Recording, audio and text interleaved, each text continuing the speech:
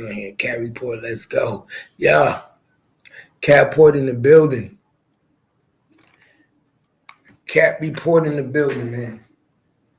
Y'all know how we motherfucking do. Salute to all the real ones out here. They're going to continue to hate. But like I said, let them hate. And watch the money pile up. Ain't that what we say, y'all? Let them hate and watch the money pile up. But we got a good show for y'all today. When I tell y'all I got a good show for y'all today, man, I got a good show because I'm going to always give y'all great quality when I'm on my shit. If I can't give y'all great quality, I'm not going to do it. Y'all know that.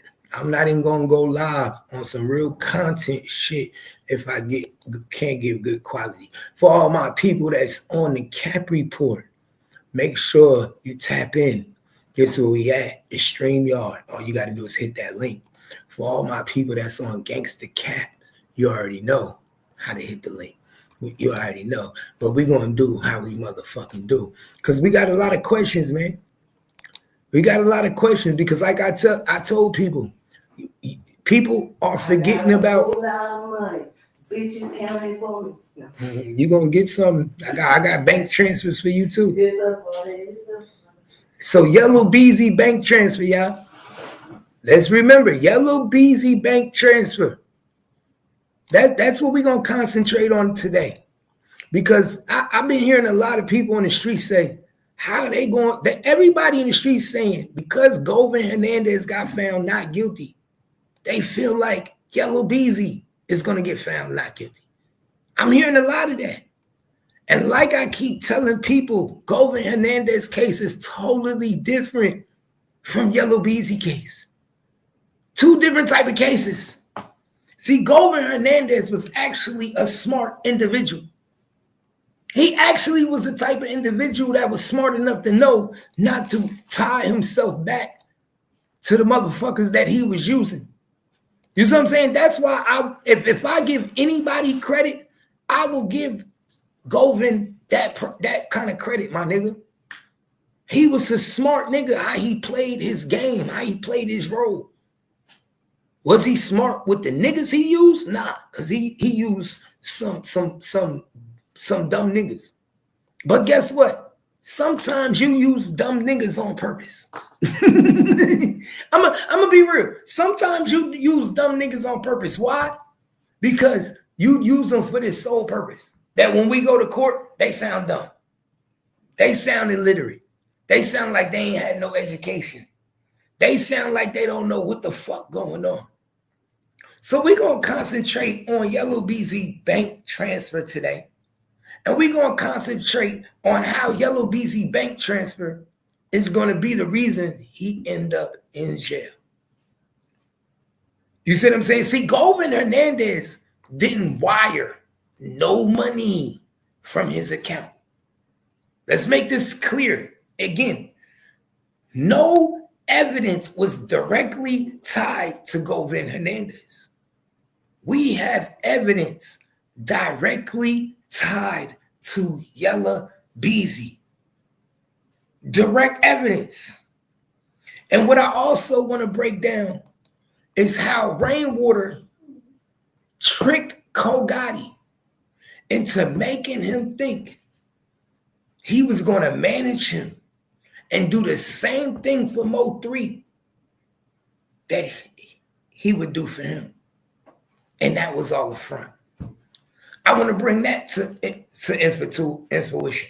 Because I don't think too many niggas understand that and what happened with that situation. A lot of people think that shit was just A-okay. Niggas let that go down. I got a lot of people that hit me up and said, my nigga, I need you to touch on this. I need you to, now I'm telling you, this is what, I got people hitting me up telling me to do this. So we're going to break this shit down today. We're going to break this shit all the way down. Not halfway, not medium. I'm talking about all the way down. Oh, yeah. We're going to break this shit down. Damn, they doing it like that? Oh, that's what that is. Okay, I'm like...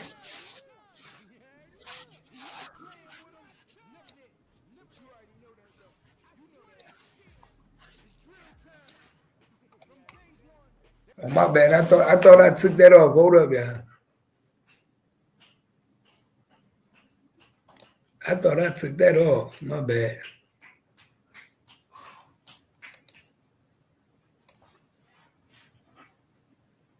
Yeah, because this is what people don't understand, bro. But we're going to get to the bottom of this shit today, dog. Because that's what we do over here in Gangsterland. We get the bottom of everything. Y'all shit alive. And we're going to break this shit down. We're going to break this shit down. Because like I told y'all, man, pay attention.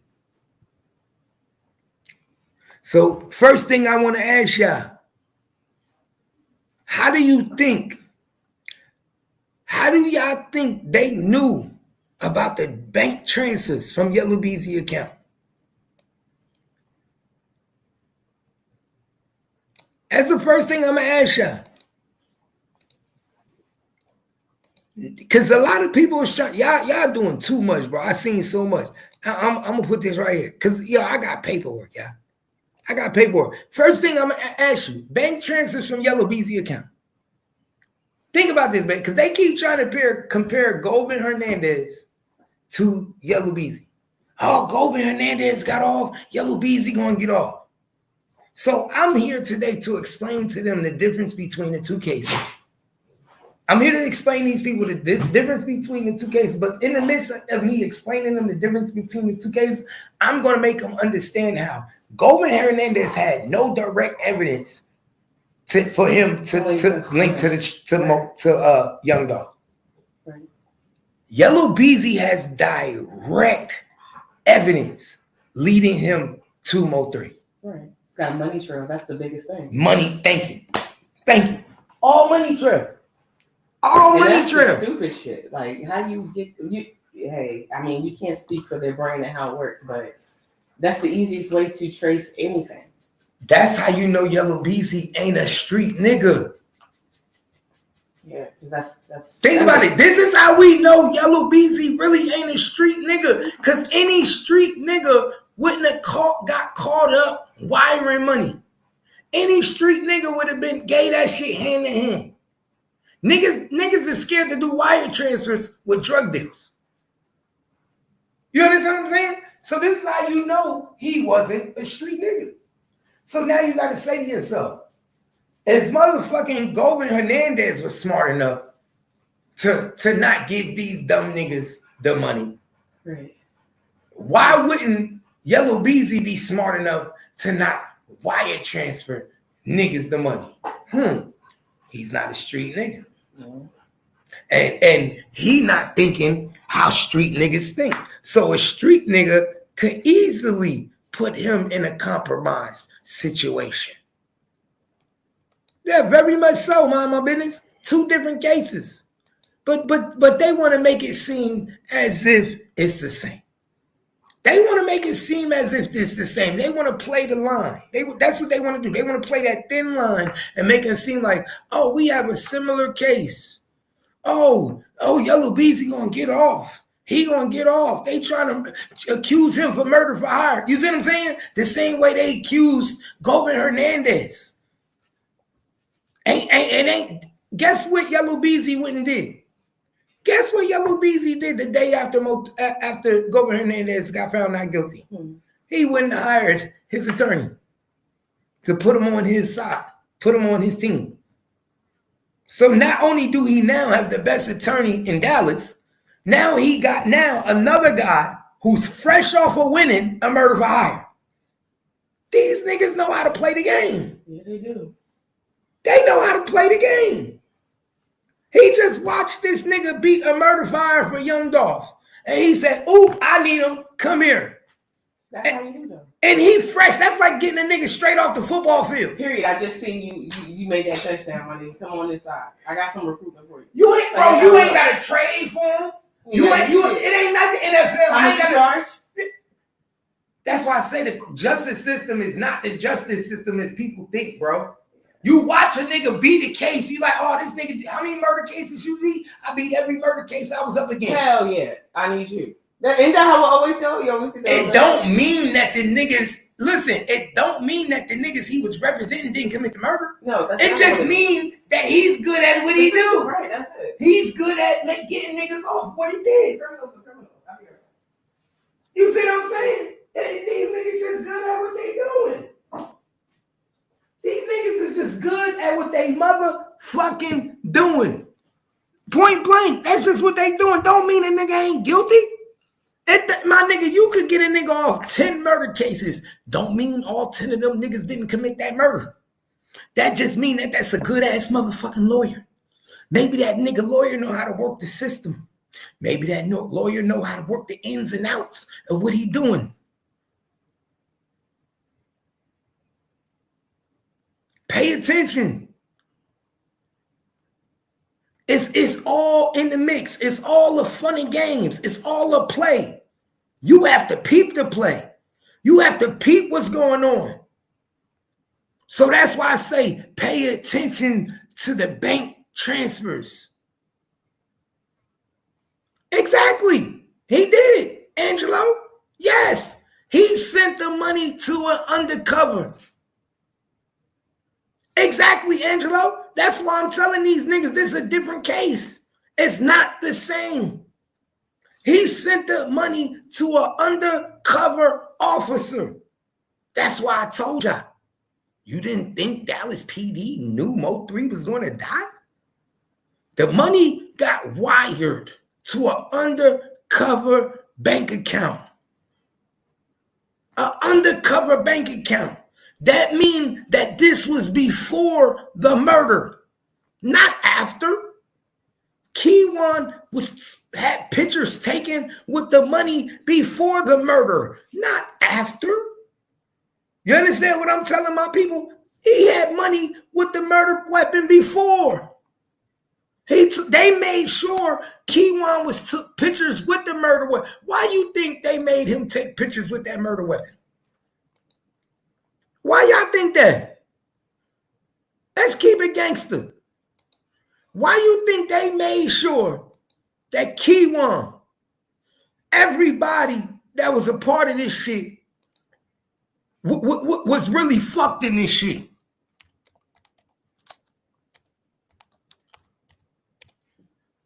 Think about that.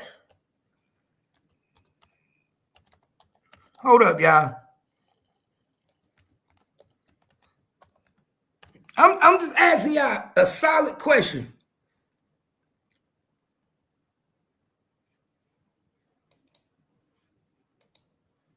This is shit niggas ain't gonna say. Why do you think they made sure Keywan was purposely seen on video, on pictures, with the weapon, with the motherfucking money? We knew he wasn't the only nigga that did it, but we knew he was one of the fall guys. Pay attention. We knew he wasn't the only one that did it, but we knew he was one of the fall guys. What you say, man? Okay. We knew that. Weezy on the beat. What it do? What it do? The lawyers are connected. The lawyers are well connected because one of Yella Beezy lawyers used to represent Mo3. One of Yella Beezy lawyers used to represent Mo3. How is that not well connected? That's far connected. That's so connected. You can't get more connected than that, nigga. You have a case file on the client that I'm being accused of murdering. You have a file on the client of the client that I'm being accused of murdering. You know everything about that nigga. I don't know how close you was to the nigga. I don't know how connected you was. For all I know, he told you about what he did to me. For all I know, Mo3 could have told his lawyer at the time what he did to Yella Beezy. Do y'all not forget Mo3 told y'all in a song that his lawyer just hit him up and told him they trying to extort him for a body? I think these people forget that. I think y'all forget that, man. Share the lie. Do y'all forget Mo3 told y'all in the song his lawyer just hit him up and said they trying to extort me for a body. What lawyer you think he was talking about? He ain't talking about no bullshit public defender. He ain't talking about no lawyer off the side of the curve. He talking about the best lawyer in Dallas. The same lawyer that motherfucking Yella Beezy just went and hired. That's who we talking about. The same lawyer that Yella Beezy just went and hired. Do we need to play that song? You know what song I'm talking about? He said, my lawyer just hit me up, said they trying to extort me for a body. Y'all remember? He said, I'm in South Miami on Mount Beach chilling. Y'all don't remember? You remember that song? When he said that his lawyer hit him up, said they trying to extort him for a body. But Mo3, he was like, I'm in South Beach in Miami chilling, da-da-da-da. After he caught that, when he shot the nigga in Fort Worth. When did you say South Beach? Yeah, oh yeah, that's the song. True story. True story. That's the song. That's the same lawyer that's helping motherfucking Yella Beezy. That's the same lawyer. That's what I think y'all not understanding. The same lawyer he talking about in that song is the same lawyer representing Yella Beezy right now. Let's pay attention. Pay attention. So that's why I tell you, we can't compare these two cases. Govin Hernandez case don't compare to Yella Beezy. Yella Beezy has direct evidence leading to him. Govin Hernandez didn't have no fucking money transfers going out his bank account paying no motherfucking shooters. They had an undercover bank account with Yella Beezy. An undercover bank account where they could actually see every bank transfer. So they actually knew. You understand what I'm telling y'all? They knew every fucking thing. They knew everything. Pay attention. They knew when Mo3 was going to die. They knew what time Mo3 was going to die. They knew where Mo3 was going to die. They knew everything. These niggas are highly surveillanced. They know everything. These niggas is bugged. They have confidential informants. Somebody said, my thing is if they knew Mo3 was getting killed and had the money transferred to their account, why didn't they save Mo3 from getting killed? It doesn't make sense a little bit. Let me ask you an honest question, Angela. Why would they save Mo3? Kimmy, can you answer this question for me? Because I think you said this before. Can you talk?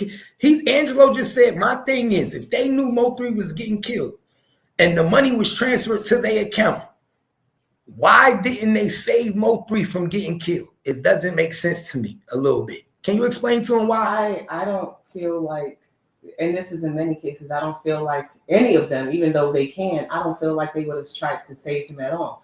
Because now, unfortunately, this has to play itself out. You know what I'm saying? We already know about the threat, the money on his hand, the money's been transferred.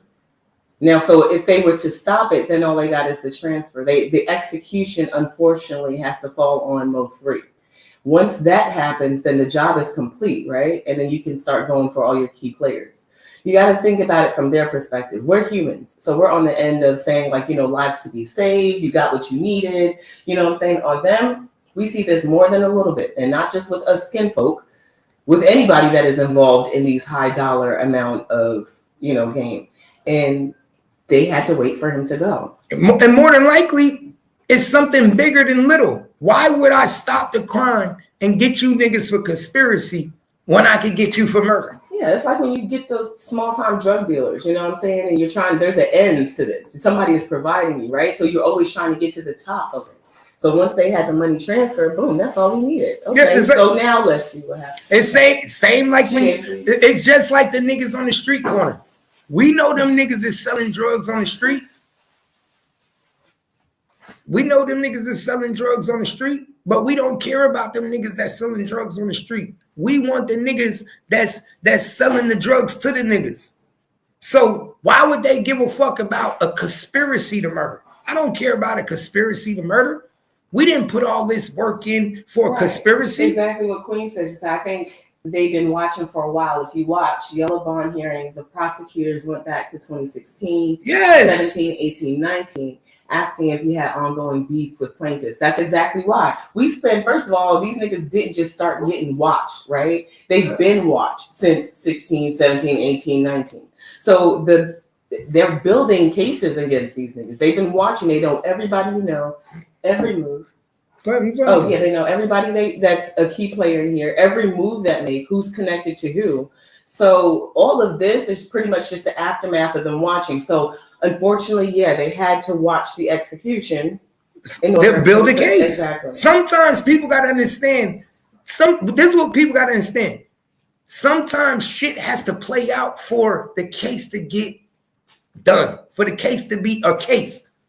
Like you can't charge somebody and say, "Oh, we're gonna get this nigga for murder," and no murder happened. Well, guess what? Right. Well, he paid for it. Well, now we got to start all over again. We got to go differently with this, right? Because it's what they can prove. Everything that they're sitting around collecting. But and you're building a case a certain way. When you're building a case a certain way, you're building a murder case. You're building a conspiracy case. You're building a case off of what you're proving. So if you're trying to prove that a murder is going to take place, you want that murder to take place. If you are trying to prove that a conspiracy going to take place, you want prove conspiracy. These niggas was trying to prove a murder. They wanted that murder to happen. That's their job. They wanted the murder to happen. And guess what? Mo3 wasn't a model citizen. Mo3 wasn't a model. That's why I'm telling y'all that the shit they doing for y'all is a fake. Giving Mo3 a Mo3 day in McKinney is a fake. Putting Mo3 on the buses in Dallas, that was all because we knew we fucked up. Because we know we really let this man die, we doing this. That's what that was, y'all. Because they knew that they let this man die and they could have saved his life. It's almost like feeling a little bit guilty. I feel a little bit guilty. A little bit. So because we feel a little bit guilty, we gonna put his face on some buses. Because we feel a little bit guilty, we gonna give him a Mo3 day. You see what I'm saying? At the end of the day, Dallas knew they was responsible because they could have saved his life. And I seen it happen too many times. It happened in Fort Worth where I live. Charleston White talk about the dude all the time. The nigga Stacy's stepchild, whatever he was. The niggas was robbing banks. They were robbing stores. The cops could have went and arrested the nigga. Know what the cops did in Fort Worth police? They went and did a sting. Is this the same one? They waited for them to do it. They had all the evidence on these niggas. And they waited for them to take the stores out. Yes. They had all the evidence on them. They even had a witness that they were there. They did the final one. They put a sting together so they could catch them in the action. Right. Why? Now let me ask you this. Why do you want to catch them in the act when you already know they do it? You already got a witness. You already got a person saying that they the ones that's doing it. Guess what the Fort Worth police wanted to do? They still wanted to catch them in the act. Because their investigation has to come into fruition. You have to see this process out fully. They wanted to catch them in the act. They don't spend years of investigating just to stop you in the act and put you in fucking jail. Thank you. Say that again. Say that again. I said they don't spend years of investigating just to slap the cuffs on you and put you in jail. To stop you. To stop you in the middle of the act. And say justice served. That defeats the purpose. It defeats the purpose to stop the killer. As much as we want as citizens to be like, well, stop him from killing me. That defeats the purpose. We trying to get him. Why didn't you save his life? You guys are out here playing with this shit, right? So you guys are the key players. Because remember, their job is they're doing their job. They get paid for it. So they're not in the wrong. They get paid to investigate murders, not stop murders. Right. This is what y'all do on the street. This is how y'all live. You publicize it. You make people follow you behind it. So that's even worse. But I think people forget the definition. No, I'm just saying, I think people forget the definition. The definition is to what? To investigate murders, not to stop it. It's not to stop it. And people think it's to stop it. No, I got it. People think it's to stop it. And that's why I think, Kimmy, that they got it fucked up. They are, I've never seen cops come and stop the violence in the midst of the killing. Y'all seen it for yourself. Wasn't the police on the scene when King Von died? Wasn't the police on the scene when King Von died? Did you see any cops on the scene when King Von died try to stop the murder of King Von? and Little Tim shot King Von. You see what I'm saying? You ain't see no cops. And there was undercover cops on the scene. On the scene. Not one of them niggas killed anybody that was connected to King Von. I mean, to Little Tim. They shot at everybody connected to King Von. So what you got to understand, everything is a play, my nigga. You think it was a coincidence that all them undercovers only shot at King Von people? They know they targets. Like, these niggas is trained. They know who they know. My nigga, them Atlanta cops said, we want them Chicago niggas out the city. They don't belong here. You niggas is coming to Atlanta. You think you gonna make this a Chicago and cause hell? They said we all for getting these niggas out. And if that means we gonna let an Atlanta nigga help us do it, then guess what? They use Little Tim to help them do it. And Little Tim got found not guilty. Since when you seen a nigga go be able to fight a nigga, fight another nigga, and then the other nigga go in the car and get the gun? That's not even a threat, right? Not even getting fought and be able to shoot a nigga and get away with self-defense. Y'all better pay attention. He got away with self-defense because it was already planned. That was already, the state didn't want that. It was already put together. That's not self-defense. If I'm fighting somebody on the street and we having a fist fight, my wife can't go get a gun and shoot that nigga and then say self-defense. Nigga, you gotta meet force with force. You have to meet the same force with force. That's how I knew that was a setup and it was bullshit. Because if you know the law, that ain't no stand your ground case. What about if that is stand your ground? Kimmy? I don't think so. A fist fight. Two niggas having a fist fight. It's a fight. How the fuck two niggas having a fist fight turn into another nigga going in the car, getting a gun, shooting him, and he getting off? Change, then shit changes. But in the meantime, this is just a fight. Fist fight. He was supposed to go to jail. He was supposed to go to jail. Pay attention. He didn't go to jail for a reason. They had bigger fish to fry. Guess what that? Guess who in jail right now? Guess who in jail right now? Lil Durk. Oh, sure is. Why you think Lil Durk ain't in jail? Because Lil Tim told him he was hired to do it. See, that's what niggas don't. Niggas ain't paying attention. Why you think Little Tim never went to jail for King Von murder? Because he confessed. He told them niggas that he was hired to kill King Von. He told them niggas it was a play. He told them niggas that was all set up. Niggas out here talking about, oh, how you get off on that? Blame it on Lil Durk. Yeah, no, blame it on Lil Tim. Lil Tim snitched. But the point I'm trying to make to y'all is the cops ain't trying to protect you niggas. Nigga, them cops ain't putting their life in danger for a whole bunch of niggas that would kill them. That don't even make no sense. They put their life in danger for other cops. When they hear shit going on in the hood, they is not coming and say, let me save that nigga, he getting shot at. I'm going to come shoot for you. No, they show up after the shooting is over. Every time I was in the hood and we called the police when it was a shooting, I never seen the cop show up in the middle of the shooting.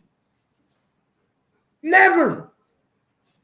And every video I watch on YouTube when we see cops show up when it's a shooting, what's they do, Kimmy?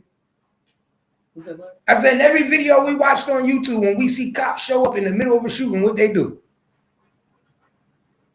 They tuck their tail and run and look for cover. Let's keep it real. Every video we watched on YouTube where it's a body camera footage and cops show up to the actual shooting when it's in progress, what do we see? Them get in position. And don't never do nothing. Nigga, we watched it in the Devolve shooting with the school shooting.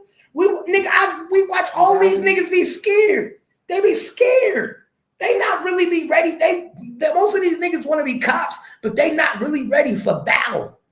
Most of these niggas, when it's time for shooting and getting in the midst of it, they start thinking about their mama, they daddy, right. they kids. You know why? Because they're on the opposite side of the law. You guys are out here, whatever your circumstances are, how you live, it's fucked up out here, right? So they have to come out and enforce the law, right? The laws that are already made. They're the enforcers. They're boots on the ground. So yeah, they're thinking about their family because you don't give a fuck about you or yours, else you wouldn't be out here. So yeah, I'm thinking about my family. I'm coming out here more tactical because I'm not reckless. So yeah, I'm going to get into position.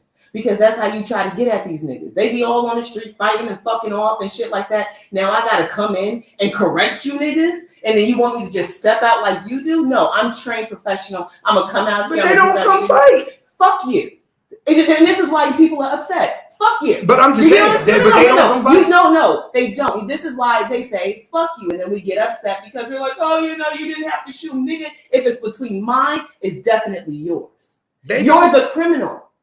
So I will do everything I need to do to protect myself. So I'm gonna ask you. So let's not blur the line. So let me ask you. How thin is that line?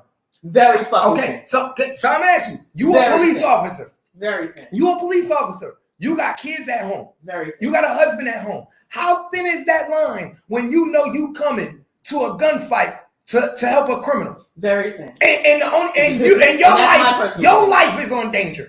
Very thin. Very thin. That's my personal opinion because I want to make it back home to mine. So I'm out here to protect and serve. I'm going to try to do my job to the best of the ability, but that doesn't mean I'm stupid. The fuck you think I'm supposed to come out here and do? Play with you niggas like how y'all play with each other? So that's my point. It's not even a you thing. It's a cold blue thing. Our job is to not come fight these criminal battles. They are not going to come and fight your gunfight. That's why they come knocking you. Man, what's going on? DV? Well, I got to take both of y'all. Oh, somebody got a gun? You ain't supposed to have a gun. You got one. They come in and enforce. We from up north. Right. They come, nigga. When something happen, they come. How long after? Stop for a second. Stop. Because you're too loud, too talking too much. I'm from up north. And let me tell you something. I didn't grow up seeing the cops. I didn't grow up seeing them. That's what I said. They come after the gunfight. I did not grow up seeing them. I think I can recall just maybe a handful, and it was after some really brutal fights or some stabbings that I seen the cops. I did not grow up seeing them. So I damn sure never thought that they were there to help anybody. But I always seen them sitting at the corner store, chopping it up with everybody. I always seen them talking to the little girls. I always seen all of that shit. But I didn't see them in action. The most action I've ever seen in my life has been on this YouTube. So if you ask me, no. Yeah, they'll uphold the law, but they're not about to try to lose their life over the stupid shit these niggas is out here doing. So when you say, oh, why did he get his cap peeled and the cops is there? Because the cops already knew that nigga was fine with the money on his head, made rap songs and every fucking thing. The nigga was on his way out, made songs talking about he seen the devil back in 07, right? So what the fuck we need to do? What are you asking me to do? Besides my job. Put my life in jeopardy. Right. Well, are you crazy? You asked me to put my life in jeopardy for a nigga that's telling you in music that he don't give a fuck if he die. I'm already in danger of being out here doing the shit that you people don't want to have to do anyway, right? You don't want to deal with this stuff in your communities, and you don't want to deal with it in your families. That's why the children end out on the street in the first place. And now there's left for the police to be the parent, right? The device. And the first thing we see all the time, women call on their children, oh, I can't take care. I got to call the police. And then you get mad at what the police do. But you called us because you couldn't take care of it. So now we out here because you niggas live a lifestyle that you can't manage. If you could manage it, we would still be here to speak to you, right? That's the truth. If you could manage this life that you glorify and live so well, you would still be here. But you're not managing it. So since I got to come out and do the jobs that you don't want to do, nigga, I'm thinking about myself as well. Because I care about me and mine. And after I do this job, I want to be able to get in my patrol car and go back to file a fucking report and not be in a hospital. Yeah. So don't ask me why I don't run into the middle of your gunfights or bags on your head or your rap beefs or your street beefs. No, that's why they not running to your gunfight. No. You can shit, guns pop off, the cops ride past. You go, oh my God, that was a cop car. No, but you can call the cops and say they're shooting outside of my house right now. And look, for instance, I watched a YouTube video earlier today, this morning. I watched a YouTube video. They were shooting outside. They were shooting. They had a shootout, right? Two cars had a shootout in the parking lot. The lady called the cops. The cops came hours later, and she said they were shooting. She was shooting. They were trying to investigate the crime earlier. They didn't come when they were shooting. They wasn't about to come in the middle and put one of their officers at risk to be shot. That's not their job to do that. This is not Iraq. They not in the army. Yeah, they have, unfortunately, priority calls. Why? Because we sit here and listen to this all the time. Since I listen effectively, I've heard a lot of conversations, and I've heard people get asked the severity of the situation. Has someone been shot? Does anybody have a gun on premises? Is anybody bleeding? Is somebody? Do we need to send an ambulance? So if this don't sound too priority and you just reporting gunshots in the area, we'll get there, sis, when we get there. Is someone laid out on the concrete? You get what I'm saying?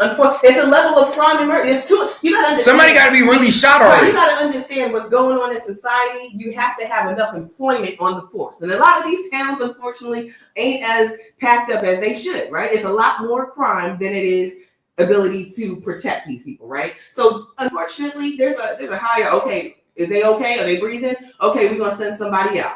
You know what I'm saying? That might be 30 to 45 minutes. Somebody might be already dead on the concrete. We already over there. You know what I'm saying? Then you have to have ambulance. You got to have all of this shit going on at once. For you niggas who like to be criminals or get too loose up in your house and beat on somebody or beat up on your kids, or it's so much going on. So you asking me if I'm going to come and deal with you a certain way with white gloves on? Hell no. You get kicked in your ass. Then you wonder why FBG Duck was sitting on the curb laying there so long, and people say he could have went to the hospital.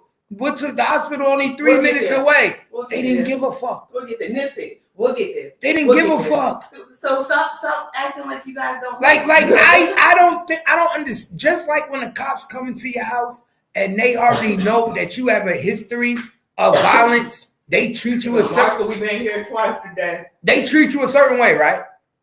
When the cops are used to coming to your house and they know your house is a house that's used to domestic violence, they know that you beat on women, they treat you a certain way as soon as you come.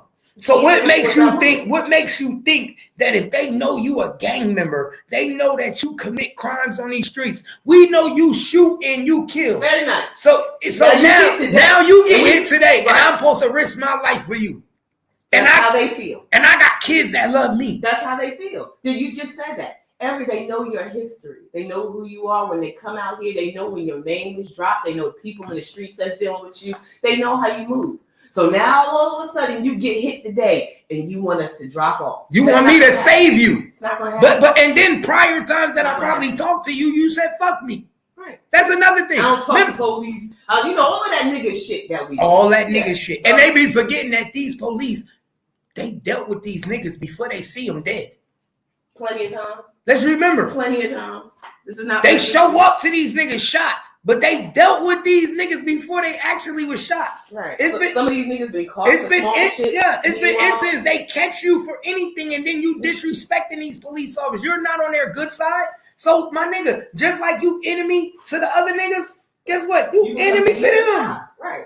So you say fuck you too. They know you don't like them. But guess what? They just have a due process where they have to do their job, and they have to come render aid. They have to come bring the ambulance. But guess what? Ain't nothing in that bitch say that I have to do it at a speedy time. That I have to motherfucking hurry up with my job. That's why, I'm here. And that's why time frames come into play. They say, from the time frame of the call to the police arriving. Blah, blah, that's blah. why they use that. But I mean, and they try to sue beyond that. But you're in the job, you know what the qualifications are. And a lot of times you look at. But that's why we know the difference, right? I'm a realist. There is no shit. There are horrible people out in the fucking world.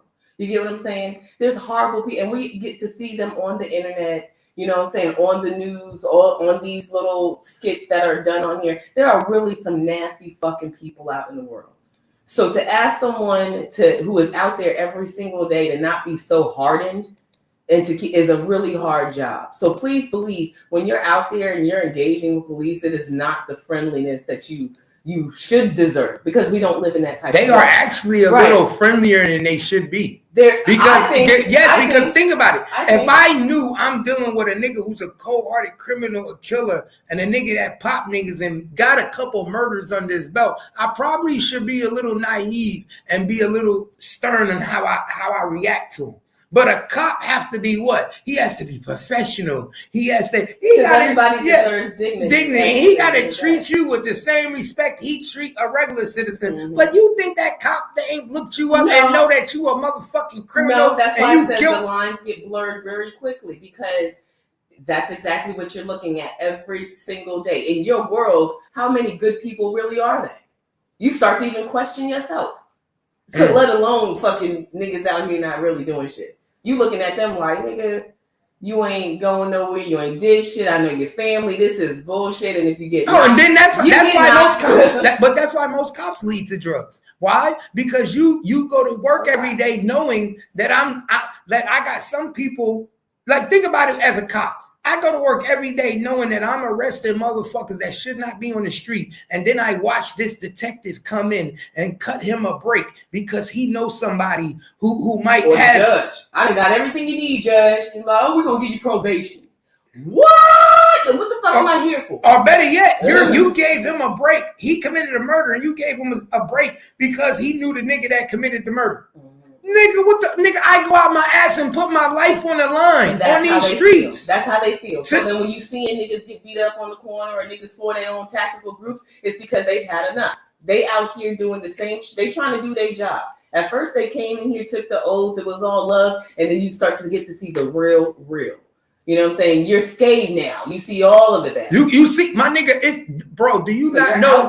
My nigga, do you not know I heard through the police department, it be the gangs within itself. Shit. So no, for real. Like, you know how people say the police is a gang. No, the police is the umbrella. Mm-hmm. The police department is the umbrella. They universal. There's gangs inside the police department. The whites, it's just like jail. Some of the white cops don't fuck with the black cops. Some of the Mexican cops don't fuck with the white cop. You know what I'm saying? There's gangs inside the police department. How do you know? Go to your office. Go to your job. You know why? Because everybody clicks up. I worked in corporate, right? And you would think, well, there is. And I've worked in corporate for many, many years. All the black people go to lunch together.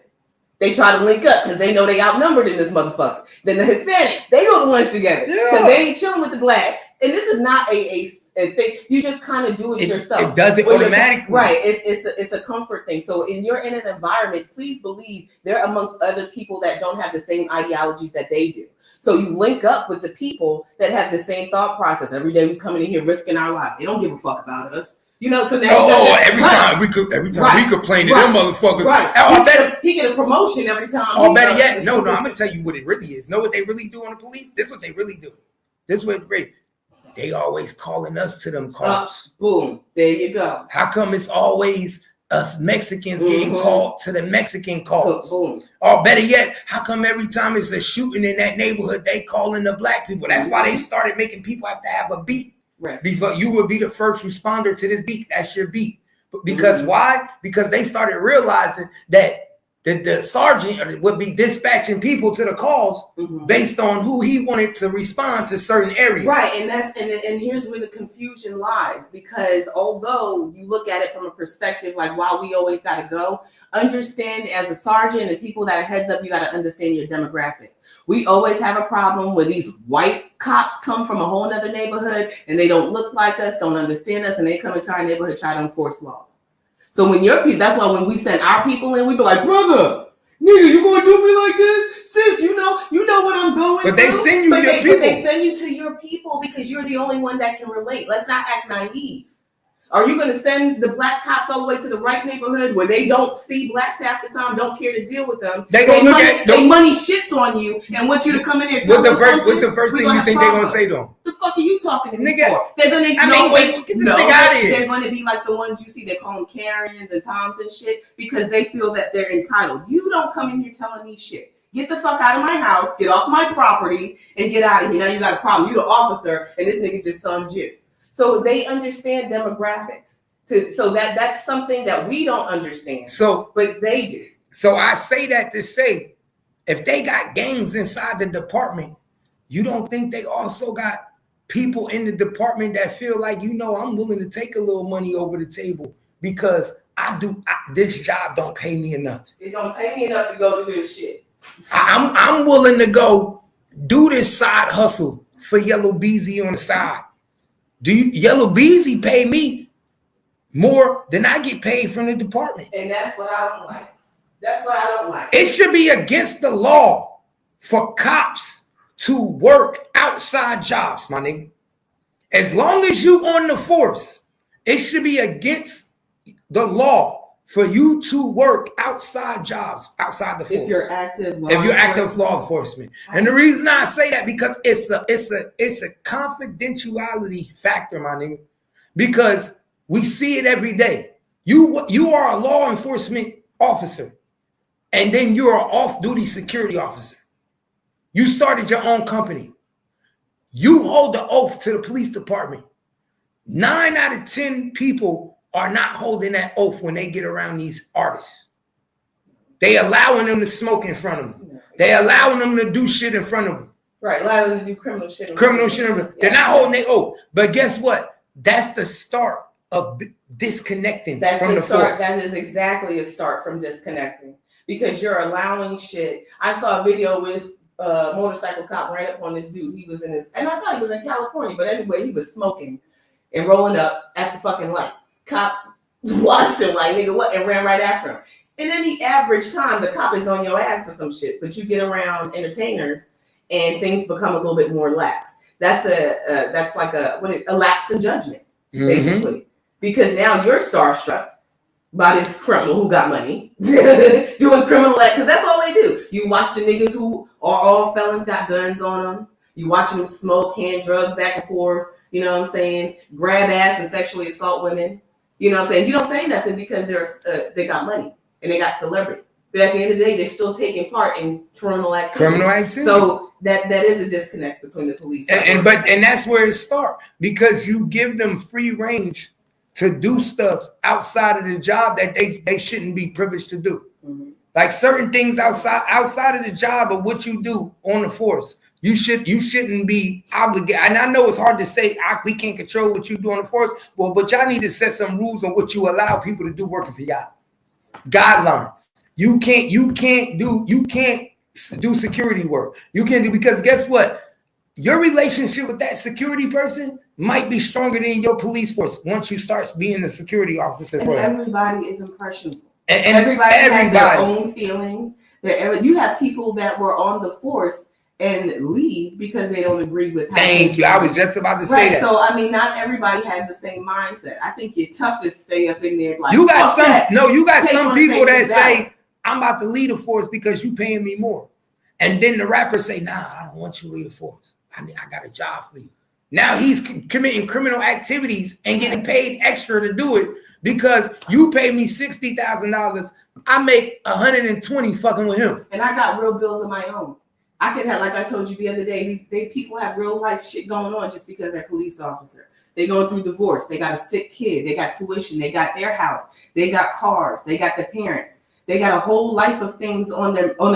Don't have an illness your damn self or some shit you going through. So, and you're out here front face with these people all day and their problems. Let's be for real. It happens all the time. So don't ask why they don't come in and save you. I just did 4 or 5 years of investigation, missed everything, my childbirth, my wife. I'm damn near divorced, losing my house. Nigga, you going down today. And now I'm supposed to save you? Right, you going down today. No. You just said a key thing. We've been investigating this case for how long? Somebody put it in the chat. Let me go. We've been investigating this case since 2016, 17, 18, 19. That's 2025. No, he died in 2020. So that's 4 years of investigation. And I don't think people understand what goes into investigation.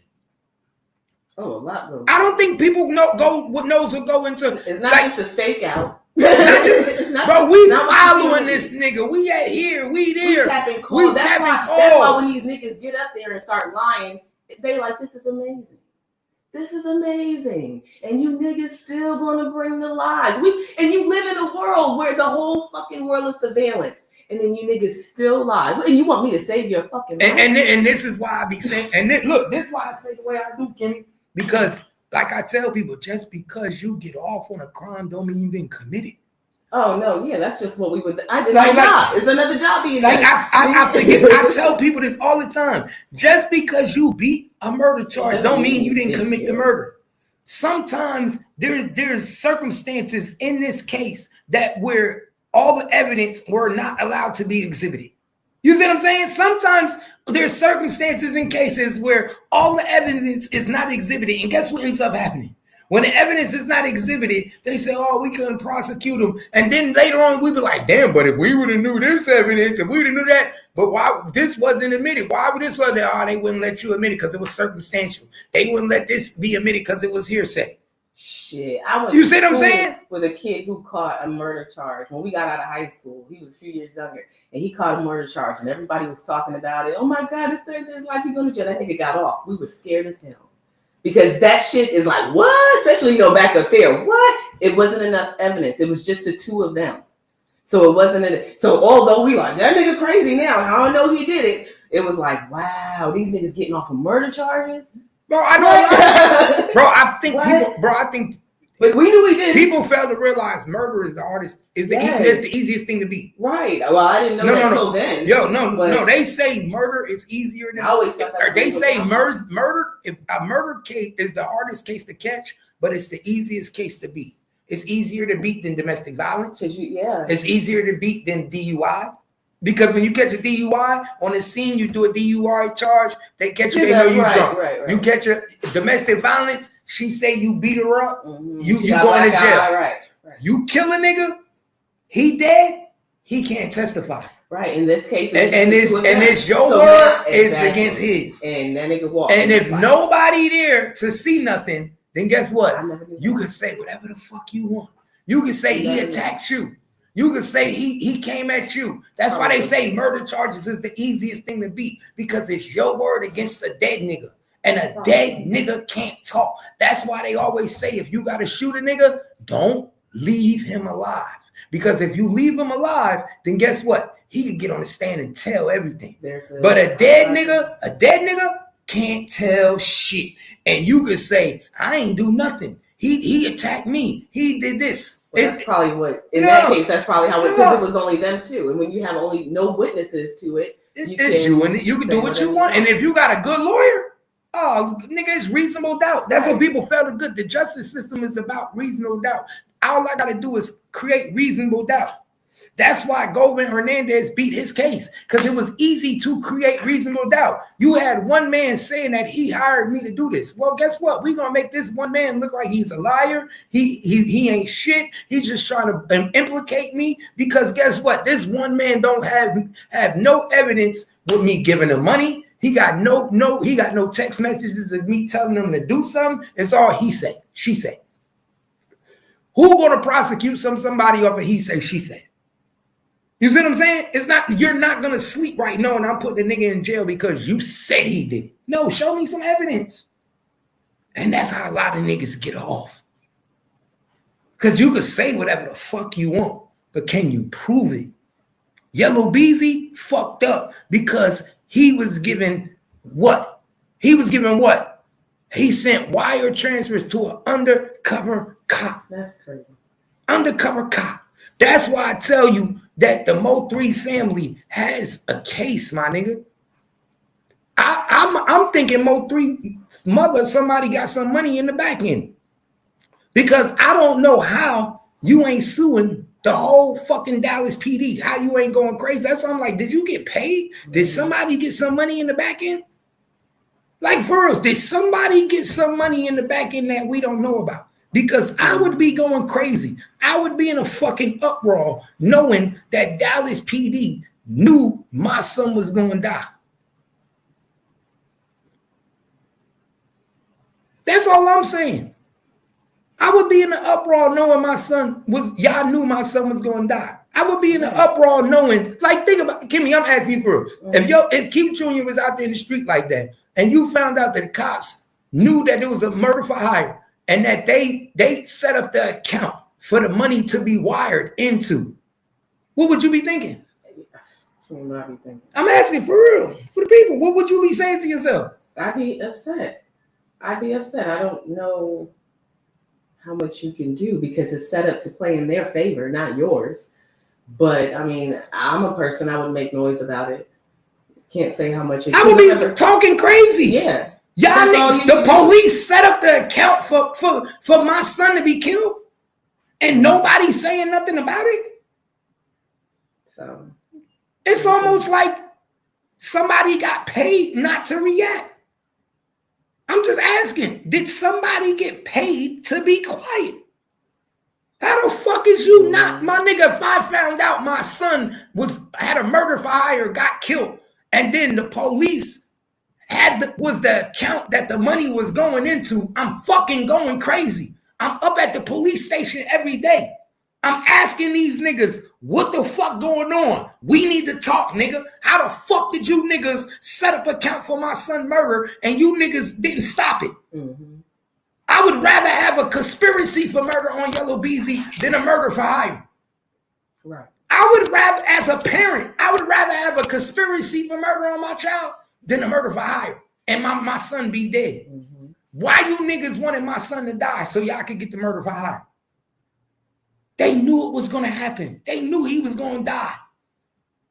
That's what I'm saying. It's almost like they helped the nigga die. It's almost like they looked at Mo3 like, oh, you don't want to fuck with us?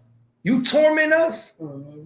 And that's the thing about it. We don't know how Mo3 acted in the interrogation room. We don't know how Mo3 responded to police. Right. Mo3 could have been so real that he was the type of nigga that was cursing niggas out when the police got up to him. Fuck you. Da-da-da, I ain't telling you shit. Mm-hmm. Oh, Mo3, they trying to kill you. So what, nigga? Suck my dick. You know what I'm saying? We don't know how he was acting. Right. He damn sure wasn't acting like 6ix9ine. Because when the feds came to 6ix9ine and told that nigga they was about to kill him, what 6ix9ine do? 6ix9ine said, help. 6ix9ine said, help. 6ix9ine said, I'll do whatever you want me to do. 6ix9ine said, I'll work for you. And then this is another thing. Remember we was talking about this, Kimmy? Mm-hmm. We was talking about this. Let me tell y'all how dangerous the police is. Because remember, we went over the 6ix9ine paperwork, y'all. Let me tell you how dangerous remember, 6ix9ine didn't start working for the police until after he got kidnapped in New York by Treyway.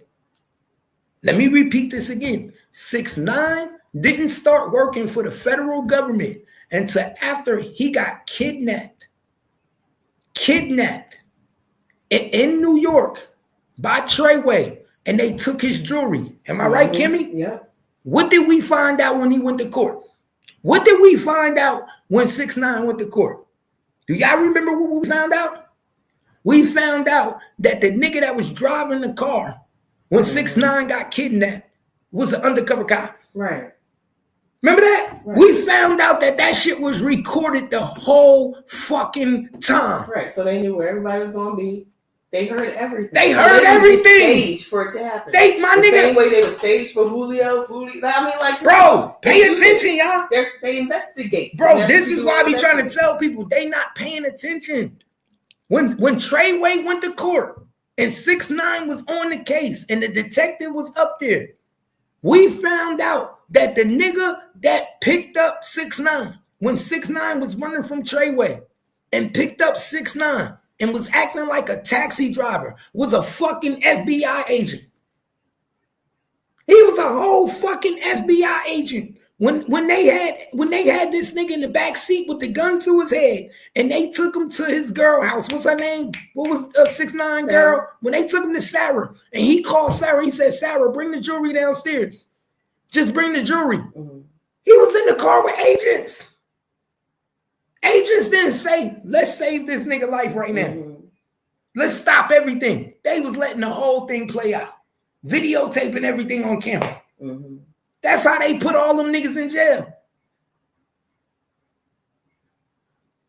You understand what I'm telling you? This is how they put all them niggas in jail. So they be watching every fucking thing and they just let the shit go down. They don't give a fuck.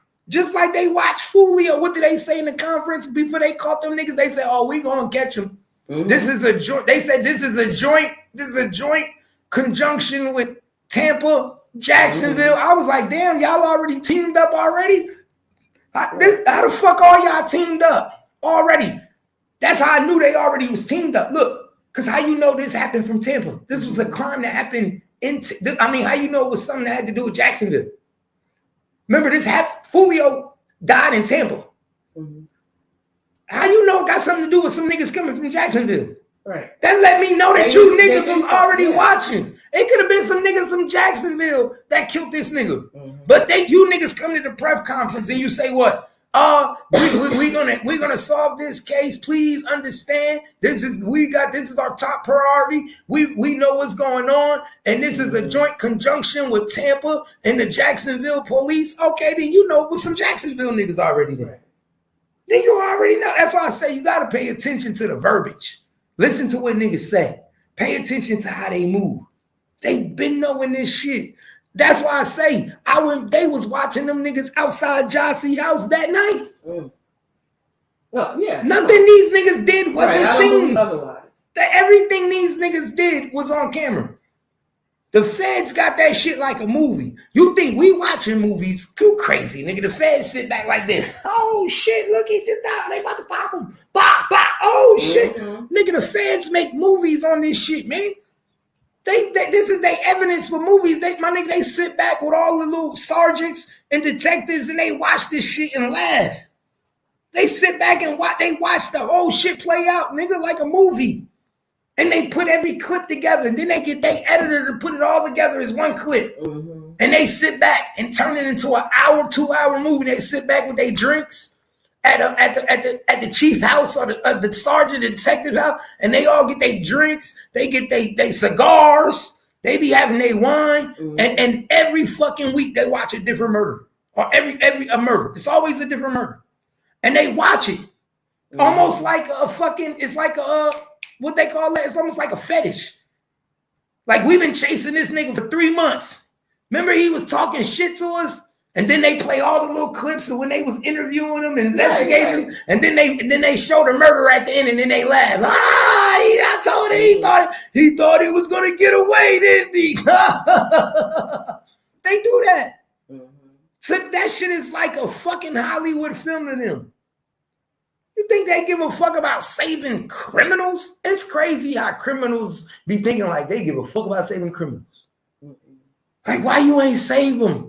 You could have. They don't give a fuck, nigga. Half of the time they be mad when a nigga misses target.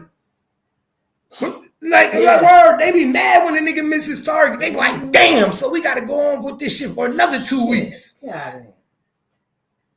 Nigga, they be mad when a nigga year in a such and such gang. They got new recruits and these niggas. Now we got to figure out who these new niggas are. They running on this side of territory. We're gonna put y'all over here. We gotta get a little bit more into it becomes a lot of work. Think about it. Why would I want to save Mo3? And look what happened when Mo3 died. Think about it, babe. Look what happened when Mo3 died. When Mo3 died, wasn't it the end of all of that shit? That whole HSM ended, right? That whole little shit ended. Ain't nobody keep that shit going.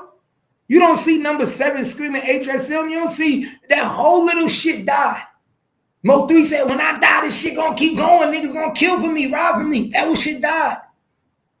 The whole shit died. So you think that the police don't know if we cut the head off the snake, that the body gonna go? How do you kill a snake? Cut the head off, right? You think the police don't know once we get rid of Mo3 that none of you niggas are gonna be able to maintain? Y'all can't eat. I think after all the investigation, they think that's it. Like it's just that. Like there's an end. There's always an end goal. End to this. And especially what makes it worse when they know they can't never put you in jail, they really want you to die. If you one of them niggas keep getting away. You keep getting away. You keep slithering through like a snake. Yeah, they have enough too. And you got soldiers that are like when you are an influential person where you don't even have to do shit. Look, I don't gotta do shit. If I beef with a nigga, it's niggas that's gonna eat your food up. I ain't even gotta tell them to do it. They gonna eat your food for me. The same way niggas do it on YouTube, guess what? Niggas do that like that in real street. Mm-hmm. You ain't got to tell a nigga to eat a nigga food. Niggas that fuck with you the right way, they know when it's time to eat a nigga pack, right? They know when it's time to eat because they watch a nigga disrespect you and they say, okay, time to eat. And then next thing you know, something end up happening to the nigga that fucked with you. And then guess what? The nigga come around and say, hey, boss man, hey, you know I'm about that shit. Yeah, you know I'm about that shit. And then he make 2 or 3 songs. The nigga be saying, all right, I know who handled that. Ah, that's my nigga right there. That's what I'm talking about. That's my nigga. What do you think happened? I ain't have to tell the nigga shit. Nothing. That's how the street go. That's how the internet go. That's how the motherfucking YouTube go. So if the cops know that's the power that Mo3 had, what you think they saying to themselves? We got to get rid of him. Because they do it because of him. Because if we don't get rid of him, guess what? You get rid of number 7, he gonna find another number 7. You get rid of Don Don, he gonna find another Don Don. As long as Mo3 alive, he gonna keep finding little minions to do whatever he say, because he's Mo3. Right. Come on, pay attention. So why would I save him?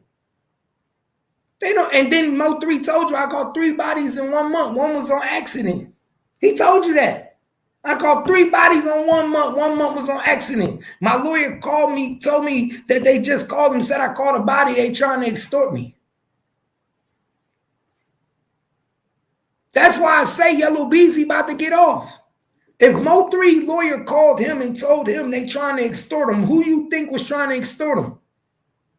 Who you think would let the lawyer know that they trying to extort him? Who would extort the lawyer? See, let's make sense now, y'all.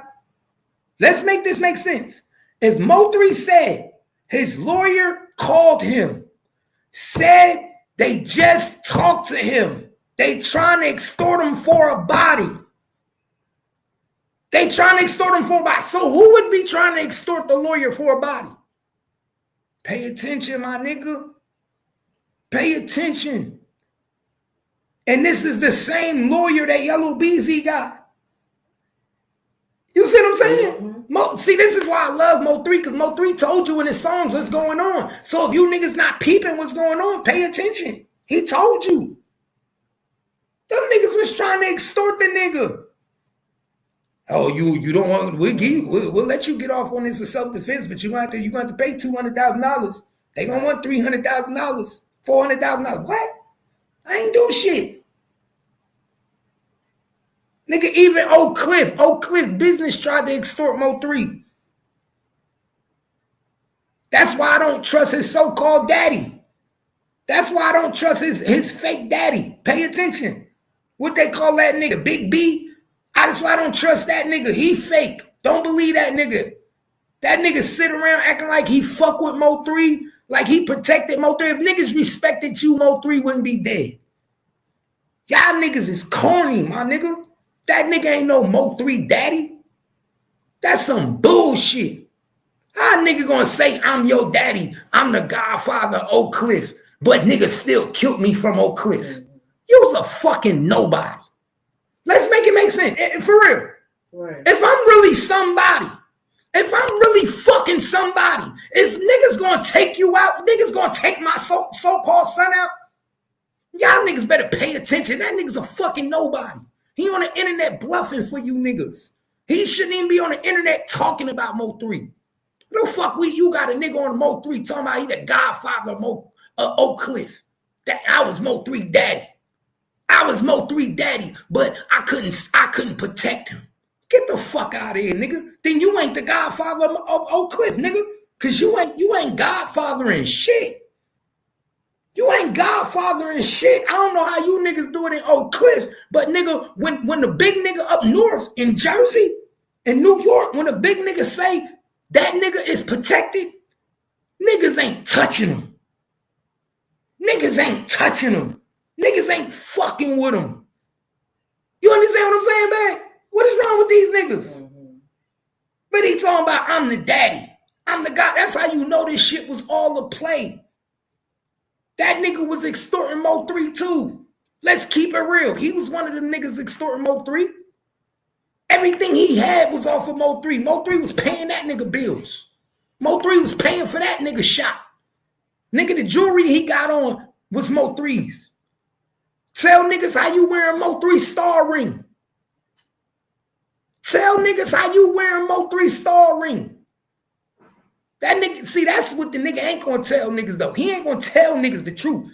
That nigga sit up in there in these videos with Mo3 rings on, jewelry and everything. Man, stop fucking playing with me. That nigga's a fake, man. Every time I see that nigga get on a video, I'm like, yo, you the biggest fraud out of them all. Because you was one of the main ones trying to get Mo3 to give you money to stop the beef. Fuck you trying to get Mo3 to give you money to stop the beef, but you talking about you his goddaddy. You his goddaddy. Get the fuck out of here.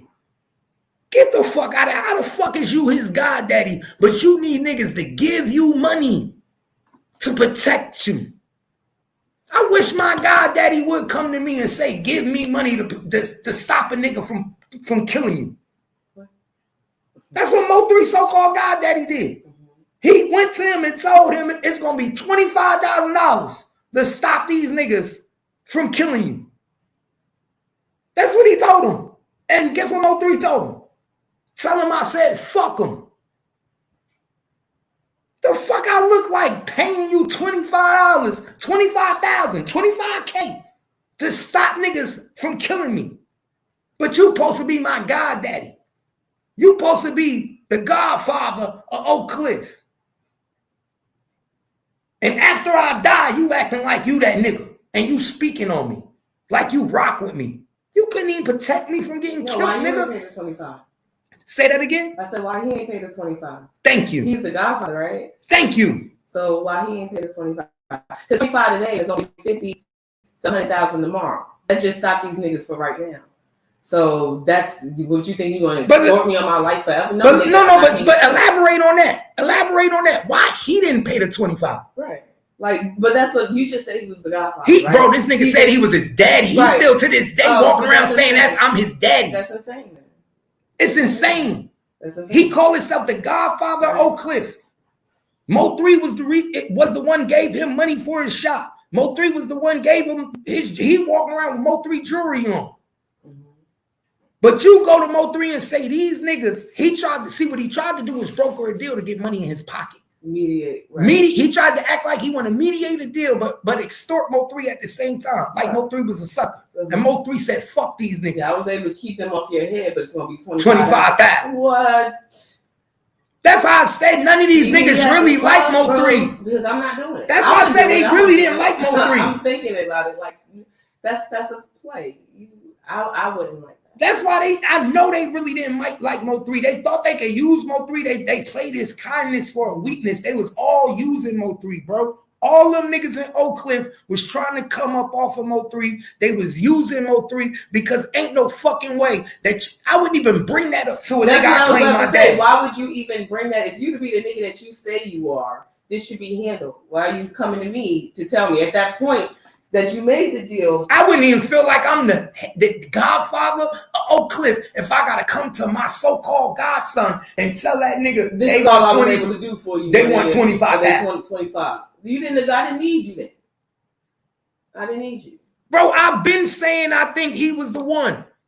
I've been saying he was one of the ones involved.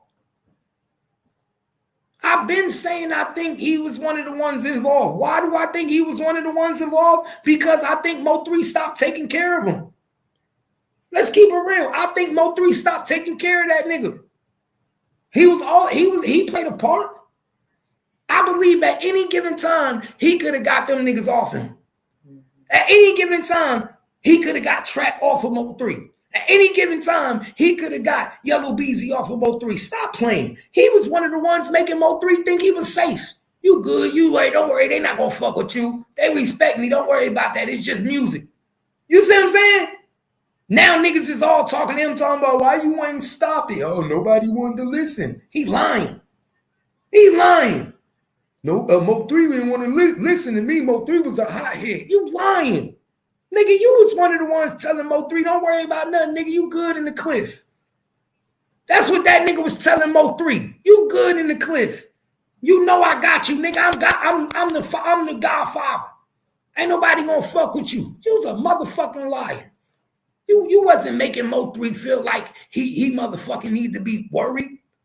Nigga, that nigga was telling Mo3, don't worry about you good, nigga. Them niggas, you know them niggas know not to fuck with you. Nigga, we'll turn this bitch upside down. Somebody said Keyone was at the shop the night before he said on Soul Player Show. I believe you. That's what I said. They always be together. I'm not surprised. Keep my nigga, the Godfather chill with all them niggas. Right. They put certain niggas around Mo3 to make him feel comfortable. We gonna put certain Oak Cliff niggas around you so you feel comfortable. But guess what?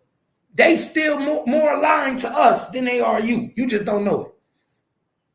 That's the easiest. That's like niggas putting undercovers around you and they work for us, but they fucking with you right now. They gonna do everything you think they want you to do, but they police. At the end of the day, all the niggas around Mo3 were what? Aligned to Oak Cliff. Sean G, Oak Cliff. Rainwater from Oak Cliff. You understand what I'm saying? Jossie, Oak Cliff. Everything he's around is Oak Cliff. So Oak Cliff played that nigga like a flute. Let's keep it real. That's why they call it Oak Cliff business. Oak Cliff America. These niggas knew what they did. They say, yo, my nigga, if we can't take him out by ourselves, we're going to take him out together. We be damned if we let him take out one of ours. That's what they said. You heard Mo3 say, I'm going to continue putting you niggas in them black suits. If I, one by one, right?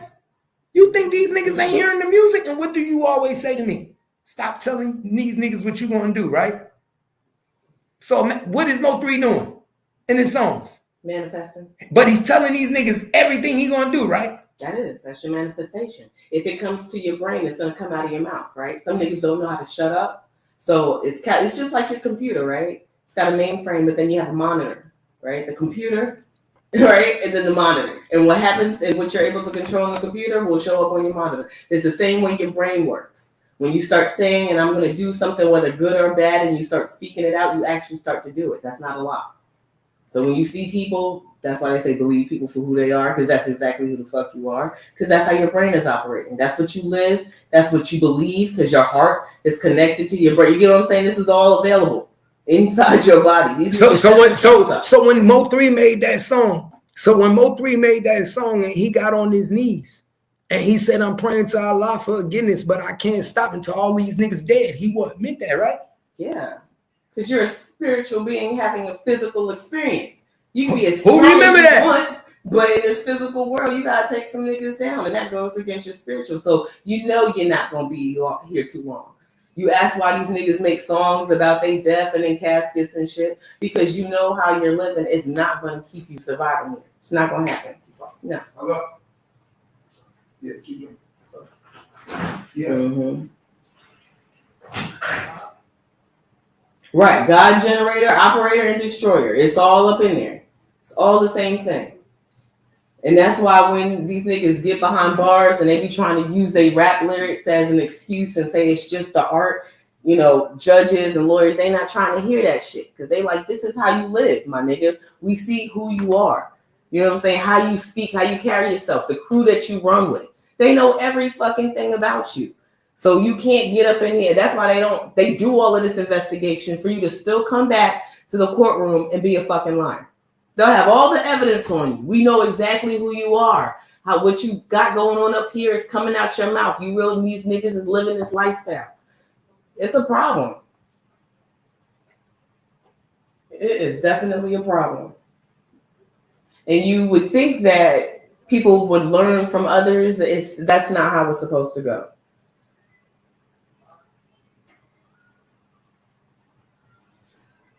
What does he say? He said he always says bars where he's fighting the good and evil spirits and thoughts. Lord, forgive me, I got to. Exactly. That's why I forget the name of the song. But when he's battling, you know, his duality, his good and evil side, Mo3 to Osama. You know what I'm saying? That's exactly what that is. We just try to compartmentalize and separate things like they don't intertwine. You know what I'm saying? That's a battle for everybody. I was telling Gangsta Cat, I like that song, but in all actuality, everybody does that all day, every day. I am like the sweetest person in the world. I give you anything. My acts of love is showing love, affection, like doing things. You know, I'm a good giving person. But if you fuck me, you'll see something you've never seen in your entire life. Because I am the giving, loving person I am, I will destroy you. Destroy you, and I'll go to the means. So that's a battle that we have all day. And a lot of these niggas are losing because they're in environments that they don't take themselves out of, and they have to always engage in lower energy. So like when you hear, because I was telling him the same thing, you know, Gangsta Cat, you know, when you was hearing Charleston White talking about, I talk about Ermias, not Nipsey Hussle. You know what I'm saying? You're talking about these rappers in their lower environment, basically, the people that we know them to be. We relate to them off of their music. And their music isn't expressing positivity. It's giving you all of the shit that they've gone through in their life, their low vibrational feelings. So we never know the true person behind these characters. So when you come out and you be like, oh, you know, it's just the art. That's why I said it. I'm just throwing other shit. That's a fucking lie. If I say what I say, I have to mean what I say and stand on it. But a lot of niggas get to come out here and just say shit, and then there's no substance behind it. And then you wonder why the police don't believe you, or they don't fight the battles that they need. Right. Tupac had the same battle. The same battle. He was a brilliant person, read a lot. But you still have to come out here and deal with the likes of people that don't have that same type of mentality, and you got to survive. And sometimes you don't make it. That's just why it's the truth. The real is the fucking real. We all out here trying to make it through to the other side. And it's harder for some of us than it is others. And some people don't have the same circumstances. They dealing with a lot. So some people just don't make it. But it's a battle that everybody got to go through. People succumb to their environment, their lifestyle. It's a sad thing. It is. I believe in the crab in the barrel. I do. I believe that. People be saying, oh, you know, that's not necessarily supposed to. And you know what the crazy thing about it is? People be like, you know, once you get up, you're supposed to go back and, you know, help your others. And I believe that too. But I think you have to have a conscience to be able to effectively help those that are seeking the help. That crab in the barrel shit will get you pulled down, and you'll be right back with the niggas. In the same thought process, now you're mad back with them because you allowed this shit. It's a treacherous game out here. Now, what y'all talking about? You said what? What happened? We were talking about Mo3's song when he was battling himself. Oh, when he was going back and forth. Right, and I was telling you, just like, you know Mo3, but you don't know him as the person. We don't get that. And that's why they say the music industry is demonic, because you're getting a character. These people are coming to you with wigs on, colorful clothes, all types of shit to entertain you and to feed on your emotion that way. But you don't know them personally. Because if you realize now that we have access to them up close and personal, we watching their cases, we don't like their fucking music. I don't like none of these people that I used to like before. I don't care for them at all, whether it's rock music or rap music. The more that I get to learn about these entertainers, you won't get not one fucking dime of my money. Keep getting on these suckers and getting your streams the way y'all used to, because I would not pay for this. So what was you telling them about the song? Because I know that's one of your favorite songs. So what was you telling me? Oh no, well, I was talking about how you feel, how we were talking about the other day, how everybody's battling the good and evil. You know what I'm saying? Every day you go out and be like, you know what I'm saying? So when you know, being that you know Mo3 now, right? And you've been in the Mo3 sector, and you see everything from him in his life and how everything played out. What do you think about when you hear that song? Like, what is your overall like analysis to that? I wish you would have got Osama to shut up. But like he said, Osama's the one that's keeping you moving, because these niggas is on your head, Mo3. They don't like you. They talking about you. You know what I'm saying? That affects you. Mo3, who's supposed to be the artist, the writer, to go out there and give us his art firsthand. You got other demons out in the world that want to fuck with you. And that affects your art, your craft, right? So what you got to do, if you don't know, when getting angry, those emotions are a defense to you. Just like when you get a cut and all the types of things that happens to your body, if you're talking to someone and you're engaging in it, that is your defense mechanism. You feel something's not right here, right? So that's his lower part. You know what I'm saying? They fucking with you, Mo3, but they can't fuck with you, Mo3. So I come in. And Osama will handle all of that. You just do what you need to do. But at the same time, it's only one person. So you have to pick a side. He's not a twin. He doesn't have another person that could step out into another body. This is an internal battle. So you have to pick a side. And sometimes the dark side will win because you still have to survive this physical place where other people don't have that spiritual backing to be like, yo, I just want to be an artist. Why can't I just come out here, do my shit, and leave these niggas alone because they won't let you? So that's why I said sometimes people have to get in the mud and sometimes they lose. But that's just the journey in which you've lived your life because you could have took your ass out of mechanic. You, like you say all the time, you could have went somewhere else. You could have took your family and fucking bought some land and went somewhere else and got yourself out of the environment. Someone mentioned the crabs in the barrel. You could have did that, but you stayed. Your alter ego was the one that won. You could have went anywhere and been a rapper. So you think Mo3 kept him in Dallas and so you think Osama kept him in Dallas? Yes, that's why I said your brain is your computer. Your alter ego was able to swoon you more than your art. That's why when I say you have actual artists that are not in the industry and then you got these niggas that come in here and do this shit, people who are really about their craft don't get mixed up in this demonic shit. Playing games with industries, making moves and networking and doing people dirty. They don't get involved with that. They rather play on the fucking street corner and just be able to do what they do and be a busboy somewhere versus dealing with this shit. Because it gets you nowhere. Either these artists end up broke with nothing at the end or they end up dead or strung out on drugs. How many success stories do you see of artists coming out of the entertainment business? Very few. Even the women, they come out looking like fucking dinosaurs. They've got so much fillers and shit. They look like monsters going into their 70s and 80s.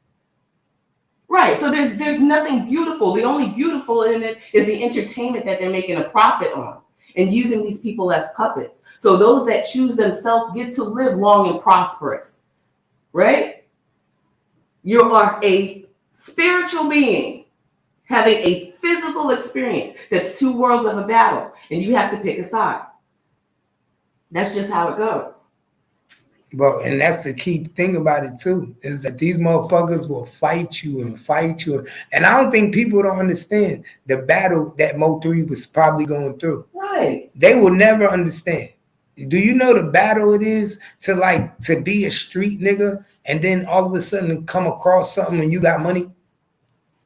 Cause like, remember what's that saying? You can take me out the hood, but you can't take the hood out of me. It's the truth. So if I'm a street nigga, I'm just a street nigga. I've always been a street nigga. I'm already been in this shit. No matter how much money you give me, my nigga, I'm always gonna feel like fuck these niggas, and I'm at war. And but that's because we don't understand the process. Money is just the object. You are going to be who you are regardless. If you was a street nigga with no money, you're going to be a street nigga with money unless you change. I'm watching a movie right now. This woman is a freaking hillbilly in the freaking, trailer parks. She got her a rich husband and she still don't know how to fucking act. It's all the money. It just changes your financial status. It doesn't change who you are. Your mindset will always be. That's why you tell people like, don't fuck with me. I don't want to have to go back to who I was. Nigga, that's you. What you mean go back to who you was? You only got one body. Nigga, either you is or you isn't. So that's why people say, I don't mess around. I stay by myself because I don't want to have to do this. Because just like I said, I use myself as an example. I don't fool with nobody. I don't get into trouble. I don't have legal troubles. I raise my kids. But if you fool with me, that girl is there. She got a root of shit that she don't carry on the surface. And if you fuck with me, I'm going to push it all right to the front. And that's why I say, yeah, it's called a crash. And if I crash, it's got to be fucking justified. But I know what side I've chosen. A lot of people don't know what side they're going to play on. That's not just a Mo3 battle. That's an everybody fucking battle. You know how when I was in my early 20s, this is the funny thing, because it actually happens and women have this conversation, used to be funny. Early 20s, you're working retail, just like I was watching Players Club. Chicks do that shit all the time. You see chicks in the middle of the afternoon eating lunch, hanging out with their friends, and they living the lifestyle because they playing some nigga for money, or they stripping and they doing shit. And here you are, you and your girls at work, taking care of your kids, got husbands at home, and you like, you know what, bitch? I can leave this motherfucker and do what they doing right now, but is that the right thing to do? Is that really how you want to live your life? Does it really look glorifying so much? Because you know all the pain that they go through, all the insecurities, all the trouble that they go through at these clubs or playing with these niggas for money. Is it really worth? Hell no, so you stay right here. But that's choosing a side. Some people get infatuated and go to the other side. But that's good people seeing the situation like, shit, I'm so tired of working for this shit. And these girls out here getting it. But at the end of the day, that's nothing to glorify because they got a whole load of troubles that I don't even want to deal with. So these niggas jump head first into this shit. And they don't give a fuck. They were easily bought to the street life, to the petty drug life, hustling life, all of it.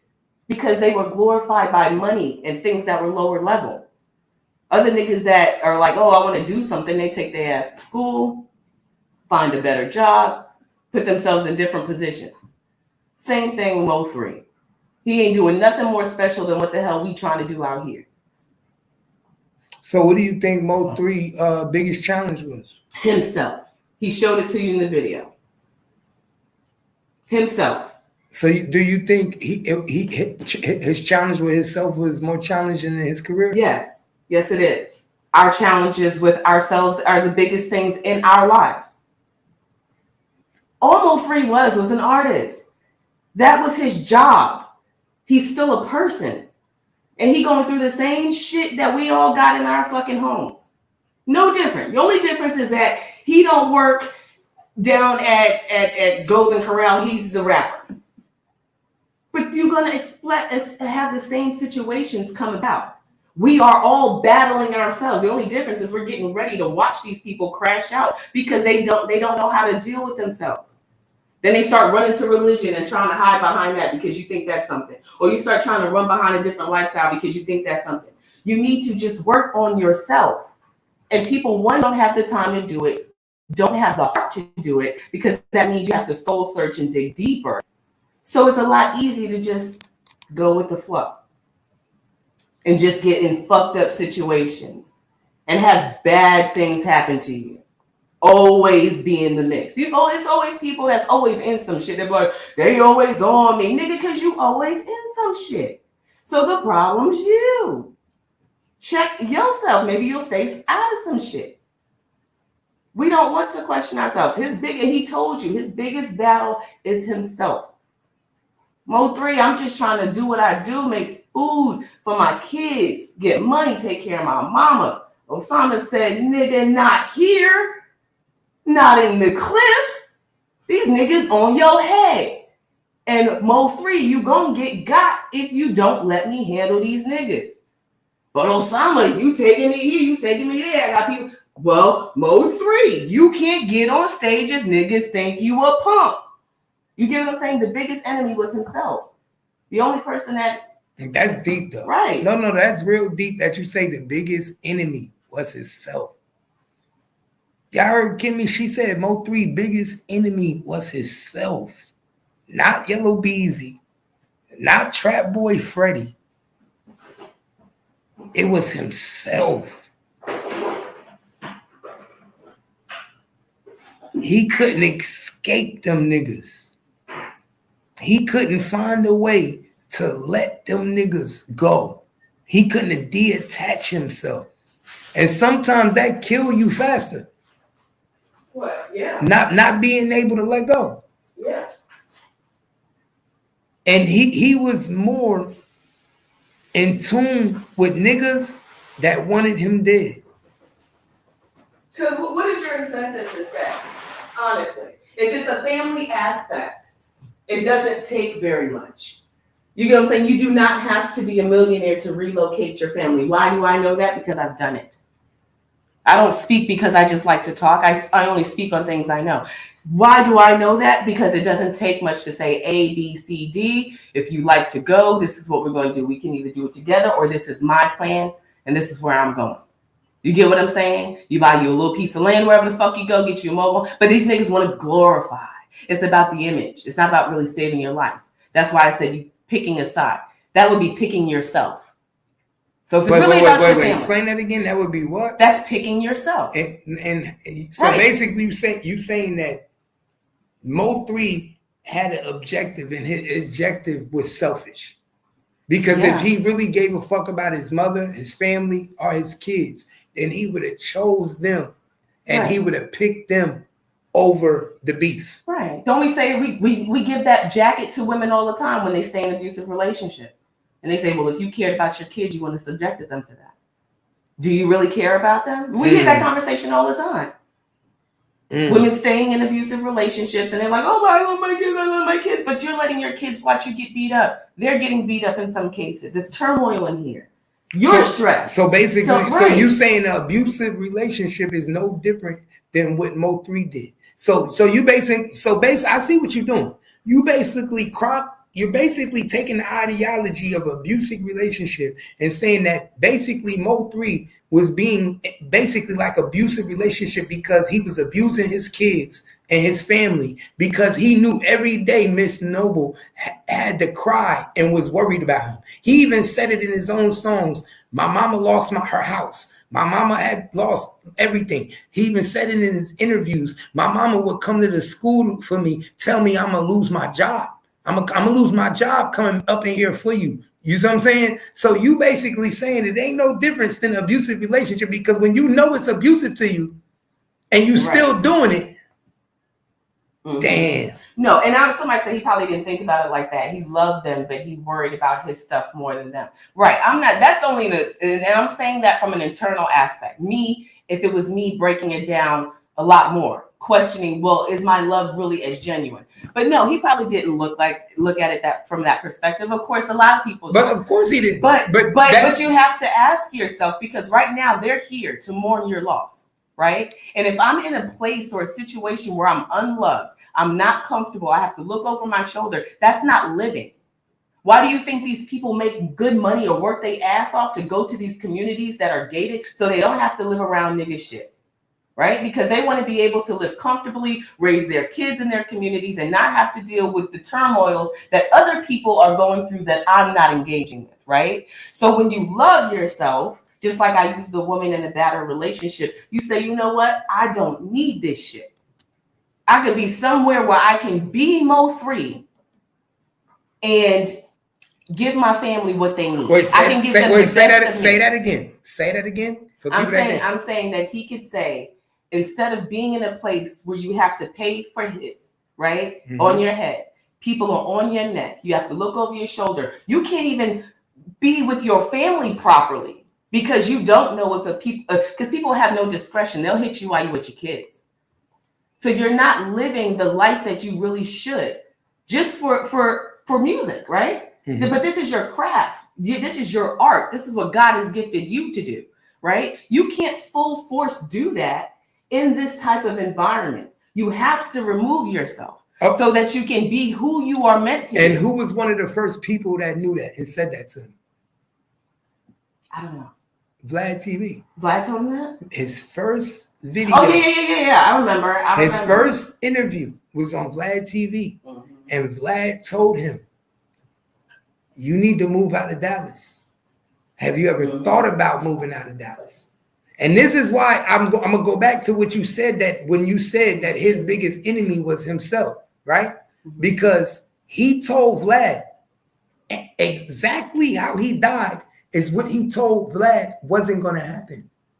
Ain't nobody going to chase me down. I'm not worried about nobody chasing me down. Right. And Vlad said, you at a point in your life where you're successful. You can go to he's basically telling him the next level is waiting on you. Right. The next level is waiting on you. The reason you ain't hit the next level where you need to go yet is because something is holding you back from going to California, leave this small. You already conquered Dallas. People know who you are in Dallas. And I tell every musician this: once people know who you are in your city, go. Go. We know who you are in Dallas. Go to Cali. Go to New York. Go to a big sector. Because the people where you at are only going to kill you. They're only going to hate on you. They're only going to try to destroy you.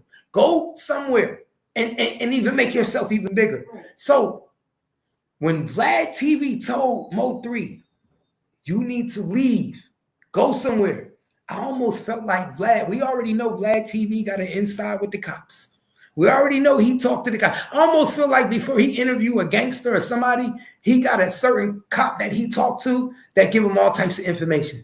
So it's almost like the cop told Vlad that nigga got money on his head. He about to die. Ask him these questions. See how he react. Well, no, you didn't even have to do that. This is how simple that conversation is. Don't you get mad when you try to say something to your kids and they don't listen to you and you're trying to enforce something and you're only enforcing it and saying it to them because you've seen it over and over and over again. You've got experience, right? You know what the outcome is, right? Vlad's not new to the hip hop industry. He's seen this over and over and over again.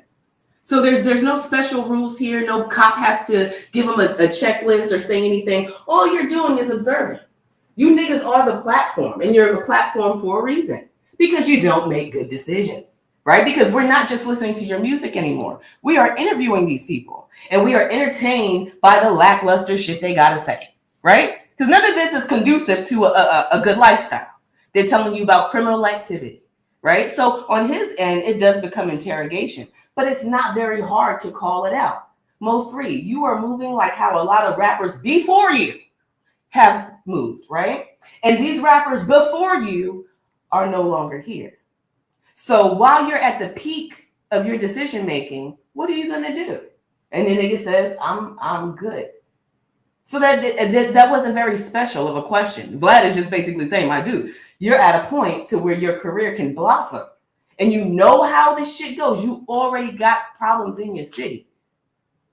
But a nigga said no. So why is it hard to make that decision? Because for some reason, niggas seem to think that there's love and loyalty still somewhere here. That they owe their city or the people around them something. These people, you don't necessarily owe them anything. But they would love to see you flourish. If these people are truly loyal to you and supporting you, then they'll love you wherever you are. And being that you're from the city makes it even more better to see you live and do your thing versus us wearing RIP shirts. What does that do? You put on for your city so much that you're not here. And all we get to do is play your old music because we won't ever get to get the new influence that we should have got from you as an artist.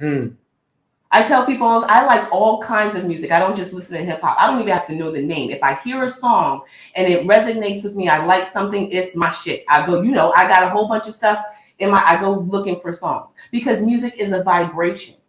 That's what it is. It is a vibration. Words are a vibration. They're meaningful to you.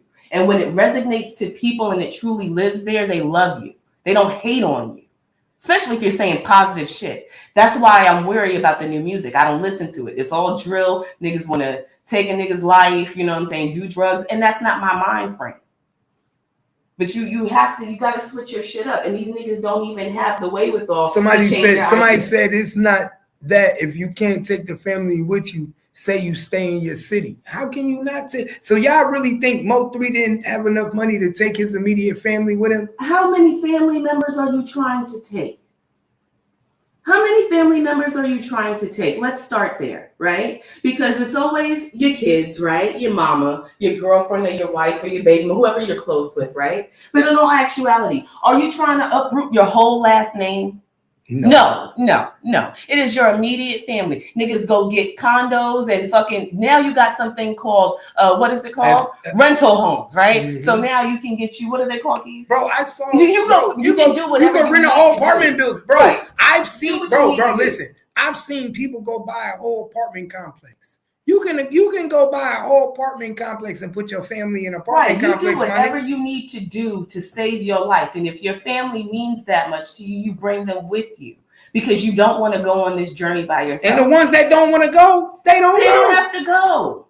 But like I said, every time people say, oh, I don't want to leave my family, how much of your family are you bringing? Or are you including the street niggas too? That's really what we're talking about. Because family doesn't just go to your bloodline. It's going to your loyalty of your street niggas. Because if I take mama, my cousins, and my uncles, and I take them, but I'm going to leave my street niggas behind. And then that means they don't have nothing from me. And I can't do that. So let's just say that. You don't want to leave your street niggas behind. Because the family is easy. The family was, you was living with your mama before. So what the fuck? You can't put her in a room? Mm. You can't put your children in a room and everybody, and you figure it out till you could get you a mansion? You can't buy land and then get everybody a fucking, whatever you got to do to save your life to still be here. You do it. You do it. And that's it. And that's the problem. And I think it's what you said before. A lot of these motherfuckers is be stuck in the fact where they only can be the man where they live at. Where they at. And that's how I'm gonna keep it real. That's how I define if you really that nigga. You feel me? I was that nigga in Jersey. I'm that nigga in Texas. Some niggas are scared to go places because they scared that they not gonna have the same reaction that they had in another location. Right. And if you really that nigga, my nigga, then you go anywhere. Be who you are. Do what you do. Take your family with you. Nigga, Little Boozy bought land. He bought a house, and behind his house, he created houses for his. Hold on. He created houses for his family, right? Yeah. So, my nigga, if Mo3 wanted to, it would be nothing for Mo3 to have bought a mansion and bought on land and put many houses all behind it for everybody, right? Who the fuck not gonna want to go with you? He got a dog pound, creek, bowling alley, basketball court. He created their sanctuary.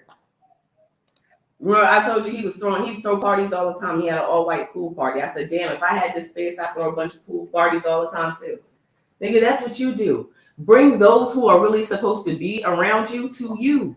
Into your area. And that's how you start to cut people out of your life. But it wasn't gonna happen. Like my nigga just said, 3 was a real stepper. Right. And that's it. That's all. Right. Wasn't no retreating in him. I think this probably the realest comment. This is the realest comment, my nigga. My nigga said 3 was a real stepper. That's it. That's all. Wasn't no retreat in him whatsoever. After Royal Lee was gunned down, it was up from there. So it wasn't no moving. But he didn't give a fuck. He didn't give a fuck how much money he got after that. Right, clearly, because we're talking about the case now. Yeah, he didn't give a fuck. That's the realest shit. Because that's all. He was a stepper. That was it. He was in them streets. And some niggas is like that. And it's easy for niggas like, and I ain't gonna lie, it's easy for us to sit here and say, damn, we wish Mo3 would have moved. Mo3 should have took his family. Yeah, because that's the easiest. It's easy to say that, but guess what? The hardest thing was staying here. He lost his life. But it's hard. But guess what? I'm not gonna lie. But guess what? I ain't gonna lie. Because you know I'm crazy. If a nigga fuck with one of mine, I don't give a fuck how much money I got. I don't care. I mean, you know what I'm saying? So people see, this is the thing about it. And this is why I say this comment is the realest comment. Because you call it crash out. Mm-hmm. But niggas that's real niggas, we don't call it crash out. Oh yeah, I know what you're like think about it. That's like somebody killing you. You my wife right now. The next nigga might say I'm crashing out if I go killing everybody. Right. To me, and to niggas that know me, they might say that ain't crashing out, nigga. That's his wife, nigga. He did what he was supposed to do. Yeah, it's perspective. So it's perspective. We have to look at Mo3 and say the people that know Mo3 is looking at it like, nigga, Mo3 had a bond with a nigga. We don't know what bond he had with Royal Lee. We don't know what bond he had with Bubba. Once you took my niggas out, I can give a fuck about this music. I can give a fuck about this money. Right. Nigga, I'm on go mode. But that's exactly what I'm saying. That's perspective. His perspective kept him here. That situation kept him here. Not let me get the fuck on so I can live and take care of my family because I got to be here now. Shit is intense. That nigga said I'm a step. You made a decision. And that decision took your life. So the repercussions fall back trying to argue for a state, trying to raise children that don't have a father. You feel what I'm saying? It's all about perspective. And you can't change niggas' perspective, but understand the results are the results. They don't change for no street nigga. They never have and they never will. So really, yeah, you can step. You can go hard for the niggas out here. But losing, you only get this one time. And when you lose this life, you become a memory to the people that are still here. So yeah, you can always pick your side. That's why I said it's two sides to this. It's a higher and a lower. And whichever one you choose, that's your journey. And your journey will lead you to your destination. Damn. Period. It's perspective. Someone take my child, my husband or anything. Oh yeah, I'm gonna want to crash out. But in all honesty, what am I going to leave for my children when I go? A story of a crash out? And if that's what you want, because loyal niggas and street niggas do that, then that's what you get. But understand, there's only one destination from that shit. So that's what I'm talking about. You make your choices. We already know the rules. We know how shit go, and I know how street niggas get down. I didn't grow up in the suburbs, but I'm telling you, it only ends one way. So when you make your choice, that's why niggas stand on 10 when they do that, because it's called crashing the fuck out. When the niggas get into a car crash, they lose their fucking life sometimes. Some niggas come out with battle wounds and they say, shit, I ain't driving no more. I ain't driving that speed no more. I ain't gonna drink and drive no more. Mm-hmm. But when you crash the fuck out, that is the end all. So I mean, I get it. Step all you want. But look at it. All these steppers don't end up no fucking where. So me as a person on the other side, I'm looking like I don't want to be no stepper. But some niggas also step with pride. You can have whatever you want. You can't justify that. You can step with pride. You can make t-shirts. You can create flags. They create gangs, use colors. It don't mean shit. That's your personal feeling. Pride is one of the 7 deadly sins. That's yours. You said and what? For you to own only. Wait, you said what? I said it's a part of the 7 deadly sins. And what is the 7 deadly sins? You look it up. We had this before. You can look it up and explain it. What I'm saying is that's personal to you. Your pride is not my pride. What I have pride in, you may not have it the same way. That is a personal emotion. And nobody can tell you. I'm just speaking from the outside because I have an opportunity to have a more clear head. I live my life a certain kind of way so I can see chaos when I see it. But that's something personal to you. So whether you want to step with pride or not, that's still personal to you. The destination will always be a vacation 6 feet under, regardless. And if it's not you, it'll be someone you love. So step as high as you want to. That's all I'm saying. Damn. Hey, nah, you ain't lying. It's fucked up. And it's fucked. And the fucked up thing about it is that you don't realize what a person battle is, why they alive. And now you see a nigga dead and you starting to realize and you like, bro, this nigga was going through some shit. Right. We just stand back and try. And that's what we're supposed to do as people, is stand back and reflect on it and be like, you know what? I'm moving in the same direction. I done had enough of this shit. I don't want to do it. What is the next plan to this? Some niggas don't do that. But it's only your journey. His journey, if it was about taking his family, would have took them with him. We can't, we talking about it. But look, hold on. Let me say one thing I'm gonna tell you. He said in the interview, he wasn't gonna leave and take his family with him until his job was complete. Well, nobody knew what that job was. He didn't make it. But now that we know Mo3, we know his job was to get rid of them niggas. Whatever. No, I'm just saying, but this was his quote words. He was like, I'm gonna leave. I'm not leaving until my job done. But he was so arrogant. Mo3 was an arrogant nigga. He even said in his song, I'm a narcissist. Mm-hmm. I talk to myself. I'm a Gemini. So he even said to himself, like, bro, he had a plan. His plan was to, if I can't get to you, I'm gonna get rid of all the niggas next to you, and I want to leave with all my enemies gone. What is this? A movie? What is this? A movie? Are we watching a movie? Really? Are we watching too many cartel movies? I'm telling you, the media, that's why I like movies. But people don't understand that this shit is entertainment as well. Well, I'm not leaving town until I've eliminated all of my enemies. What? Mm-hmm. That's what he said. Well, I mean, listen, no surprise. That's all you can say, no surprise. The actual is what I was getting ready to say. There's no in-betweens. We like to have discussions and come up with conspiracies and other theories of what coulda, shoulda, woulda. But the actuality is that. Take your hand right here. Go sit it on the top of your stovetop and turn it on. Don't move it. You're going to get burnt, right? Mm-hmm. Right. Simple. You stub your toe. The shit's going to hurt. Mm-hmm. You out here playing with guns, the likes of people that don't care about their lives or you. What do you think is going to happen? Somebody gonna come at you. That the actual is the actual. It doesn't matter how much pride you have, how much love you have for others, or that you think you have for yourself. The real deal is just that. They say, like I said, play fire, you get burned.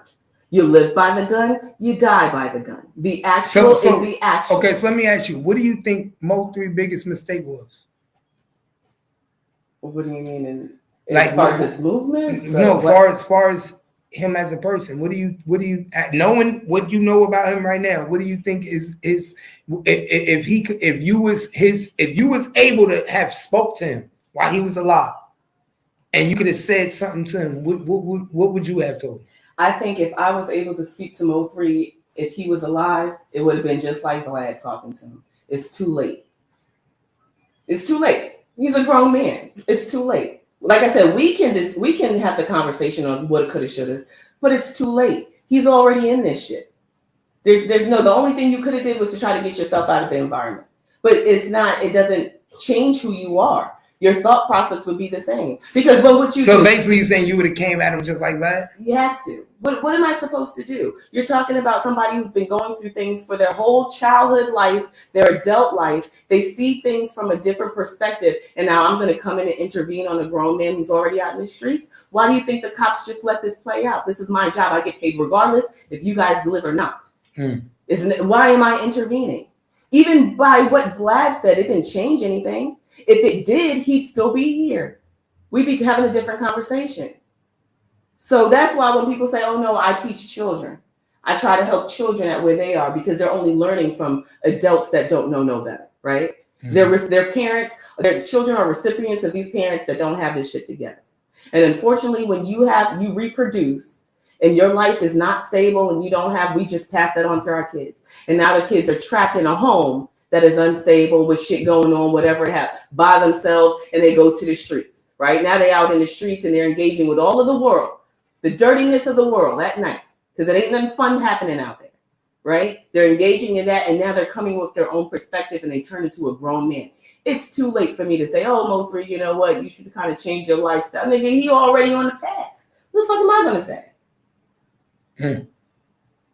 So that intervention comes from within. So you basically saying once you get too far gone, and there ain't no why? Because you do have to look over your head.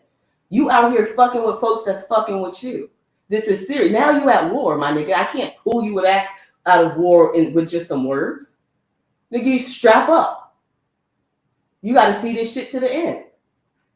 That's just what it is. That's why I say the actual is the actual. We can create any story in between that we want to. But how you live your life is telltale on how you will live the rest of your life. Will we make it out here the right way? So do you blame Miss Nicole or not blame her? Is Miss Nicole should be condemned for any of Mo3 sins? I don't know, because this goes deeper. What was her situation? You get what I'm saying? She can only be the mother that she knows to be. Well, how far does this go?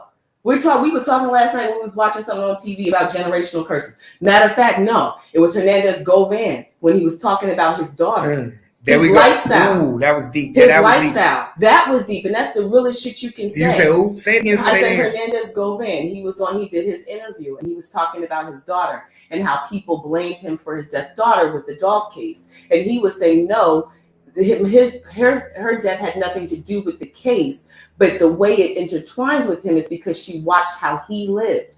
She emulated his lifestyle. He mentioned her mom's side of the family is church folks. They good folks. They got their shit together, right? She didn't take after them. She's in the hip hop. She in the clubs, flashing the jewelry and the money. That's the life that he lives. So when you're talking about generational curses, there you go. So when you come from a hoe mama, you're going to be a hoe and you're going to teach your daughter how to be a hoe.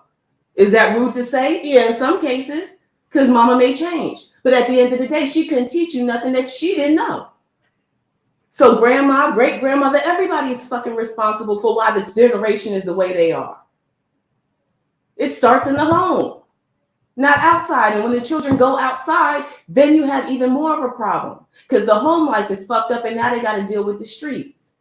So I can't necessarily say it's her because we can only do what we know in the best way that we can. But the whole shit is fucked up. So when is anybody going to start realizing that and trying to fix it? Nah, you said some shit though. And the key to it, that what you just said that fucked me up was that even though you try not to live with their sins, it's deeper than what people think. Because when Goldman Hernandez said what he said, bro, every father, every mother got to think about that. Right. Every father, Even me, I even think about that. Even the good ones. Because what you do and how you reflects on your kids. I had emotions and feelings in my life before I had my children. That's why they say you got to work on yourself, get therapy, whatever you do, because you pass these along. You know what I'm saying? And I would be remiss to say, oh, I didn't pass any of my feelings on or my perspectives on to my kids. Why? That's exactly why I openly speak to my kids and I'm more in tune with their emotions. Because it's not just about shut up and do as I say and do what I do and all this shit. Well, how are you feeling? Because I'm working on myself every day. I'm one of those people. I try to reflect. I got bad habits. I got a loud mouth. I do the things I want, but I'm a good person.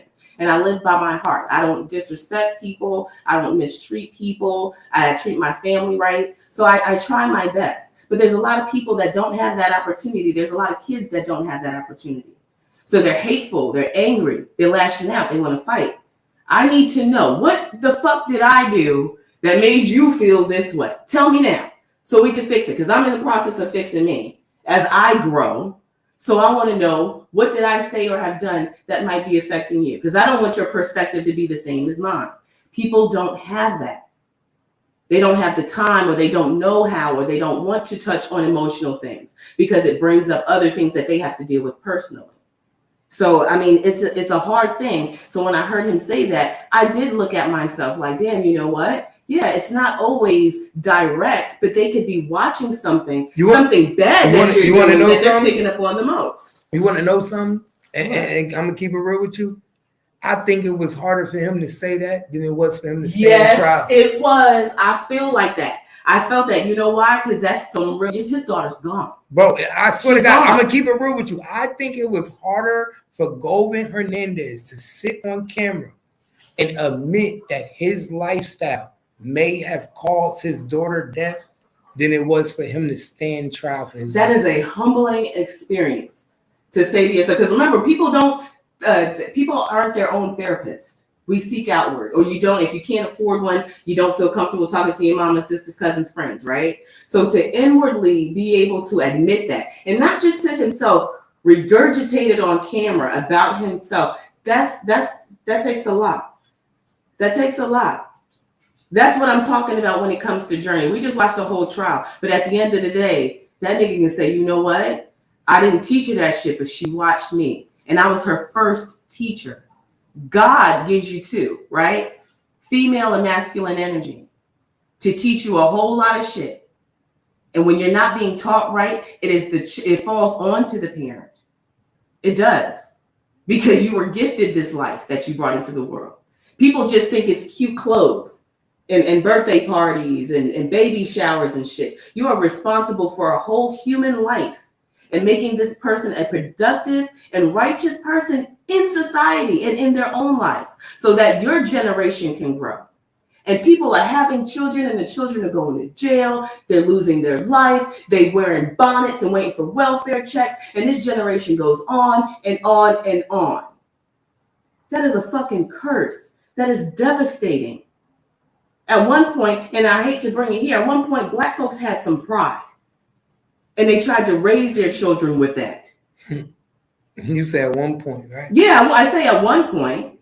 Because if you look at, I watch old movies. If you look, there was no shaking of ass. All of that jittering, I was watching movies from the 50s. All of that jittering and jumping up in the air, that was like twerking them. Because ladies didn't flip their ass up in the air, spread their legs, and get on the floor. They wore skirts. They were acting as ladies. If you were talking to a guy and your dad saw you, you was quick to move away because you didn't want him to approach you about talking to niggas. Like the quality and the thought process was completely different. It's a fucking free-for-all now. How are you supposed to stop this shit? People don't care about their kids. So do you think we lost the quality of life? People have lost themselves. So fuck the quality of life. If you don't know who you are and how you're supposed to act to teach children, there is no life. You can't sustain life on a cricket mind. You see it. Just look at, turn on the TV. Just look. Just look. You ain't got to take my word for it. Just look outside. Get on your Instagram and social media. Look at what women say. If you ain't got no money, I ain't sucking fucking. Like, what? Bitch, that's prostitution. It's always been prostitution. You bitches just glorify it. I just seen a video where these young kids is falling out, and he was at a Golden Corral in the line, and he was nodding off because he was on fentanyl. Nigga, what? Get your ass out of line into the street corner where you belong, because those are drug addicts. Drug addicts, they need help. But it's all glorified and cute and funny because social media and people who like that type of shit glorify it. So the rest of us that don't live like that is like, what's happening? God, where you got me living? This is hell. Because ain't none of these people out here righteous. They all out here fucking sucking and doing drugs. And having those offsprings of demons and putting them out in the street to deal with my kids that I'm trying to raise. So remember when we was... Don't play no, wait, with me. hold up. So Kim, remember when we was talking the other day when I said I feel like we going backwards? Can you see what I mean when I say it feel like society is... We are less smarter now than we were in earlier civilizations. We are less mature now than we were in early civilizations. We don't, like, we kill, like, we go at each other, kill more than we did ever probably in less civilization. I feel like we are going backwards. I feel like no, something is wrong. It is. Society was a lot smarter. We're not going backwards, because if we were going backwards, we'd be going to where they were, right? But they were, but the reason, but where they were, they are starting to find out through technology that they had better forms of technology than us. But that's not even, it doesn't even matter about the fucking technology. Because they were flying. It's about the brain that creates the technology. I just told you that your brain is your computer. You create it, manifest it, speak it out, or create it physically. That's what innovators are, inventors. That's what they do. They come up with an idea, they speak it out loud, write it on paper, and they start to create. It's no different from a rapper. It's no different from what I do in my life, from working and trying to manifest into my children, build a home, build a wealth, and all of the same things. Your brain is the computer. So they were a lot smarter. They were able to execute that. We are a dying breed. We're dying. So we're not as innovative as we think. So what does that mean? We are actually dying off. And it's not due to technology. It's really due to our lifestyle. So wait, slow down, because people don't understand. No, I can't go any slower. But I can't go. Hold on. Not my problem. If you are, and I'm going to tell Gangsta Cap again, like I say it all the time. You shouldn't be in certain rooms and conversations that you cannot partake in, because that means you are not ready for that class. If you are still sitting in D class, how the hell are you going to sit in a room with honor students? I only speak so that I can relate, but I don't take my brain all the way down there so that I can help you come on up. Catch me where I'm at and you go do your research. And if it resonates and sticks with you, that means it bit. And that means that you are well more advanced than those that are out there that are still in the D class. So what I'm saying is that we are a dying breed because we don't have the dignity or the wherewithal to use our brain to sustain our lives properly. That's why we are looking to technology to help our lives make it easier, because we are getting stupid. We're dying off earlier. Our bodies are deteriorating by the food. It's a mass production of food, because we forget when we're saying they're spraying fruits and all of this shit with Monsanto and the cows are pumped up with steroids and shit. Well, everybody's eating burgers around the entire world. Some form of beef. Everybody's eating. So animals are being slaughtered at a high rate. They're basically being slaughtered for you to eat. So that is chemically exchanged. Then you don't properly live your life right, because we drink, smoke, do all types of other fucking drugs. And we already stupid because we done came from fucked up situations from our families. So we are dying off. So when you're worried about mass things like, you know, the epidemic and pandemic and all of that stuff, what you worried for? What are you worried for? You kill yourself every day. You go outside and breathe some goddamn exhaust because we got to get to work by 9 o'clock. Then you smoke a cigarette on the way there because you're stressed. And on your lunch break, have a drink. Like, so what are we talking about? I said, I like to talk about the conspiracies and all of that, but the actual is the actual. We are dying off. So the new civilization that comes in, those digging, all that digging that we surfacing up, that shit will still be here. It's standing over millions of fucking years. This technology will disappear as soon as your electronic can't get plugged in. So everybody that you think you are on social media will cease to exist if those towers go down. Because at one point, we didn't have none of that shit. So you just had to be who you were going to be. You couldn't pretend to be anybody. And a lot of people pretend to be. They pretend to be. And what do? You upload it. And as soon as they played with you when they took away OnlyFans and Instagram and shit, and they're, oh my God, I cannot hit TikTok, I can't do it. Because who you are is your imagination. These people ain't really manifesting real lives. They're just showing you pictures. I watched a nigga pick up a Patron bottle out the garbage and take a picture. Nigga, please. So that people will like your picture. Everything is an imagination.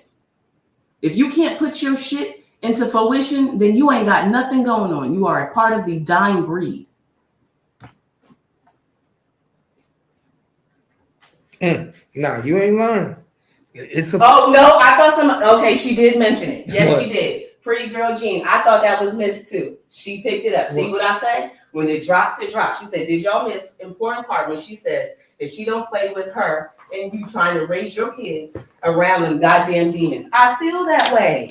And I don't mean nothing to nobody. And you guys don't know me from a can of paint, so you don't know how I raised my kids. But I got a ton of history books in here. I was raised that way. I was raised with both my parents. I went to museums, libraries around the world. Like, I've done things. So I have that exposure. So I'm trying to teach my kids the right way because I need them. I want to be a great grandmother. I want to leave here and know that my job was complete. I don't give a fuck about nobody else. I want to that's my job. That's what God gave me.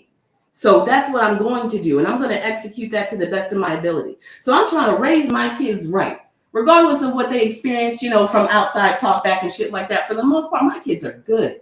They're in school. They get good grades. They do extracurriculars. They work. I don't have to chase them on the street. I ain't running boys out of my house. I ain't running girls out of my house. I don't have to look around the streets to find them. I don't have no drug addicts in my house. You feel me? They ain't in trouble with the cops.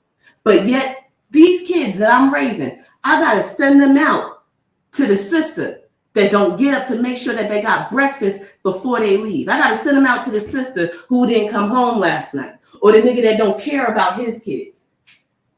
These children are going through shit and they go out to the schools and they put it back onto your kids because they got stress and struggles that they can't decipher. They got grown adult responsibilities that they can't manage. Adults can't manage this. So now my kids have to engage with you, and I have to have whole new type of conversations. We are sending our kids out sometimes to school or being in the street with kids that's actually the adults in their household. That's what we're talking about here.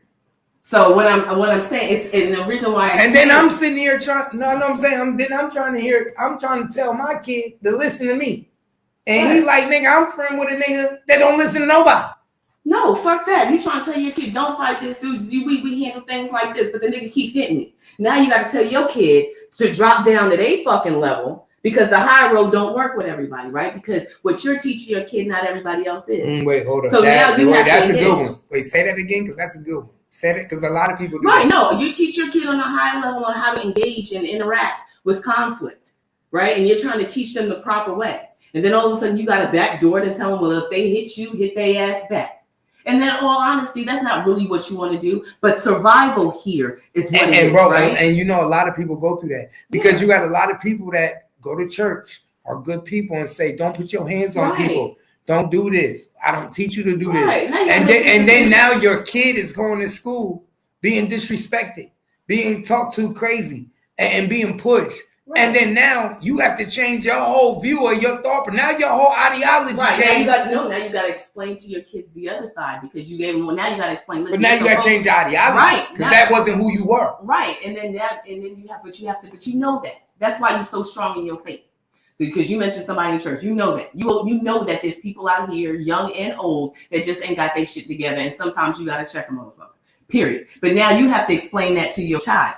Okay, although I taught you this way, you can't have nobody doing you any kind of way. You're going to have to get But ain't that like the most hypocritical fuck up thing you got to go through? But you got to survive. I keep trying to tell you, and if you understand, you a spiritual being having a physical experience. And in this physical experience, it's good to say. It's easy to say. It's not easy to say. No. Pretty Jean just said, that's the hardest thing she go through right now. Everybody. Because everybody can't do it. I know, but everybody can't do that. It's hard for somebody to be like, yo, I don't want you to put your hands on nobody. I don't teach you to do this. I don't teach you to do that. But then every time you get a call, your son come home crying because somebody teasing him. They putting their hands on him. They bullying him. They doing this. And then you like, I don't teach my kid to do this. I don't want my kid to do that. I'm not going to tell him to do this. Hence goes back to the conversation about the demon child. Remember, because you're teaching your child right. Now this person that's had these children that's coming to school engaging is doing the same thing that is done out on the fucking streets. It's not like I'm sending my child to compatible people. That's why people take their kids and send them to private school, a Catholic school, or schools where they have like-minded fucking kids. But in public schools, in schools in your community, you got to deal with the likes of fucking everybody. And these kids are coming from places where they're not happy. They're already hitting, spitting, cussing, acting up because their home life is not right. So as a kid, it's not like you get to say, oh, I'm going to just leave my home life. Nigga, you in that shit. Mama getting beat. There's no food. You living in fucking roaches and poverty. And you can't go anywhere because you're a kid. So when you come out and you see that clean kid that look happy all the time, you got an attitude. You hitting him. You fucking with him. You bullying him. So yeah, that's why I say is you keep your strength strong from within. Always know who you are. That's how I taught my kids. But don't take no shit from nobody. Because there's a lot of people out here that don't give a fuck about you and they'll take your life. They will take your life so that they can feel fucking better. So you better arm your kids spiritually and physically. That's what we not doing no fucking more. Because whatever you want to study, whatever you want to be spiritually involved with, it better be the fucking shield when you send your kids out into war. You see troops and even you see cops put on belts, bulletproof fucking vests. Military gets out there, grab all of their tactical equipment. And what you just take your fucking cell phone and purse. Hold up, but they do teach that in the Bible. I remember, this is one of the things I remember from Bible study. What was it? How many shields? No, I'm saying, but it was a scripture in the Bible where it was I don't know if it was a 7 or 9 shields of protection.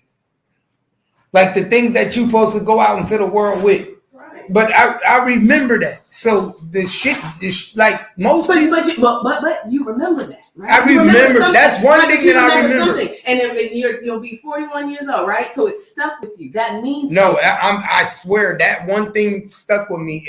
When I went to Bible, said they were talking about the shields of protection, and it was in the Bible. Right. They were talking about the protection in the Bible with the shields of protection. Right. That's why people be like, "Oh yeah, I got Jesus and a gun." You know what I'm saying? Because you have to figure this shit out. You do not get to live in this physical world and not become unscathed by something, abuse, anything that's here. You know what I'm saying? I'm just a spiritual person, so that's my base. But you don't get to live in this world and not get touched by that. It's going to it's part of your journey. It's part of everybody's. You don't get to live life and nothing happen. There's no perfect life. There are treacherous things that happen here in the physical world that will affect you. But it's about how strong you are from within. That's why I say people are fakers and shakers. There's a whole lot of people out here that be saying, "Oh, I'm spiritually strong," and they be throwing up their God and shit. But you out here perpetrating. That shit's for real, nigga. You're a liar, and God know you lying, and that's why you going through the shit you're going through. Period. Point blank. Period. How you live your life is an effect of your heart and your brain. It's not an in-between. It's not a joke. Say that again. I said how you live your life is affected by your heart and your brain. Your brain tell you what to do. Your heart gives you the emotions. Wait, and now slow down because that's deep. And I'm going to put that on a shirt. The way you live your life is affected by your heart and your brain. So them is the two key components to having a successful life. They speak to each other. They speak to each other. That is a key component. And when they don't speak properly, just like your computer malfunctions and the shit don't work no more and you got to get a new one or reboot, your body is the same way. You know how many niggas on the street don't give a fuck about their heart or their brain? That's because they don't learn nothing. It's but I'm just thinking about but this is why I'm saying that. Come here, for real, I want to say that. I know, but this is why I said that. This is why I said that's so important. Because most crash outs don't have a heart for nobody.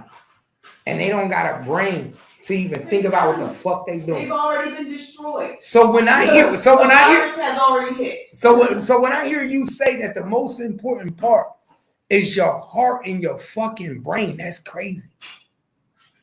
And we know that because without your heart and your brain, the body don't function. It does not function.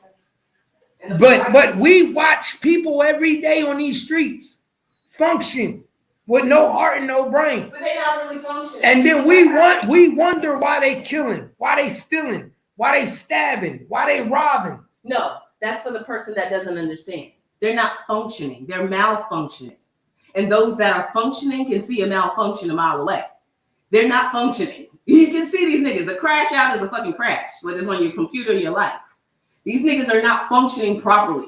Why? That's why they call it crash out, because it's a crash computer. They are not functioning properly. They are on the streets doing shit that we know is not proper. It doesn't work with the formula and it deviates. And we know exactly how this looks. So us know that these people are not, they're not operating the way that they should. It's not proper. They've been infected from whatever time period and it affects their life and that's how they live their life. So when niggas be like, oh, I just act like that. So let me ask you, okay. I got a question for you. I got a big question for you then. I got a big question for you. And this question is this gonna hit home. This gonna hit home to a lot of people. We watch Govan Hernandez say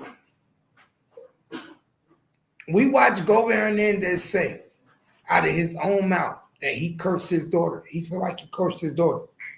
And everybody took it into different perspectives, right? Mm-hmm. So I'm going to ask you,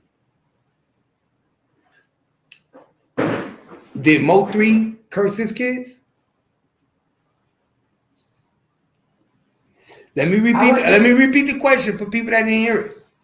We watch Govan Hernandez say, and I give him the utmost respect for saying it. He feel like he cursed his daughter to death by the way he lived his life and the things that he was brought up in, the way he watched his daughter wanted to be just like him. And this is why I was very adamant about Mo3 mothers of his children being careful about how they allow him to listen, how they allow them kids to listen to his music. This is why I'm very adamant about Mo3 mothers being careful about how they let, especially little Trey, be in them videos. And what they say, consume that energy. It's a transfer of energy. Mm-hmm. Like I said, music is a vibration. And although that's his dad, that vibration will always resonate with him, even more so because he's missing out on something he's never going to get back. You know what I'm saying? You can get a stepdaddy, but he's never going to get his dad back. His kids are never going to get their dad back. You know what I'm saying? So it is a transfer of energy. Their moms have to be conscious of that. And I'm pretty sure, I hope they are, because that's a serious thing. You always, in every legacy, you watch, especially in young men, and I say that because of ego and all the things that men go through growing up. You know what I'm saying? You take on a feeling of emotion and loss of your father and sometimes vengeance. We see it in other countries all the time. Legacies of people have gone to war in vengeance of their father, uncles, grandfathers, and such. And I'm not saying that he's going to turn to the streets, but that shit is going to be there. Mm. So you have but you don't have to turn to the street to seek revenge. Well, no, that's why I said it doesn't always have to be street, but the chip will be there. And when you see it, you'll know where it comes from. It only takes a moment. And you'll have it as a mom, you'll have to address it. Like you don't have to be like bro, the nigga could be a fucking he could be a smart nigga, right. An A student, and grow up and be a lawyer and still kill. Right, or go out and make have something allow him to make a decision that is so fluctual that to do something bad. But people are under the assumption that you will ever know. What? No, but I'm saying he could be a Dexter.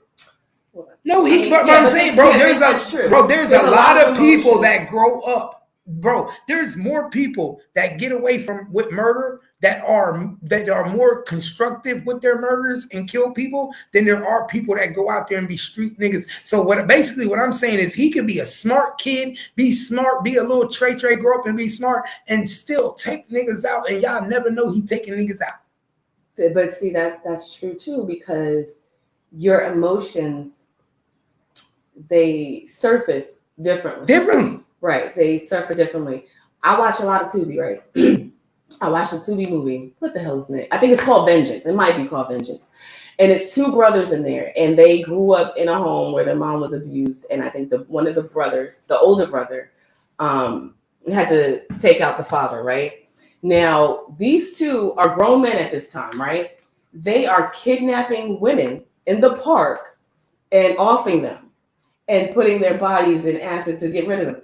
Nothing special, right? But they are hell-bent. The whole thing is them when they were younger. Oh, I took care of you. You never did anything. You got me. I was beaten. And everything goes back to them. I always watched over you. That goes back to their childhood. Now, that seems like you would think, oh, maybe they'd be some street niggas, right? No, they out waiting to catch women at the park. So and they probably had good jobs. Right, they did. They were business owners. That's why they were being investigated, because these niggas had cover-ups. Nobody knew. There was no cameras here. These niggas is covering shit up. So you don't know how emotions... The B2K killer was what? Right. Emotions surface in so many different ways. But the B2K killer was what? The B2K killer was what?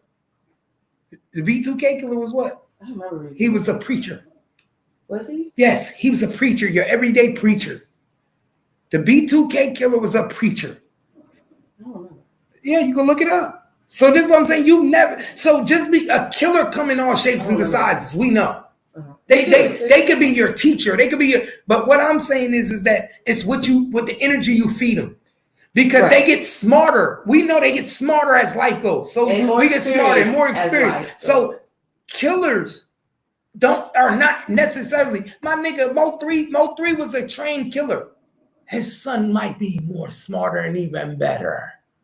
You see what I'm saying? He might be the smartest killer around. And he might be your teacher. He might be your mayor. But guess what? Still know how to step in these streets. And you never know it. That's why you got to be careful what you feed these niggas, what you give them. And all I'm saying is I've always been a person that if you already know this kid died, like I was killed from bloodshed in these streets and rapping. Don't have my son listening to me and listening to what I want him to do, because Mo3 saying his music, what he want his son to do, what he said. Nigga, if you kill me right now, my son gonna go ahead and kill something and bury something. My nephew and my son gonna bury something. You think his son not listening to that? That's what I be saying. People use that lightly, generational curse, quote unquote. So it's so true. It's just a transference of energy. You think Trey ain't listened to that part of the song and said and repeating it? Yeah, my son gonna bury something. My son gonna bury something. It's automatic, and they not doing it. And guess what? Guess what the adults is doing? They playing it when he there, because guess what? They want him to hear the part when Mo3 said his name. Think about what I'm saying. They want him to hear the part when hey Trey, listen to your daddy when he said your name. Mm-hmm. My nephew and my son gonna bury some. And Mo3 made it his duty. See, he was a very smart man, just like Tupac. That's why I say he was smart like Tupac. He reminded me of Tupac, but he could sing. Know why he was smart like Tupac? Then Mo3 made it his duty to put certain shit in his song. He made it his duty to always put Trey in his song. He always made it his duty to put that metaphor, to make it so where you would hear his kids, hear his sons. Almost like when I did that song, I Know I'm Gonna Die, and like I was talking to Keith Jr. He made sure to do that. He ain't no dummy. Just like he pulled the Tupac, when Tupac did the I Ain't Mad at You, what Mo3 did. He did the when he died on the highway. He predicted his own death. But guess what? That's how you know rainwater was involved. This is how I know rainwater was involved. What is the odds that Mo3 is going to die on the highway the same way that his video was in real life? What's the odds of that? Ain't no coincidence of that. Y'all got to put shit like that together, man. That ain't no coincidence. You have to actually put shit like that together, man. Think about that. And you know Rainwater played a part. You know Rainwater played a part in the video, right? He played a part in the video. So think about it. What is the odds that Mo3 dying on the highway exactly how his video was? Remember in the beginning of the video, the girl looking at him in the casket, her husband calling. She looking at him on the table when he come into the obituary thing to the room, and she said, "Oh, you know, just another rapper. He died on the highway in his city." Yeah, in the morgue. He died on the highway in his city. What is the odds of that? That's how you know the higher ups involved. That's what I'm saying. Pay attention, my nigga. This is how you know the higher ups is involved. You mean to tell me this nigga died exactly how y'all did how the nigga video was? Get the fuck out of here. You niggas wanted to make a point. That was a manifestation. Yeah, that's how they did it. No, so which higher ups you talking about? The higher ups? No. Or the higher? See, God can say one thing, but then it's certain people that can make it happen. You see what I'm saying? This is what people don't understand. It's God can say one thing, but it's certain people that can look at it and say, "Ooh, great idea, just my like nigga." Jesus was the son of God, the devil got sons too. Okay? Ooh. Okay? And that's what people need to stop playing around. Ooh, say that We're again. playing with No. higher What do you mean by that? I said just like God had a son, so did the devil. So when I say, oh, I'm trying to work on my kids and I'm trying to be godlike and I got to send them out with devilish children, this is two sides of this. That is your duality. That's what we fight every day. Some people are losing the battle. You get what I'm saying? We out here. For real, for real. Guns are toting. Trying to save our physical lives. So what are we saying? What are we saying? Because he done told you, because you know Allah. You done spoke to your God. Are you listening? That's what it is. Are we listening? Mm-hmm. So when you're not listening, then the devil got you. So which higher ups are we talking about? Because that destiny was already there. It's either or. But the thing is, we know Mo3 was listening because he told you in his video. Like he literally did a video where he was on the floor. See, people probably didn't notice it. A lot of people see Mo3 was Muslim. His dad was a Moor. See, this is what's tricky about Mo3 that people don't know. His name was Melvin Noble. Where did Noble name come from? Okay. We do a lot of research. We know this. Where did Noble come from? Right. Noble Ali Drew. Noble Ali Drew was what? A Moor. So his father was a Moor. But he went to jail, became a Muslim. Most people that go to jail become Muslims. His mom is a Christian, devoted Christian. So Miss Noble is a Christian. But she married a Moor who was his father, Melvin Noble, Sr. They not together no more. But she still got his name. But he was a Moor. Okay. Science Temple of Moor. Mo3 went to prison. He became a devoted Muslim. So now he got the background of a Moor and he got the background of a Muslim. So you dealing with a nigga that's hard to deal with. He got Muslim ideology. He got Moorish Science Temple ideology. He got Christian ideology. You see what I'm saying? You see how the ideology? Yeah, but I mean, so what you're telling me is we're still listening to what people say they are, and them not showing us who they are. Because all you just gave me were labels. Those are all labels for different religions. You can say, well, you know, Moorish Temple, that's not religion. I'm just saying, it's a label. It is a name given to a classification of people who have a common ideology, right? Those are labels. So what you're saying is what people say they are is more important than who they show us they are. Because if you were true devout, we would see it in your lifestyle and how you live. That's why I say we be out here playing with religion and our spirituality faking and shaking. We say we Christian, but we don't live Christian. We say we Muslim, but we don't do nothing Muslim-like. We say we are part of this classification, but we don't live that way. So are we who we say we are? Because that only shows in your actions. So he can say anything he wants to. We don't know him. So he's giving it to us, but he's saying that. Was he living his life? And I don't know. Was he living his life as a devout Muslim? I don't. Well, of course not. Oh, right then. So then, well, yeah, case of course, closed. of course not. So that's what it is. So then, what he said, I don't care what you put in music videos, because that's all an entertainment as well. That I'm giving you, I'm telling you a story. Yeah, because Right, Muslims stand for peace, peace Right. upon to others. Period. So and Muslims preach peace, but we have to say the same thing for Little Durk. See, I did. I said it on. You argued with me. I said the same thing about Little Durk. Because even it like if you are a true devout Muslim, you don't want to see another brother hurt. And I don't say that we all practice our faith to 100%. But there's a damn difference between me celebrating my religion and what these niggas is telling us that they are. Because remember, they're just saying it, and it's all fancy. Everybody in the industry all wants to raise their hand style out. They all want to rub. They all want to wear a turban. But do they really live their life? Oh, besides having the multiple women that they say behind religion, are you really treating your children with peace? Are you creating a peaceful home for your family? No. So don't tell me anything. That's why I don't believe shit people say. I watch what you do. And what you do is telling of the type of person that you are. It's well, then I guess that basically, so you basically saying Mo3 was still putting on the front. He was still putting on the front. Why do you know? Because we watched the video when he's talking to Mo3 and Osama. This is not a figment of our imagination. You are physically watching this man battle with himself. And he put it in the form of entertainment. Why? Because he's an artist. So he's telling you his struggles. It is hard. Mo3 was a Muslim. Osama won. There's a difference. And you can't have them battles if You you're a cannot devoted be. Muslim. That's why I say you have to pick a side. Criminals go into the prison system, they change their life, they come out, become Muslim, and they try to live their life. They don't want to go back to prison. They know the strain and heartache they put on themselves and their family. They know it's not conducive to a lifestyle for generations to come. They change their life.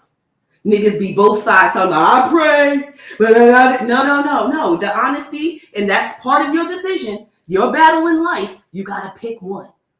And it don't even have to be religion. It could just be a life of righteousness, because I don't put religion on everybody. There's people got a lot of stuff going on. I don't press religion on people, but there's our people that live righteously, and they don't concede to a certain religion. But you have to be on which side are you going to choose? Righteous, good or bad. It's basically good or evil. Good or evil. Point blank. There's no way out. You can't say I'm good and then dance with the devil. Devil, you can't. And Mo3 said in another song, he said, I dance with the devil. So there you go. He said it, I dance with the devil. JB, hit the link. That's why I do not fool with people trying to tell me nothing about no religion. Mind your business. I don't discuss religion with people because it's personal to you. And a lot of people don't have the perspective that it should be. So you can't just say, I follow this and this is what you should know. So now I'm asking you as a wife, because you a wife, I've been with you since 1999. Do you think his women that was with him, his baby mothers, played a part and could have prevented a lot of this? No, I don't. He was already in his ways. No, why do you think he had so many baby mamas? He felt like he had options. He wasn't trying to take a wife. Did he leave this planet with a wife and a ring on his finger? Was he trying to take on the likes of a woman that would be his counterpart and listen to in life? I don't know. That's one that. Right, no, hold up. You asked me a question. That's one thing I never asked. Did Mo3 ever get engaged to any of his baby mothers? JB? Oh, I don't know about all that. See, that's a question I need to ask. Were they girlfriends and things happened? That's a question. I never asked that. I don't think anybody has asked that. Was Mo3 really ever trying to start a life with any of them women? Was he ever trying to get engaged? Because he had a lot of money. Did he buy an engagement ring for anybody? That's a good question. So what would be the influence? Not much. We just kicking it. Like you, love you. Damn, I never asked that. I never even thought about that, because when niggas really want to fuck with you, they will buy you a ring, even if it's just to make you think it. I know niggas in the hood that'll buy you a ring for bullshit. That's not true. What you mean? Just to make you think? Bro, it's niggas that'll buy you a ring just for bullshit, So my then nigga. that is what it is. That's what I'm saying. But I'm saying if he didn't even buy you a ring on some bullshit, think about it, it's niggas that look, JB, am I lying? It's niggas that fuck with women just so he could keep the pussy, buy you a ring, and act like he fucking with you. Yeah, but then that's not what we're talking about. But my whole point is a matter. But I know it's fucked up. But what I'm saying, did the nigga even buy anything? Did the nigga buy a woman a ring and say, "Yo, I got you. You mine. You belong to me. I'm gonna make sure you straight. You ain't got no worries." That's all I'm saying. I thought that, you know what I'm saying? I'm just saying that's what niggas do, right? JB, what up? Talk to me. Man, but I know she was speaking facts. But the thing I can agree with her with, it ain't about religion. It's about when you start loving yourself, respecting yourself, you won't allow for yourself to even be taken away from the family that God blessed you with. Right. That's why I say a lot of these cats jump in church on Sunday, say they Christians, Muslims, all the stuff that is man-made. But on the cool, where we come from, and our people themselves, we never had a religion. A child could be born and just be obedience from the mother and the father and follow suit of what they do. What it is everybody is lost. For 5 years, people so invested in Mo3, they're not even invested in themselves. And half of them will say they claim to be Muslim just because Mo3 was a Muslim. Not because it's within who they are. They just want to belong to something. Right.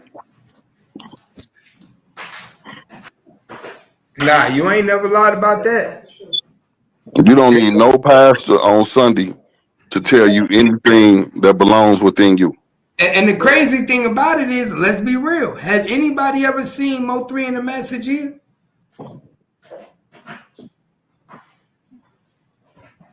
I think Mo3 was just trying to find something. It was someone close to him, his cousin, that turned him on to something. Just like if I turned you on to selling weed, if I turn you on to selling pills, if I selling you on to turning. So it definitely was something new because I never seen him in the message here. I never seen him. Now I seen him in the video with the rug praying. He did know how to pray. I give him that, so I know he prayed before. I watched him pray. My dad is a devout Muslim. My dad named Kabir. Been Muslim all his life. I come from a Muslim community. I've been in messages.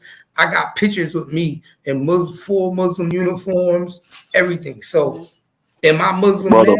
No. But a Muslim is someone that a Muslim basically don't even need to be called a Muslim. It's just someone with self-discipline. When you discipline within yourself. But you also practice, bro. A devoted Muslim pray 5 times a day. A devoted Muslim go to the masjid. But it's also when you're praying 5 times a day, you get up off your knees. You can't get up off your knees off the first prayer and then become a gangster. Right. Then get back on your knees the second time out of the 5. And then when you come up off your knees the second time, when you get up off your knees, now you're a player. Yeah, then when you get down on your knees the third time, you come up, you're a killer. You can't be all those. It's somebody that's doing exactly what you're doing within the same 24 hours. Exactly. So every time they go. You're absolutely right. So let me ask you a question. And I asked my wife this earlier. So do you think that was Mo3 hardest thing that he was dealing with? I mean, I can't really say that either because I believe it was more than just, you could be dealing with more than just a religion. You could be dealing with just life and in this world trying to find yourself within this world. And until we find ourselves, we really don't know who we are. That's why you don't know where you're going. You saying religion, when I don't look at it as just religion. I always tell people when someone find who they are, they find themselves. Know thyself. That's your religion. Right. And then when you know thyself, Keith, you don't need to pray 5 times a day. I feel like this. But If listen, I, this is what I'm saying. It's all what he found. That's what he found. Him thyself, learning himself was him. He said, I'm going to Allah. Him knowing himself, he was going to pray 5 times a day, but he wasn't devoted. The issue was that, and the conflict between them. See, this is what people don't understand. Mo3 had a bigger conflict with Allah than he had with the streets. yeah, but at the same time, Keith, Exactly. That's a what I'm telling person you. can call. Bro, I'm telling you, he had a bigger conflict with Allah than he had with the streets. And the reason that was because the streets was holding him back from doing everything he wanted to be. But my thing is, it could be somebody named Jerry that ain't Muslim. He could be a Pentecostal Christian. Okay, if Jerry don't know himself, Yeah, he same thing. don't have to be called a Christian, a Muslim, a Baptist. Hey, Jay, I'm not saying it depends on what religion he is. I'm not saying that. I'm just saying he's Muslim because that's what he was. It could be any. You could be Christian. You could be, like you said, it could be anything. I'm just saying Muslim because that's what Mo3 practiced. That's what he was. During that season, though. I be saying Christian. During that season, because he started off as a Christian singing in the choir with his mama and his brother. His brother today is a rapper, and his mama shit done been to jail. So it's like it don't matter. He started off confused because his dad was a Moor. Yeah, but I mean, all them is going back to my original thing. You can break down all these things saying the mama a Christian, the daddy a Moor, the cousin is a Muslim. All them are the same thing. It's about who has self-discipline to sustain who you are as an individual, not as a religion. You have to have an intimate relationship within yourself, because within yourself is where the God is where whatever you want to claim, Allah, Jesus, God, you can break down all them names. Okay. But if you're not disciplined to be submissive to yourself, to be able to stand fast to yourself, take away them names. What is thyself doing to thyself to represent thyself? But guess what? Is it hard to say that Mo3 was communicating with too many gods? But there's only one God. No, there's not. There's not. Man. Why? No, bro, there's not one God. Anybody will tell you, you got people that say Allah's God. You got people that say there's more than one God. Everybody don't believe in the same God. I'm gonna break it down to you. Your name is Keith. Your name is Keith. No, look. Hold on. Let me speak. I gave you the floor. I'm just keeping it real. Everybody don't believe in the same God. You got people that are Muslim that'll look at you and tell you that you tell them that Christian God ain't their God. Just like certain Christians tell you that Allah God ain't their God. You got people that's Buddhism that say their God is their God. Go ahead, Kimmy. Yeah, no, those are classic. I told you before, those are just names that were given by man to define your spirituality. That's all that is. Like he said, the God is within you. And if that lives within, then you don't have to wear a badge that says I'm Christian. You ain't got to wear one that says I'm Muslim or Jehovah's Witness. It's already there. You see how I live. That's just like I don't have to show you I'm rich by showing you the money I have in my pocket. You can see how I share my wealth, how I live. It's the same thing. How you are internally is the only God that you need to listen to. And you're hoping it's on the righteous side. But do everybody live like that? No, and that's why there's only so many that will make it after whatever you did. But my thing is just like y'all giving it the real, just like you and Kimmy is giving it the real. I'm not saying you and Kimmy are wrong. Y'all absolutely right. It should be like that. But I have to give it from the real point of view. And there's people out there that'll look at you like you crazy. We watch the videos. When we see the videos when a Jewish come to the dude and he talking and the Christian comes to the dude and he talking and he said, no, your God ain't my God. Right. But you know what about that? That's their problem. They're trying to figure it out. Because check this out, Keith. Because if words still mean something to them, then they don't really know what we're talking about. Like I said, you get in the D class and then try to understand honors. That means if y'all are out there at the masses worried about the labels of what God is, then you're missing the key point.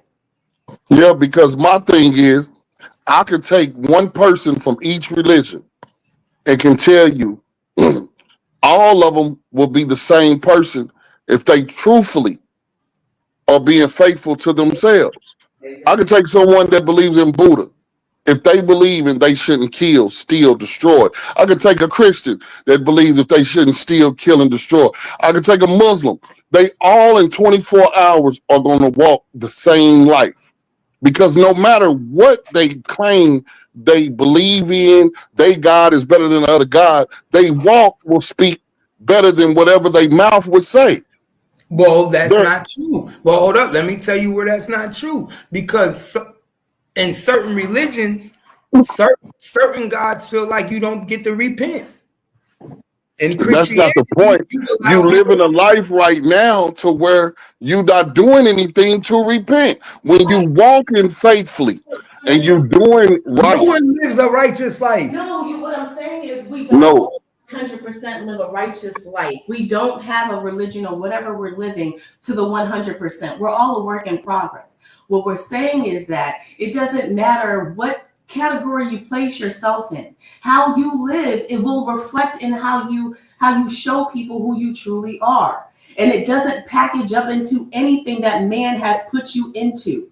Remember, right? these are Because a namer. if I can find hold on right quick, if I find a religion that allow for me not to be faithful and true to myself, that is going to be the religion that I will join. If I know that I can keep messing up and then keep going back saying, forgive me, forgive me. If I know that this religion don't mind if I could kill, steal, or whatever, that's what I'm going to, because I'm never truly dedicating myself to being faithful to myself.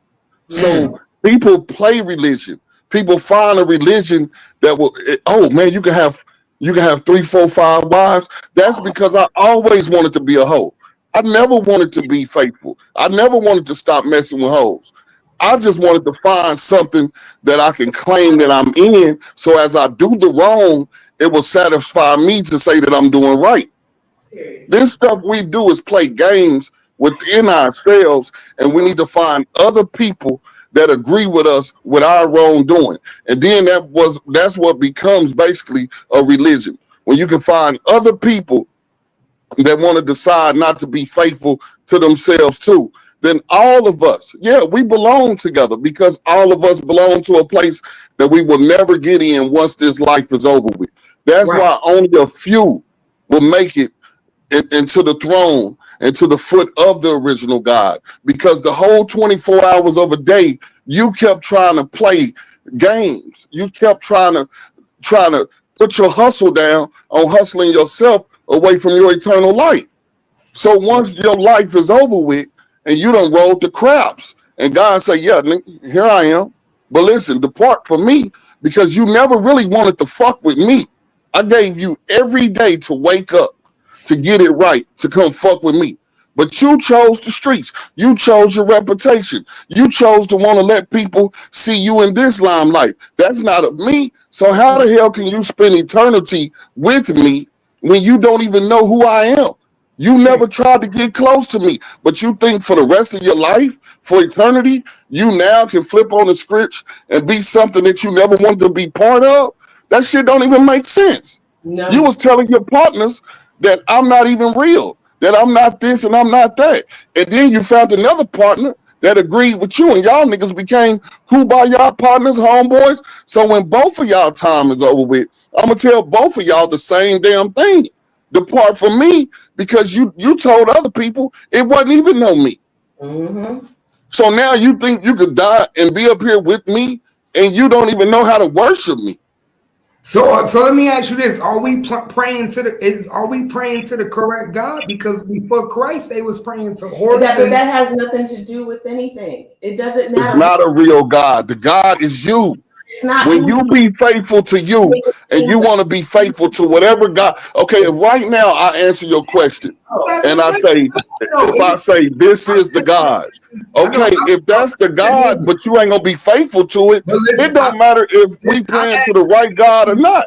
listen. I'm asking the questions that people out there that's out there that might be wanting to know. Right. Like, just like y'all might, the questions y'all asking ain't the questions that I have to ask the questions that I think people want to know for what I'm saying. And I think people want to know that. It's people that want to know, okay, before Christ, they didn't know Jesus. They didn't know God. Exactly. Now you're speaking the truth. It didn't mean anything because you still had to have an internal God, right? So it didn't. Those were all groups. The same way when you got the church on the corner here for Lutheran and Presbyterian down the street and Baptist on the other side. They were all groups, like he said, of like-minded people that needed confirmation on their ideologies. At the end of the day, you are born. You have an innate nature. It's inside of you. Some people turn that shit off like a switch, but it is inside of you. That's why we battle duality and all of the things that we see, and it affects us emotionally. It affects us mentally. At the end of the day, it doesn't matter which God you pray to, right? Or if you pray to one at all. So it's about being and living in a righteous life, and a lot of us are not. Some people are still in survival mode. Like I said to you the other day, do you think that people who get to live here and they are in treachery and chaos, do you think when they die that they live in heavenly bliss? I don't think so. I feel like Hell no.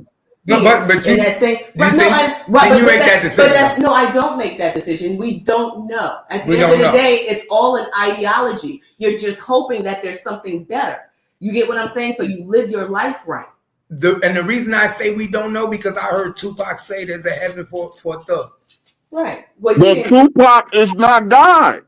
Right. But I'm not saying. He's only the God of his world. I'm only being sarcastic. I know. But see, a lot of people don't tell. Look. The reason I'm saying that to be sarcastic, I'm saying that to be sarcastic because everybody say this person might not come where we going. Who are you to make that call? No, you don't. You don't make that call, but at the same time, even a killer, once Jesus changed, you make that call. My nigga, listen, I see in real life, I see a lot of fucked up niggas right now on earth get treated better than a motherfucker that's doing great. That do and that's and that could be a listen. That can also be a blessing from Satan. That don't mean that it's a blessing from God. Right.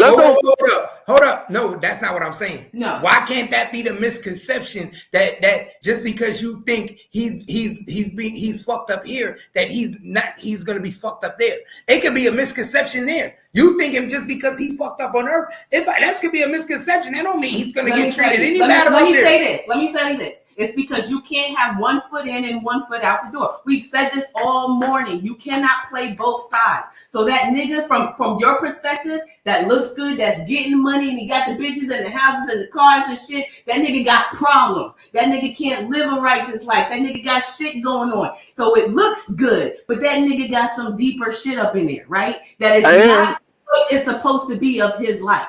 So and it's Satan recruiting too. You have this thing in this world, Keith, called a devil's advocate. What he is a moving poster board to let you know, hey, look what I got. And I'm not even living right. So God said, I'm going to give you a free will. If that shit look good to you, and this earth that you see him living good on is his earthly home. So what does that mean by devil? Because that's what Lame Life got on his page. Devil's advocate. Yeah, because that's a recruiter. It's like I work for the devil because you look at a righteous man. Whoa. So you telling me that's what that mean, that you worship for the devil? You're an ambassador. No. If he's not living a righteous life with his blessings, if he's not acknowledging that I know everything that I have. It's two things. I'm asking a real question, and now we need to know this. This is serious. So the devil's advocate, that mean that you advocate for the devil, like you trying to. Right. So all of the in your hold on right quick, Miss Lady. I just want you to look. It's two houses. They built the same square footage. They got the same rooms in them. They right side by side. Okay, one owner knows the God woke him up this morning. God is the one that blessed me with this job. I'm going to acknowledge God for giving me this house because without him, I don't have none of this house that I had. He goes out and he gives. He don't take. He tries to spread his blessings, spread his message. You got another neighbor next door. Man, I'm getting everything off a bitch. I get everything off of. Now they live in the same neighborhood. They drive the same goddamn car. They got the same house. I get everything off a bitch. Nigga, I'm about to go floss on these niggas. And look at that bitch choosing me. Oh, come over here and holler at me, girl. I'm not about to give you a future and a life of a heavenly home. I'm about to destroy you on this earth. Oh, bitch, come fuck with me. I got this nigga heat on. And come on, we know what time it is. So yes, you have someone that works for God. You have someone that is an advocate for Satan. But then a young nigga will be like, man, I want to be like old boy over there that worked for Satan. That nigga over there that worked for God look lame in a bitch. He don't do shit. He ain't got no holes in that bitch. So God said, I give you the free will to choose whichever house you want to walk in. But when this time is over with on this earth, don't come talking about you belong in the same place as the man that every day did what I wanted him to do, live the life that I wanted him to live. How are you going where he is going when every day you did everything differently from this man?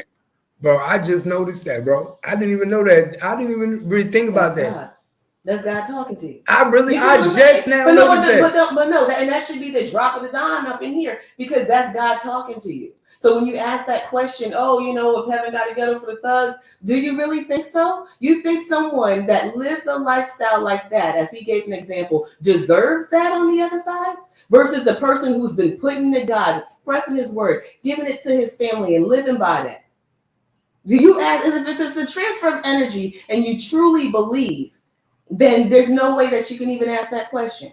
Because we ain't going to the same. No, the reason I asked that question because this nigga be acting like he's so righteous as a motherfucker over there. People are liars. We already said that. His page say the devil's advocate. But people are liars. That's what I keep trying to tell you. People lie to themselves and they lie to other people. It's a figment of your imagination. It looks fun. All of this shit symbolism that people be out here playing with. And they don't completely understand it. People lie. They don't know themselves. They can't tell you shit. So why are you how are you trying to speak positivity and you got a whole page that say the devil's advocate? Well, because listen, Keith. Right now, do you know? I'm gonna just use right now how we communicating on this live, right? Everybody got a channel, right? Yeah. Don't you know at the end of this world that we living in on this worldly time, it says people will become lovers of men. Don't you know you got people that say they skull gang, they got somebody that put up devil emojis and they go over there and he got the highest numbers. You be wondering, how the fuck do somebody I started with Ratchet, then I went to Skull. Right, but I'm just using all this is an example. Now, these people that got devil emojis, people been up on their platform named Sin, there's all kind of stuff that you look at it in natural and just think this is the name. But then you see how many people flock over here. You see how many spirits is connected with all these people. They'll join, get memberships. Hell, go work a job and get money to these people. And everything in front of you, you should say, hold on, this shit don't look right. This shit looks like a cult. This shit look like these people lived the whole life in the real world and didn't become a crip or blood. But they put their phone in their hand and they became an app game. You joined the goddamn game on the phone. How did you join a gang on the phone and become a member of this gang? Hold on. Let's not hate, man. You got me going crazy over here because you ain't never lied. That is so. I got my gang, man. Kev gang. No, but see, that's what I'm saying. Don't live this world based upon trying to hold on, because if it's for you, whatever is for you, God has for you. Don't take away who you are to try to keep numbers, to try to keep members, to try to not get people to stop joining your gang. Because you know what? You're right. You want to know why? Because in the last couple of weeks, I let go a lot of people around me that wasn't for me, and I've been going up more than I was before. Right, because God is trying to tell you, like He said in the Bible, He told people, separate yourself. You know why you need to separate yourself? Because this is all the stuff that you got connected to you, only life that you live. But when you separate yourself from the worldly life, now allow for me to put those that are around you. And see, once I put anything around you, it's going to be a blossom. It's going to show. You wonder why that storefront church, you only got 8 members. That church done been on that block for 40 years. And then you see these mega churches with 3,000 people every Sunday. Within 1 year, that church gone. It done went through about 4 or 5 pastors. Because in this world, people live off numbers. And the majority of the numbers will not make it to where we going when this life is over. But it was only 8 people at that church for 40 to 50 years. Your grandma went there, your mama went there. That church still standing. Because God is showing you it don't have nothing to do with numbers. But we in this world is worried about numbers, likes. Hit the like button. How many clicks? How many numbers? And God is showing you, keep paying attention to this worldly life and not separate yourself. And the day you separate yourself, you're going to have a little bit of heaven on earth because you now are doing something on earth that you never done before. Hey, bro, JB, I swear to God, I've been doing exactly what you're saying. I've been separating myself. I've been getting away from the bullshit. I ain't doing nothing. I've been on some content. I know you notice I'm on straight Mo3 content. You see, I came back doing the content that I started with. Oh, you got my baby sounding good. Say, damn, people, I'm in the middle of getting my car worked on. I'm gonna come back. I know you're gonna be on. Yeah, I'll be here. Holler at me. All right, let me take care of this. All right. Yeah. But he ain't never lying. He is saying some real shit because that is the truth. That is the truth. The truth is inside. So what you think? What are you talking about? What you think? What you think he's saying? What I think he's saying? Yeah, what are you trying to say? He didn't try to say anything. He said it. He said the truth is in, right, somebody said the level of discernment.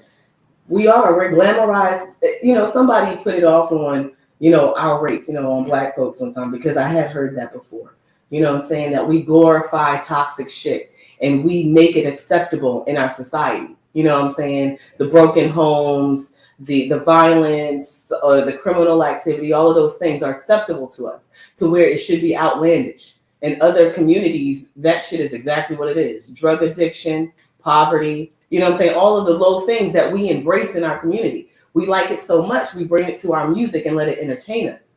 You know what I'm saying? So where your brain is going is actually right there to that group. So you have the same thought process of of people that are out here doing these types of things. Once you break onto that, if you truly are who you say you are and you work on living a righteous life, it'll show. It'll show in how you raise your family. It'll show in how you speak about yourself and how you speak on others. It'll show you in your mannerisms and how you act. It's very telltale, but we don't all have the time to focus on ourselves and get us to that point. Those that do will. Like he said, everybody ain't going. Just because they sitting next to you right now don't mean you'll see them on the other side. Some niggas don't graduate and go to the places they're supposed to. It's just like school, an institution. Like that, don't think you get to live fucked up, and do fucked up shit here, and then you just gonna be in eternal life. Well, how could you even think that? Bro. Because people that live here don't get to live that way, and if you do, then you're already looking from the outside. Bro, you wanna know what the crazy thing about it is? That I was telling them the other day is that a lot of the people we talking about only even had a chance to be an adult for 6 years. Right. Which means they're showing you know how hard that is, bro. Like, think about it. A lot of these motherfuckers that we talking about, like Tupac died at 26. He only was able to be adult for 8 years. Most of these people that we are sitting here talking about dying at 26, 25, 27, 24. Someone was taking care of them at 17. So what did he say? They- The devil sends out his heaviest soldiers to recruit. Right? Say that again. Right? The devil sends out his heaviest soldiers to recruit. It's only if we're talking. Who's doing the duality. recruiting? What? Who's doing the recruiting? Is the music industry doing the recruiting right now? No, not just the music industry. The streets do it too. The industry just gets to televise it. They already know you like it. They've been knew we glorified this shit. They just get to make money off of it now because you support it. And it's not only just black people. It's not, the music is not like I said, it's a vibration. It's not secular to just black people. People need to stop that shit too. But don't that seem funny to you when you think about it and you be like, yo, Tupac is known as a legend today in our society, but he died at 26. He was only able to be an adult for 8 years. Right, but what the fuck did he know about being a man? Exactly, but we're the only ones because we were brought up in that society and we glorified Tupac because we were growing up when he was out, when he was still alive. So those that were older than us look at us like, what the fuck are you talking? Only because he read some books and he was smart. He couldn't tell you about being a man, raising a family.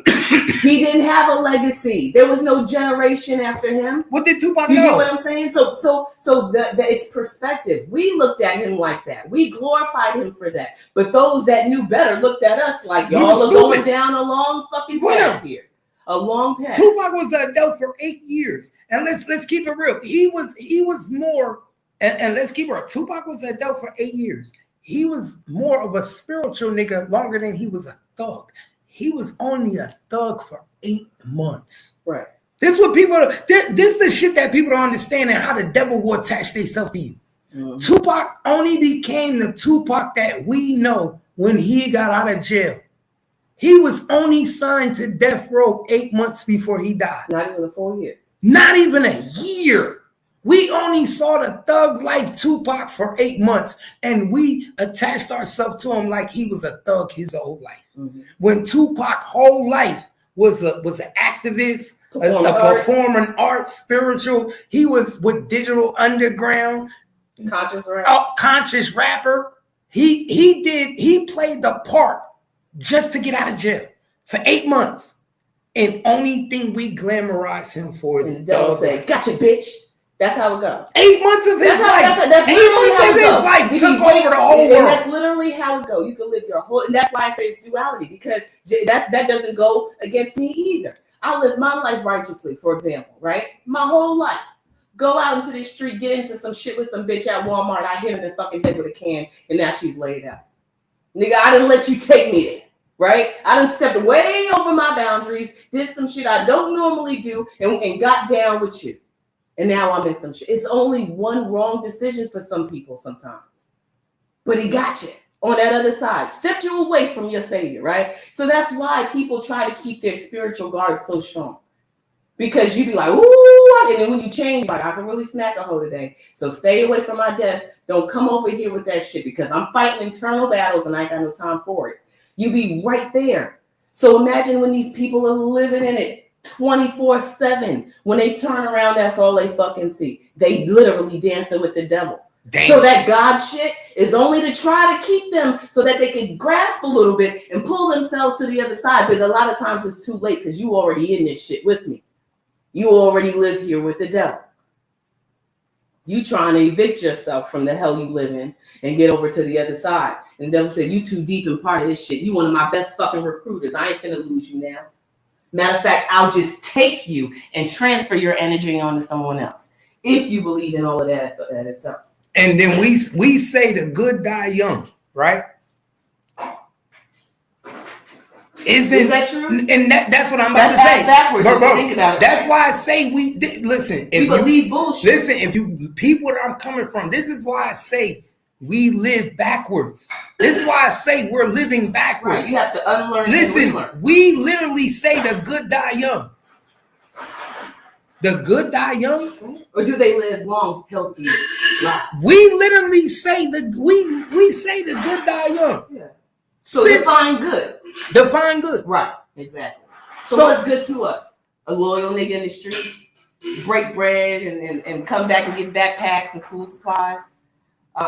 You know what I'm saying? The nigga that, dropped some money on his mama, you know what I'm saying? And and do shit like that. A woman that's sometimey, taking care of her kids. We say things like that are good. You know what I'm saying? Because we fight in a low level battle, right? So those things look good to us. You know what I'm saying? So that's what we glorify. And the crazy thing about it, like I tell people, if the good die young, then you glorify what's good. If you look at every person that died young, there's more people that died young that was in the bullshit than it was into good shit. So what the fuck is we talking about? What kind of conversations are we really having? Do you see what I'm saying? And then when you look at the state of music that it is today, everything Tupac said it was going to be is exactly what it is. And I keep bringing up the fact that he fought Miss Dolores Tucker on how she was saying that music was turning explicit, and it was explicit and disrespectful to women. Whoa. See, talk to people because they probably don't know what you're talking about. Well, it wasn't just him, Jay-Z. A lot of people was going against her, but she was fighting. I think okay, who is Dolores Tucker? I think I'll pull it up too, and I'll read it because. But who is Dolores Tucker? I want to give you her actual. Okay, so we about to get into it, man. Let's go. Let's talk about it. Y'all know, support the page, man. If y'all enjoying the content, hit the Cash App $ Gangsta Cat. Man, support the page. Anything help. $5, $10, Wingstop. You know how we do, man. If you rocking with me, I'm rocking with you. So this is just basic Google, and I can go into it a little bit more. So see, Dolores Tucker, she was a critic of violence and misogyny in gangster rap music. She sued Tupac's Shakur's estate for defamation in 1999. Wait, slow down. You're moving too fast. Say it again. Here, let me sit down. They can hear you. They can hear everything you're saying. Just slow down. I said, see, Dolores Tucker. She was a critic of violence and misogyny in gangster rap music. She sued Tupac Shakur's estate for defamation in 1999, alleging that his song lyrics from the album All Eyes on Me contained derogatory references to her. Okay, so she sued him 3 years after his death. Okay. Because he died in 96. So she came after him after his death. Right, but she sued them in 97, but before she had been going back and forth with him. But 97, he was already dead. He was already dead, right? She said the lawsuit claimed that the lyrics caused her great humiliation, mental pain, and suffering that affected her sex life with her husband. However, the lawsuit was ultimately failed with the court ruling that the references were protected as opinion, right? So, but basically, she was an activist, a civil rights activist, and a politician, and she was prominent. And she was fighting with, not fighting with, but she was fighting against the gangster rap music lyrics. Okay, so right. So her name is Dolores Tucker? Yeah. So she had every reason to have Tupac dead. Basically, what you telling me, if I'm listening to what you telling me, a woman that had a lawsuit against a man after he died, you have to be real evil to sue a nigga after he dead. I'm dead already. So now I'm gone, you still suing me.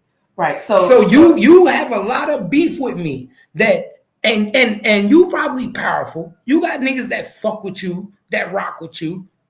You got every means to want me dead too. Right. Now, see, the thing about Dolores Tucker, she still stood on the side of the women. This is what the fight was about, okay? Not necessarily about getting Tupac out. She sued because of the ramifications of what he said in the song and how it made her feel. Now, going after the gangster rappers, they were coming to a point to where albums started to become explicit, where you had to put parental advisories on there. Within these rappers' music, we're going from a time to where music was about righteousness, politics, and had something to give to the community as a whole.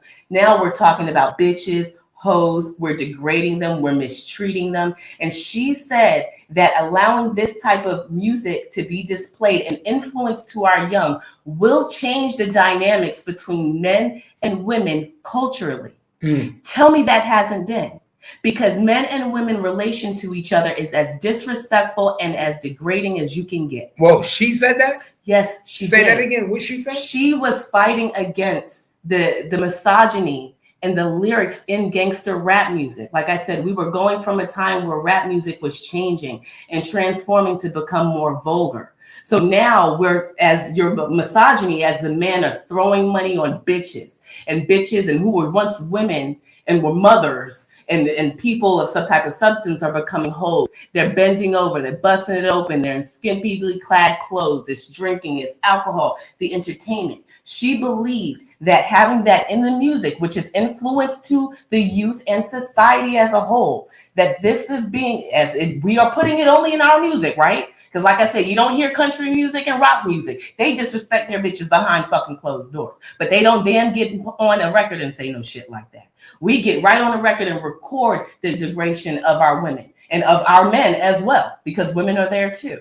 So both sides, this has been detrimental to our societies as how we treat each other, because the music has influenced relationships, how we teach our children, how we live amongst each other. So what she was saying was 100% right. And she was right in standing against that. Because while he was saying this is just opinion, this is how women are acting, I get to express it how I want to, it has been detrimental to society ever since. You can't put on a music video without a female bent over and niggas throwing shit on her or talking about a bitch or a hoe, or she talking about just taking a nigga for a bag because she's been used and abused. Just fuck me, suck me, and leave me. Is that really the type of music? So if you're engaged in that music and you gyrate and you dance, remember it's a vibration. That means you believe that shit. Yeah. That means you relate to that shit. So then you have to check yourself as the person who is listening to that shit and entertaining it and putting money in these entertainers' pockets. Tip drill. Tip drill. It doesn't matter. Like, and then you got people that listen to it and it's for fun and it's not their lifestyle, but the masses relate to it in some shape or form. And it hasn't been conducive to how we're living now. None of that built any fucking thing. It just tore men and women down 100%. And to our community, since we say rap belongs to us, we embrace that shit. We really embodied it so much, and that's how we live. Chicks can't get a fucking job, they say I'm gonna get an OnlyFans. Before you just had to worry about chicks going out to the strip club, right? But now you get an OnlyFans. Well, since you could have made a whole fucking business version of, but OnlyFans, you can make like $1 million and da-da-da. So when you say you got advocates for the devil, period. Bro, that's what she was fighting. Bro, this is what I want to know. How did we get to the point where it was illegal for Craigslist to solicitate prostitution, but it's legal for OnlyFans to console prostitution on camera? Porn sites got it. Didn't they get rid of Pornhub? In some places, like you get rid of porn sites, but OnlyFans is okay. But OnlyFans is running like I don't get it. You got rid of Pornhub in certain states. Craigslist was goddamn because they said, "Oh, you helping these niggas solicit to prostitution." What the fuck is OnlyFans doing? Is OnlyFans not helping soliciting prostitution? Right. Instagram. Fuck Instagram. OnlyFans niggas, women got their own site on there, busting their pussy wide open. You honestly think these niggas ain't meeting these women they on their OnlyFans in, and so they could get more money? It's doing the same thing. If anything, it's worse than Craigslist. On Craigslist, you couldn't put the video on there and do it like this. Picture. You just said meet me and let's get it. What is the difference from OnlyFans to Craigslist? Nothing. But that's what I'm saying. The acceptance has become over time. That's exactly what I'm saying here. Like once you accept one thing, in which we did, because we say, "Oh, shut up," to Dolores Tucker, and all rappers put her in a song and was like, "Oh, fuck that bitch. We get to say what we want to say. We got to write, blah, blah, blah." And it's like, well, damn. So now y'all looking at y'all women and men are mad because I'm fighting for respect. I'm literally surprised prostitution is not legal in every state. Like I'm literally surprised. The way our country and how we do it with sex exploitation, how the hell did they not make prostitution legal yet? Are they really trying to just play a game? Well, it's like legalizing weed and certain. If I can't make the money off of it, that's why you have things like trafficking. But trafficking goes to $1 billion business, right? This is a bigger corporation than your little prostitution on Figueroa. You get what I'm saying? That's mild. Even if you're the biggest baller out in these fucking LA streets and all that shit, that's mild to the money that is being coming internationally and from within on trafficking. So yeah, we have to we gotta have a little bit of chaos so that we can come in and create order. We can't just have all of y'all selling it because the pimps can't be making this money because I ain't getting a cut off of it yet. You know what I'm saying? That's why they go and there's so many other processes. But if they can't monopolize off of you just being a prostitute yourself and you breaking off some taxes, then and they don't want to legalize that because they want to be able to make some things still seem like it's a faux pas. That actuality, it's $1 billion business. So see between those lines. They really ain't doing shit. Somebody said it's the same as you catch a weed charge in Texas, but Right. can't blow big in front of the law in California.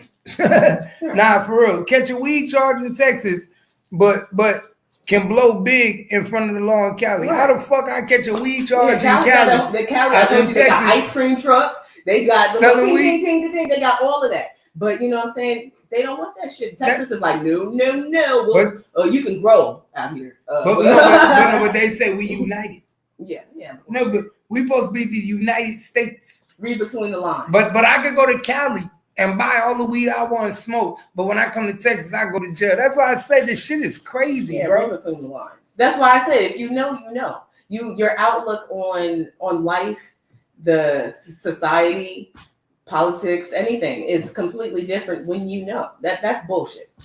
Yeah, if you are the United States, one state gets the blow, the other ones don't. Come on. Then you know it's not a unit. I can carry a gun in Texas. Yeah, I can't carry a gun in It's Jersey. not You don't think that shit don't make a nigga be like, yo, what the fuck? Like. So you mean if I leave Jersey and I come down to Texas, I get a gun? Yeah, what? Then I'm fucking leaving it. Right. It's crazy. Because they literally put you in a position where make you feel like, then why am I here? Like, how are we the one country? We're all United States, but here I can't do this, but here I can do that. Bro, why we don't got united laws? We don't got united laws, though. It's called the Constitution. Only united, no, that's because that's what the laws is supposed to be. That's why it's a fluke. That's why it's a fluke. It's called the Constitution. That's why it's a fluke, because we all supposed to be, the only thing we supposed to be under is the Constitution. The founding fathers created the Constitution for us to fall under the Constitution. Everybody. When the fuck did we start having all these individual laws? Well, you do remember when that was signed, right? They were still considered territories and branching out. But I'm just saying. So it is outdated to how we live now. But yeah, so within that Constitution, which is your overall, your individual state has their own process and procedure. But it wasn't supposed to be like that. That's welcome to the New World Order. That New World Order fucked shit up. No. And it's been a new process all the time. So you're in 2025, so you're so far removed and you're still talking about history. In 2025, and that's where people get it messed up too. We keep trying to talk about shit that was from there in 2025. Understand that shit doesn't apply. You know what I'm saying? Besides the Constitution being upheld, a lot of the other shit we talking about doesn't apply. Oh, when we had this, we had that. You live in 2025 now. You have lived through many of new world orders and things have changed and they supersede what used to be. Catch up. We all have to just catch up to where we are right now. There ain't nothing united about this. We all have to be governed under different laws and a totality of laws. Okay, well, let me ask you this. Why do you think we have to be all governed under different laws in different states? Why is that? Why do every state have to be governed under different laws? Okay, so if you're asking me. Yeah, because I don't get that. If you're saying, okay, so if you're asking me, if I'm taking charge, right? I'm president. This is me looking from the outside, not really from inside looking out, okay?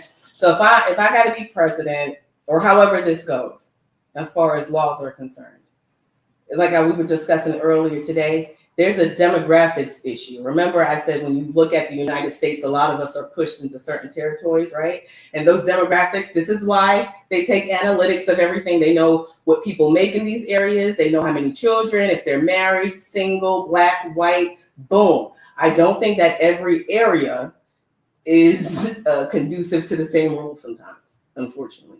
That's just my opinion. No, they always take a statistic on crime for every area. Yeah. Everything is already statistically based. Yeah.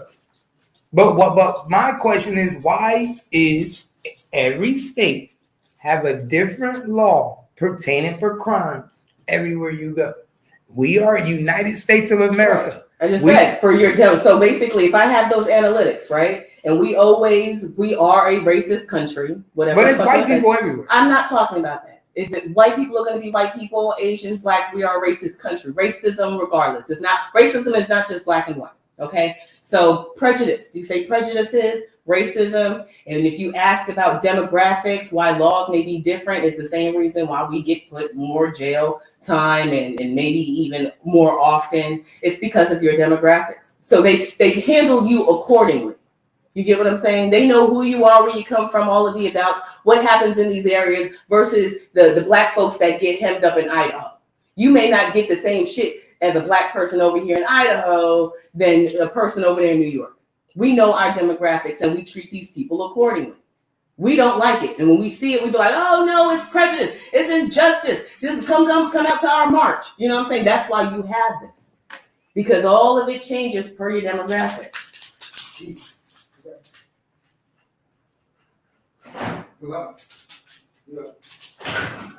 What did it say? Somebody said you're a lab rat in a maze in America, and they are sitting back seeing how long it takes for you to figure it out. I believe that 100%. And a lot of people ain't gonna figure it out. They spend, some people, you know, I was telling my kids, I said, I always am feeding them and overloading them with information, things that I already know, things that I've learned, and telling them about the things I want to know. And I'm always stuffing them with information. But I try to explain to them that this is all a game. You have to be able to recognize what we've been sitting here talking about, spirituality and highs and lows and idea and, you know, decisions people make. Mastering life the best way you can is all that you can do, because this is all a configuration. It's a system. And understand, a lot of these systems have to be put in play, you know, in order for society to sustain. But, you know, a lot of things get convoluted in the process.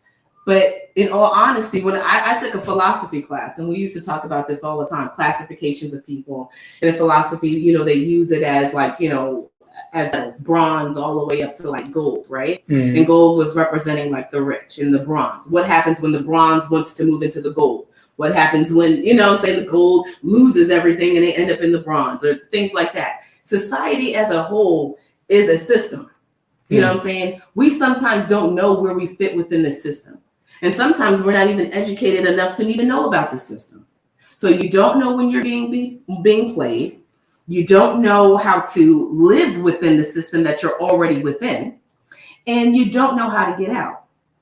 So when you start realizing things and educating yourself about more different. Well, they say you in the system as soon as you're born. No, I'm not talking about that. I'm talking about a system automatically. People don't realize that they're in a system. Like when you think 9 to 5, you think that's just the work hours. You think that right? So that's what I'm saying. You're part of the system. You get up, right? So everybody has the same system. Those that are functional, right? Everybody gets up in the morning. Kids get up to school because they have to be there by a certain time. You get up, get yourself together. You have to be at work by a certain time. You take lunch by a certain time. So do the kids, right? Everybody gets out at a certain time. But before all of you will rush into work at the same time. Then at the end of your work time, everybody's doing the same thing. Then you have to pay bills into a system. You have to live into a system. But that's why I said it starts when you're born, because the first system they start to do is take your fingerprint, your footprint. Right, but that's already to induct you into the system. That's the system already exists. I know, that's what I'm saying. Right. I'm just saying that's where it starts, the beginning. The beginning is right. When but remember, once upon a time that didn't exist. Okay. All you had was the census, right? So what they would do. Hold on, let me say what I'm saying. You're right. Let me get my thought process out. You're right. But that's why they say the first start with the footprint, right? But that's why a lot of people that want to be sovereign citizens, the people that don't want to be a part of the system, they don't start from the beginning. Because the before you can even say, I don't want to be part of the system, you have to start from the beginning. You understand? And hold on, somebody calling. Hold on. And the beginning is when you're born. No, y'all talking. The beginning, huh? It's not this number. The beginning is when you're born. You understand? Mm-hmm. So what I'm saying is that the system starts when you have a footprint. It starts when you sign that paper and you allow them to give you a name. Because when you give the corporation to give you a name, that means you are signing over a title. Because what title do the corporation give you? A birth certificate. It says birth certificate title at the top. Title, it says, they make sure it says title of birth certificate. Why? Because now you are part of a corporation. Just like when you get a car, everything comes with a title of ownership, title, birth certificate, social security card, title of ownership. When you are not part of the system, you don't even go through these processes. Right, but that was all part of constructing society. Because remember, the days of coming here off of boats and getting off and not being documented are over. Once they started creating these civilizations as a whole and building and saying we are going to be this territory to this society to this state, that was all relevant. That means you have to know how many people are in these communities, what kinds of people. That's why they started saying black, white, male, female. Everything had to be categorized, right? Because in a society, what do you have to do? You got to feed people. And when you have feed people, you also can have sick. So you have to create hospitals. All of that information is needed in order to create a society, because we are so far beyond just living in civilizations and having births that are unknown. You know what I'm saying? We are here where money is the biggest thing. This is a financial institution. So we have to monitor all of our money. And if we're going to make money, if we're going to make money, you know what I'm saying, to build this society, we need to know how many people we have to take care of as well. It's just like your home. So when you, and a lot of people, what I'm saying is they don't even know they're caught up in the maze. Before they even take your footprint, you're already going to a doctor. Your mother, as the mother, you're already going to the doctor getting monitored by, medical care, right? So they're getting all of your information there. Now they've got your blood type. They know what type of, where you come from, all of that. That's all the procedures at the beginning. But that's part of this system. Our system is so intricate. It's more intricate than it was now. Because not only because back in the day, you just had to take people's word for it to say, I'm Sioux or I'm African. Now I've done so much research around the world. I'm going to take your blood type. Before you are even born, before the baby's even born and brought into the system, they done took the blood.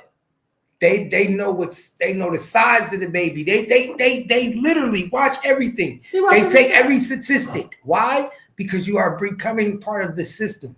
Right. They want to know the body. They want to know the blood. They want to know the race. They want to know everything. The footprint. Everything. Everything is documented. And then after the baby is born, you engage in that system because, like you said, they come and take the footprint and they ask you the baby's name. They say, give me a name. No, they don't. You don't say, give me a name. They ask you, what is going to be your What you want to name you? Give me a name. Right. And you provide them a name. The name.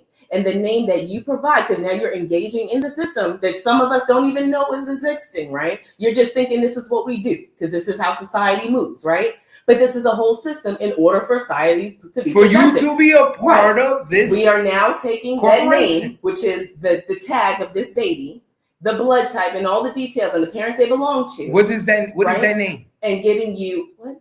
When you give your child a name, see, this is what people don't understand.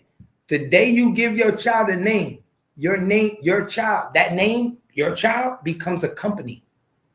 That's what people don't name. The day you was born and they gave you a name, you became a company. The day I gave my son Keith Jr. a name, he became a company. And he's a company. Now he's able to get credit in his name. He's able to build a business in his name. You are a company under the corporation. This is what people don't know. It's bigger than the little. Some people don't understand that shit. That's why they always stay in middle class level. You see what I'm saying? And some people were able to get loans from the bank. They were able to start business accounts. They able to build. You know what I'm saying? Be in society different because you are a company. So once you are, let me finish. So once you are born, you are automatically a company. Yes. It's up to you to establish that company. Right. Your name is part of the corporation. You are a company under the corporation. Right. You can get loans. You can get DBAs. You can get grants, anything under the corporation. And what's the corporation? United States of America. Yes, 100%. So after you're born, they have all your name and all of that stuff. They give you a birth certificate and a number. You now are part of our society, right? Yeah. Then we tell you that you have to go into our educational institution. To learn. Right, and we teach you. Because remember, we learn shit You know, not everybody reads, but a lot of what you learn is outside of the school. So the schools teach occult knowledge, right? They teach you and when you quit school, they teach what you happens? everything you need to know about being a citizen within the United States of America. And when you right? quit school, which is the corporation, what happens? Well, hold on. That's why they have. Question.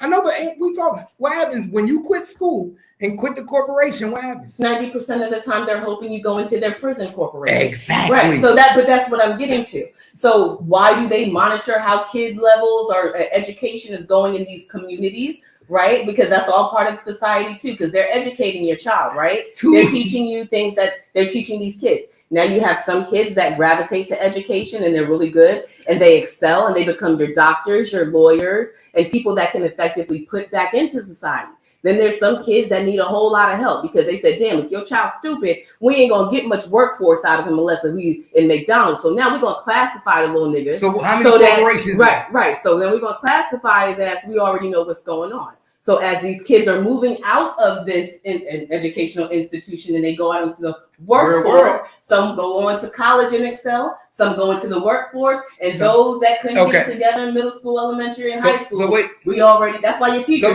So don't move.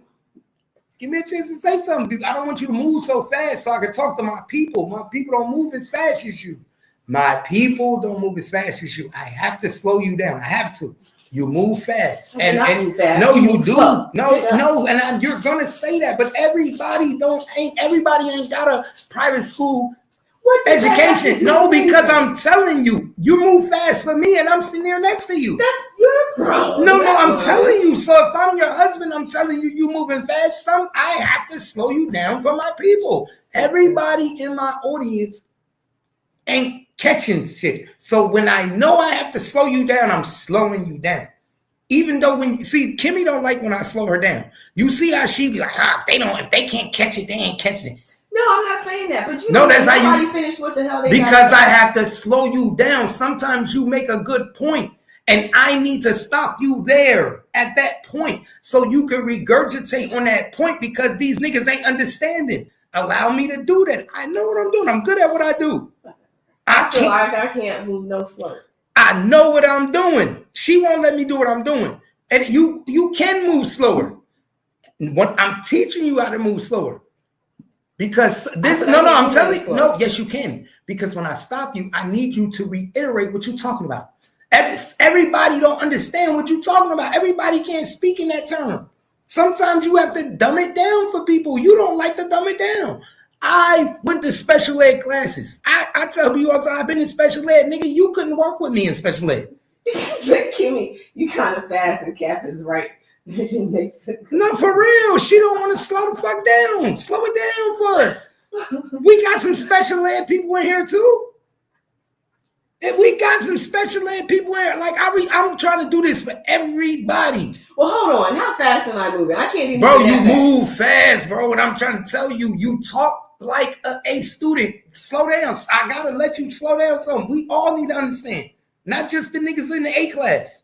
Slow down for the niggas in the D class. Okay. Hey, no. Hold on. Let me put it in better. No, hold on. Let me put it in better language. We need to sometimes have shit repeated twice. You notice how when I be talking, I repeat shit twice? Yes. Okay, so there you go. So, no, that's fine. I can slow down. Okay, no. I repeat shit twice. Don't I repeat shit twice? Slow down. But you have to understand how exciting this is because I don't sit around for bullshit. And all y'all have been here. Everybody has been around for the bullshit. And so it is exciting when you get to have a really, really good intellectual conversation with adults that can speak back intellectually and engage. Because you don't get that very often. Okay, but when you make a good point, I want you to alliterate in that point. Because some people need to understand what you're talking about. You will go past that point and not understand. You just made a good point. Everybody might not catch that. Just like old girl said it in the comments. I didn't even catch that. Y'all might not see me again this week, so I gotta say You just gotta understand that when I was in the special ed class, teacher used to say stuff 3 times. Mm-hmm. Listen, kids, we're doing 3 + 2 2. Listen, kids, sometimes you gotta do that because somebody be like, oh, okay, I see what she's talking about. You be going on so fast by time you talking and the nigga still thinking about what you just said. Nigga be blinking No, I'm thinking about what you just said, my nigga. I'm sitting here thinking about what you just said, and you still want something else now. I'm like, hold up, go back. Nigga, you got niggas on here trying to rewind the video. Oh shit, shut up. You think I'm playing? Hey, she think I'm playing, y'all. Niggas up here trying to rewind the video and shit. Like, hold up, what she just say? Shut up. That's why I'm trying to slow you down. Listen, real talk. Nah, for real. No, I'm telling you, because you make good points. But when you make good points, you have to elaborate on that point. Tell them what you mean. Because sometimes you might know what you mean. They don't know what you mean. You gotta dumb it down. You went to school for communication, so now you gotta make them understand. Give them a explanation of what you're talking about. Well, it's your fault. No, it ain't. It's your fault. No, it's your fault because I have to ramble. I have to hurry up. No, you don't. You ain't in a rush. No, nigga, you just do that on your lunch break. No, this ain't. You could ramble on your lunch break, but we chilling right now. You can give them that shit. You don't understand, and they understand. No. Look, you get ready to cut me off. No, right I know what you be talking about. You know exactly what bro. I'm They know what I'm talking about. You don't let anybody talk, so if you don't get that shit out, you liable to get cut off and forget what the hell you No, saying. you be saying. No, I ain't about to dump you. Let me hold on. Let me land. You heard what you say? You say catch up. You like shit. You be like catch up. Slow down. Hold on. You just wait. I'll get back to you because some of you niggas had to come back after class. So let's not. That's what you be saying. Right, yes, I'll see you after class. See, you're not good with the special ed kids. Mama, that's what I'm telling you. Tell your mama you gotta stay. So keep it real. Just keep it real. I'll be back. So keep it real. You're not good with the special ed kids. I can't. No, I can't. That's how that. Just keep it real. I'm trying to get you. Let me tell you, to keep it really honest with y'all, you lucky I don't have a whiteboard up here because I'd be drawing on the fucking board. Look, they say we gotta break it down and dissect it a little bit. Dissect it sometimes a little bit. I'm telling you, she not good with us. I'm telling you, she be like, nigga, catch up. I be like, damn, who made her my teacher? I'll get the book. I'm telling you, you can't teach us. My channel. This is my child. I'd be back here like this. Yeah. I got whole graphs so that you can see what the hell I'm talking about. I'll give you analogies. I can teach some shit. Don't play me. I can teach some shit. But yeah. I'll slow it down. I just want you to go dissect it. But I get what you're saying. No, it's fucked up. But like niggas said, man, it's all fucked up how these niggas, the thought process and the ideology of most of these people is crazy. Because I could imagine, like I said, how Mo3 ideology was. Nigga, I know my ideology and my mother Christian, my dad Muslim. So imagine having 3 different ideologies: Moorish American, Muslim, and Christian. And you in the street, and you a Gemini. Nigga, that nigga probably ain't know who he was. Right, come on. My nigga, you going in all different type of directions. Navigation. Then I'm pretty sure Miss Nicole was trying to pull him this way. Mm-hmm. And Osama saying, nigga, man, if you don't get your ass over here, nigga. We got shit to handle out here. Yeah, but that's how it be. That's exactly how it be. It'd be a natural fight within. That's why I said them demons, nigga. Them demons, they'll kill you. That's why I said if you don't move away, that's the first thing. Well, if you fighting demons, the first thing you got to do is move from your environment. First thing you got to do, you got to move from your environment. Right, you got to move. You can't, bro. NBA YoungBoy be there right now if he didn't move from his environment. What? And I don't and I don't like the way he just went back. It's crazy. After all of that you did to keep us. That's how I know that the feds is working with him. Because why would you go back to that same area with $1 million doing what you doing, man? Fuck out of here, man. You can't play that game. You can't play that game. That's why I said the demons will fuck with you. And if you a smart nigga, you don't play with God, man. You don't play with God. Do what you do. But, bro, that's why I say most of these niggas that's in this gangster rap shit and got rap beef, they don't live long. No. And they be playing with the energy. They engage. You know what I'm saying? They gravitate right to it and they engage. And then it's a wrap. Like I said, once you in it, you in it. It's not nobody can say. Because guess what you got to do? You got to live up to a certain persona. And if you don't live up to that persona, nigga, then you fuck. The worst thing you could do is be a rapper, start a persona, and then don't live up to it. Nigga, that's everything. That's your whole character. That's like telling Charleston White to stop doing what he doing right now. And Charleston White just turned into a whole good boy and say, I'm not talking about people no more, and I'm just doing. Niggas gonna look at that nigga totally different. Same love financially? No, Hell because no. we thrive off of Will niggas still interview him? Would niggas still interview Charleston White if he wasn't talking shit? If Charleston White said, I'm not doing no talking shit no more, and I'm just went straight political and talking just politics and helping my city, and I'm running for mayor. Let's say Charleston White said, I'm running for mayor for Fort Worth, right? I'm running for mayor for Fort Worth. I'm just sticking straight politics and talking straight politics. You think people still gonna interview him? No, were they interviewing him when he was doing it?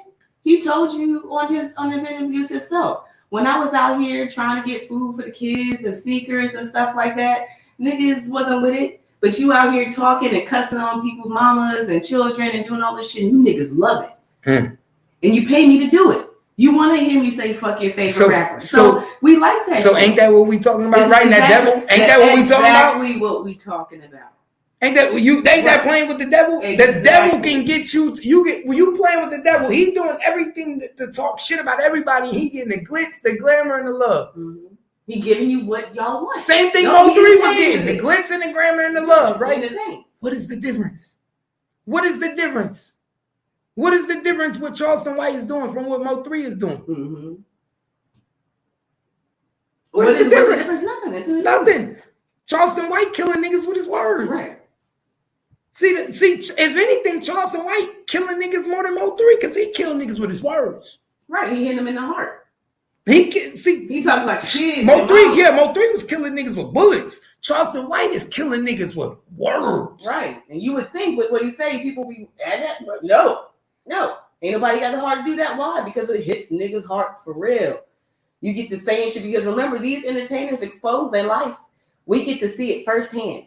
We see all the stuff they post. We get to know about the mamas, the families, the children, all of that stuff. It's exposed to us. So when we get to critique that shit and speak it to the masses on a bigger platform, it hurt these niggas. That's why they like, you better not come to the city, nigga. If you really wanted me, you would come get me. Mm-hmm. I always look at people crazy when they say you better not come to my city because what the fuck do you want? If you really want me, I shouldn't have to come to you. Right, and you don't get on fucking social media. And most niggas that want you ain't gonna tell you they come. And that's just the truth. And I don't want to hear that shit. Well, I never knew a nigga that tell you they come to you. No, there's organizations, criminal organizations now that are not on there telling each other their plans and when I'm gonna come hit you and in what city you gonna get. That's not how this works. So when you see it, understand and do not be fooled. It is just entertainment. You have a few crashers out, but they was already insane from the jump. So know who you playing with. At the end of the day, you are talking and hitting these people emotionally, and that's really all that there's going to get. Some emotional outbreak. Back on social media. Man, this shit crazy, man. We about to get up out of here, though, man. We about to get up out of here, man. I appreciate everybody for fucking with us. We've been on this bitch for 4 hours. I've been on 4 hours? We've been on this bitch for 4 hours, man. I appreciate everybody for rocking with us, fucking with me and Kimmy. You want to go tell me? Y'all know how we do, man. Y'all know how we do. I'm gonna start another live though. You know I'm gonna start another live where we just pop our shit. I'm gonna start another live. We just ran content. That's what I be telling people, bro. I could do both. I could pop my shit and chill, and I could run content. Appreciate you, AP. Appreciate you, AP. Yeah, we gonna run another live. We still running another live. We coming back. Hey, let me get Pretty Girl Jean back her wrench. Pretty Girl Jean been back fucking with me. Pretty Girl Jean been back fucking with me. I told y'all we back to doing something new, man. I'm back to the old sincere. Man. Queen been fucking with me. I'm back to the old sincere, man. We back to Captain Keith days, man. Y'all know we do. We running our Mo3 content. I'm back to running my Mo3 content and doing what I do, man. JB been fucking with me.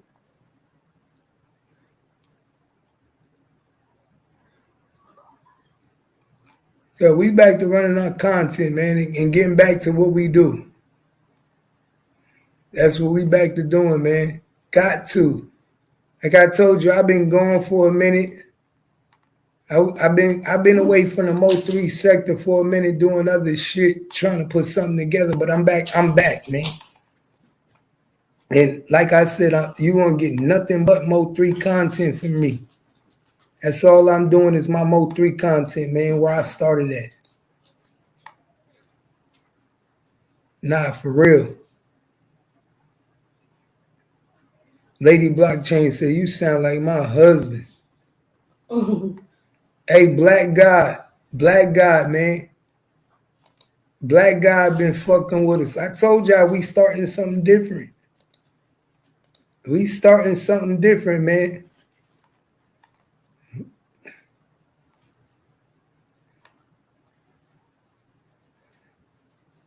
Y'all know how we do, man. We not doing that no more. I'm not even, bro. They can't type their names. They can't do nothing. We getting back to our content, man. Straight content. Do what we do. And Kimmy, you got something to say? Yeah, Kimmy will tell you we're going back to the old, you know. No, not much for me. I just enjoyed talking to everybody, having a good conversation. I'll sit around for many more if I'm invited. If you invited, man, she always, you hear that, y'all? She talking about if she invited. She always because I don't be in YouTube, she be. So call me when we really yeah, Kimmy only come when we really doing real content. That's why we got to get back to content. So we could go back to doing real content. Kimmy could get involved. You know what I'm saying? Kimmy don't like to be on when I'm doing bullshit. If I'm doing bullshit, Kimmy, you ain't gonna hear Kimmy talk. But when I'm over here, but that's what I'm saying. Ain't no more bullshit. We ain't doing no more bullshit. Y'all, I give y'all my word. I promise my cap gang. No more bullshit. No more bullshit. We on real content. We sticking to what we doing and doing what we doing. I don't even know these niggas, bro. I don't know nobody. I'm not talking about nobody. You won't hear me say nothing. If you hear me say anything about these niggas, y'all already know. You can leave me. You feel me, babe? What I say? Didn't I say that I ain't talking about none of these niggas no more? Oh no, and I think it's well worth it. Didn't I say I'm not? If I see these niggas on the panel, didn't I say I'm not going on? But you got to follow the same thing. You got to pick a side. We've been talking about. Yeah, I'm picking a side. You got to stay on it. That's what I say. You and the told focus should be you and what you're doing in your art. Mm-hmm. That's it. That's what we come here for, to express things by media. But I'll be always trying to help everybody else. Now I'm about to focus on myself. But yeah, sometimes you gotta help like, yourself. bro, I can't. I'm always on YouTube trying to help everybody else. Yeah, help yourself, and those that are watching will learn, because you can't stop people from learning from you or taking something away from what you're teaching. I know, but in my mind, no, I'm saying in my mind, instead of me worrying about myself, I'm always like, okay, I'm gonna build this sector. Okay, I'm gonna help you build a page. Or I'm gonna do this. Instead of me worried about everybody else, now I'm about to focus on myself. Right. So look at it like you halfway building your house and then stopping to build your shelter and go helping someone else. That's what I'll be doing. Right. So your house always just gets halfway. Mm-hmm. Not even halfway, nigga. I be one. I don't even be one third. You look down, you say, "Oh, you ain't got a hammer. Oh, you ain't got a ladder." And then then you climb down and help these niggas. So stop shit. Doing that. Niggas Let say me build my shit first, and then I'll show you. I be building my shit, and niggas say I need help, and then next thing you know, I stop doing what I'm doing, and I give. Not only do I get the nigga my hammer, I give all my tools. Right. This is what I'm gonna keep it real with you. Know what it look like I be doing? I don't just help him what he doing. I say, nigga, no, don't build your shit. Mine. Take my house. Use my house. See, that's what it looked like. And now, it took me a while to think that. Now I'm starting to look like, I look like a dummy. I look like an asshole. Because I'm not only am I trying to help niggas, it's one thing to help niggas build their own. Think about it, Kimmy. None of these niggas I was helping ever built their own. They used my house. They used my platform to build themselves. None of these niggas ever went to their platform and built their platform. Even think about this. Even when I told them, when you gonna go live? When you gonna go live? And I'm thinking, why these niggas won't never go live? You said so. Blame yourself for being an idiot. Don't blame myself. You gotta say, you know what? I'm tired of this shit, bro. I blame myself. I blame myself. But guess what? It ain't gonna happen no more. It'll never happen again, family. It'll never happen again. Like I said, I don't mention them, bro. You can't even type them niggas' name in my chat no more. I bet you can't type that nigga's name. Somebody try to type their name. Somebody try to type their name in my chat. I bet you it don't go through. I'm just saying. I'm done with everything. Niggas can't even type in my chat no more. That shit is done. Nigga, I'm on a whole new mission, whole new league. If niggas ain't on what I'm on, I don't know what to tell you. You feel me? I'm on a whole new, no, they'll just see, I'm on a whole new league. I'm on a whole new mission and a whole new league. We doing a whole new shit. Well, I enjoyed the whole new conversation. Oh, no, I got a lot of conversations coming up. Me and Kimmy about to do what we started. Like I told you, nigga, I only got one co-host. The only co-host I ever had and the only will have is Kimmy. That's me? That's the only one I ever had. My nigga, you my wife, ain't you? Then you started a slippery slope. You started this shit with me, right? Then you started this shit with me. Sometimes I felt like I was look, only co-host I ever had was Kimmy. Creative thought process. So it's been, y'all don't understand. It'd be a lot behind the scenes. You know what I'm saying? It really do. It'd be a lot behind the scenes because I don't always agree with the creative direction. Me and Gangsta Cat be having business meetings that turn into full-blown arguments back here, and then the whole business be shut down. So I think I'm hired on again for some days. We gonna find out, and then we gonna make a post, right? Nah, we're gonna find out, and then we're gonna make a post, and then we gonna see how this works. Now you know she ain't going nowhere. We got like Breakfast Club. One day we gonna be bigger than the Breakfast Club. Breakfast Club mentality. We got some co-workers. No. One day the bounce. Watch, the bounce is about to be the biggest shit soon, man. I told you we got the Bounce magazine coming. The Bounce magazine. We got the Bounce Studios coming. Thank you, Lena. Yeah, we got the Bounce Studios coming. We got the Bounce magazine about to come. We got the Bounce merchandise coming. Trust me. Y'all watch what I got coming. She said, we know Keith is a handful. Uh-huh. You don't even know. You don't even understand. But he do. He means well. He's smart. He ain't stupid. He plays stupid. Yeah, you know, I'm a handful. I ain't gonna definitely lie. Definitely a handful. I be chilling though. It keeps the excitement. Hey, bro. It keeps things exciting. It's an adventure, y'all. I'm an adventure. Hey, bro, I'm telling you, my wife would tell you when she left with me, a white girl told her, you know, leaving with him is gonna be an adventure. You going with him? It's gonna be an adventure. Little did I know. Yo, oh my God, do you ever think about that? Yes, I think about her all the time, and I'm thinking if she was God, because you don't understand. Okay, because here, let me stage the scene, right? Because I was sitting. Bro, listen to me. No, hold on. Let me tell you why this is funny. Because I was a senior in high school, right? I was that nigga ball player, and I never messed with white girls. That was my little bitch that would give me money. She was like I didn't have to do nothing with her. I didn't have to fuck her. Like she was infatuated with me. Right. She would give me money. She would take me places, drive me around in a car, let me take her car. She would get in trouble for me. She would get suspended for me. Like, you know what I'm saying? Like she was that bitch. So that's why she said that. That's why it was funny. Right. Well, I took it completely differently because I'm a little bit more organized. Okay. So I'm a little bit more organized and I peep shit and I feel and vibrate on a lot. Right. So I was sitting in the back center. So when she said, I'm already feeling apprehensive, this whole thing is unnew. We're going all the way to New York. I'm getting into new stages of my life. I'm riding with my nigga. We just gonna fly the world and do shit. And she turned around and she was like, "Oh, you're going too? You're going to Texas too? No, you're going to New York." She thought I was no. See, what happened was I'm telling her what happened so they get the concert. I had her drive us to New York. She didn't know we were leaving to Texas. She thought I was going by myself, and she didn't know you were going with me. So go ahead. Go ahead. So go ahead. Anyway, I was sitting there and she goes, "So you're going too?" And I said, "Yeah." She said. And it was the way she turned around. It was the way she looked at me when she said it. And it's always sat right here in my heart because I get signals from God all the time. That's why I speak the way I do. I talk all the time from the time I get up to the time I go to sleep. Anything I do, I'm grateful. So that I was already feeling some type of way about all of this. I'm 18 years old. I'm getting ready to leave the States. I ain't never left. I'm leaving with some dude. And she's like, this is going to be an adventure. And I felt like she was like,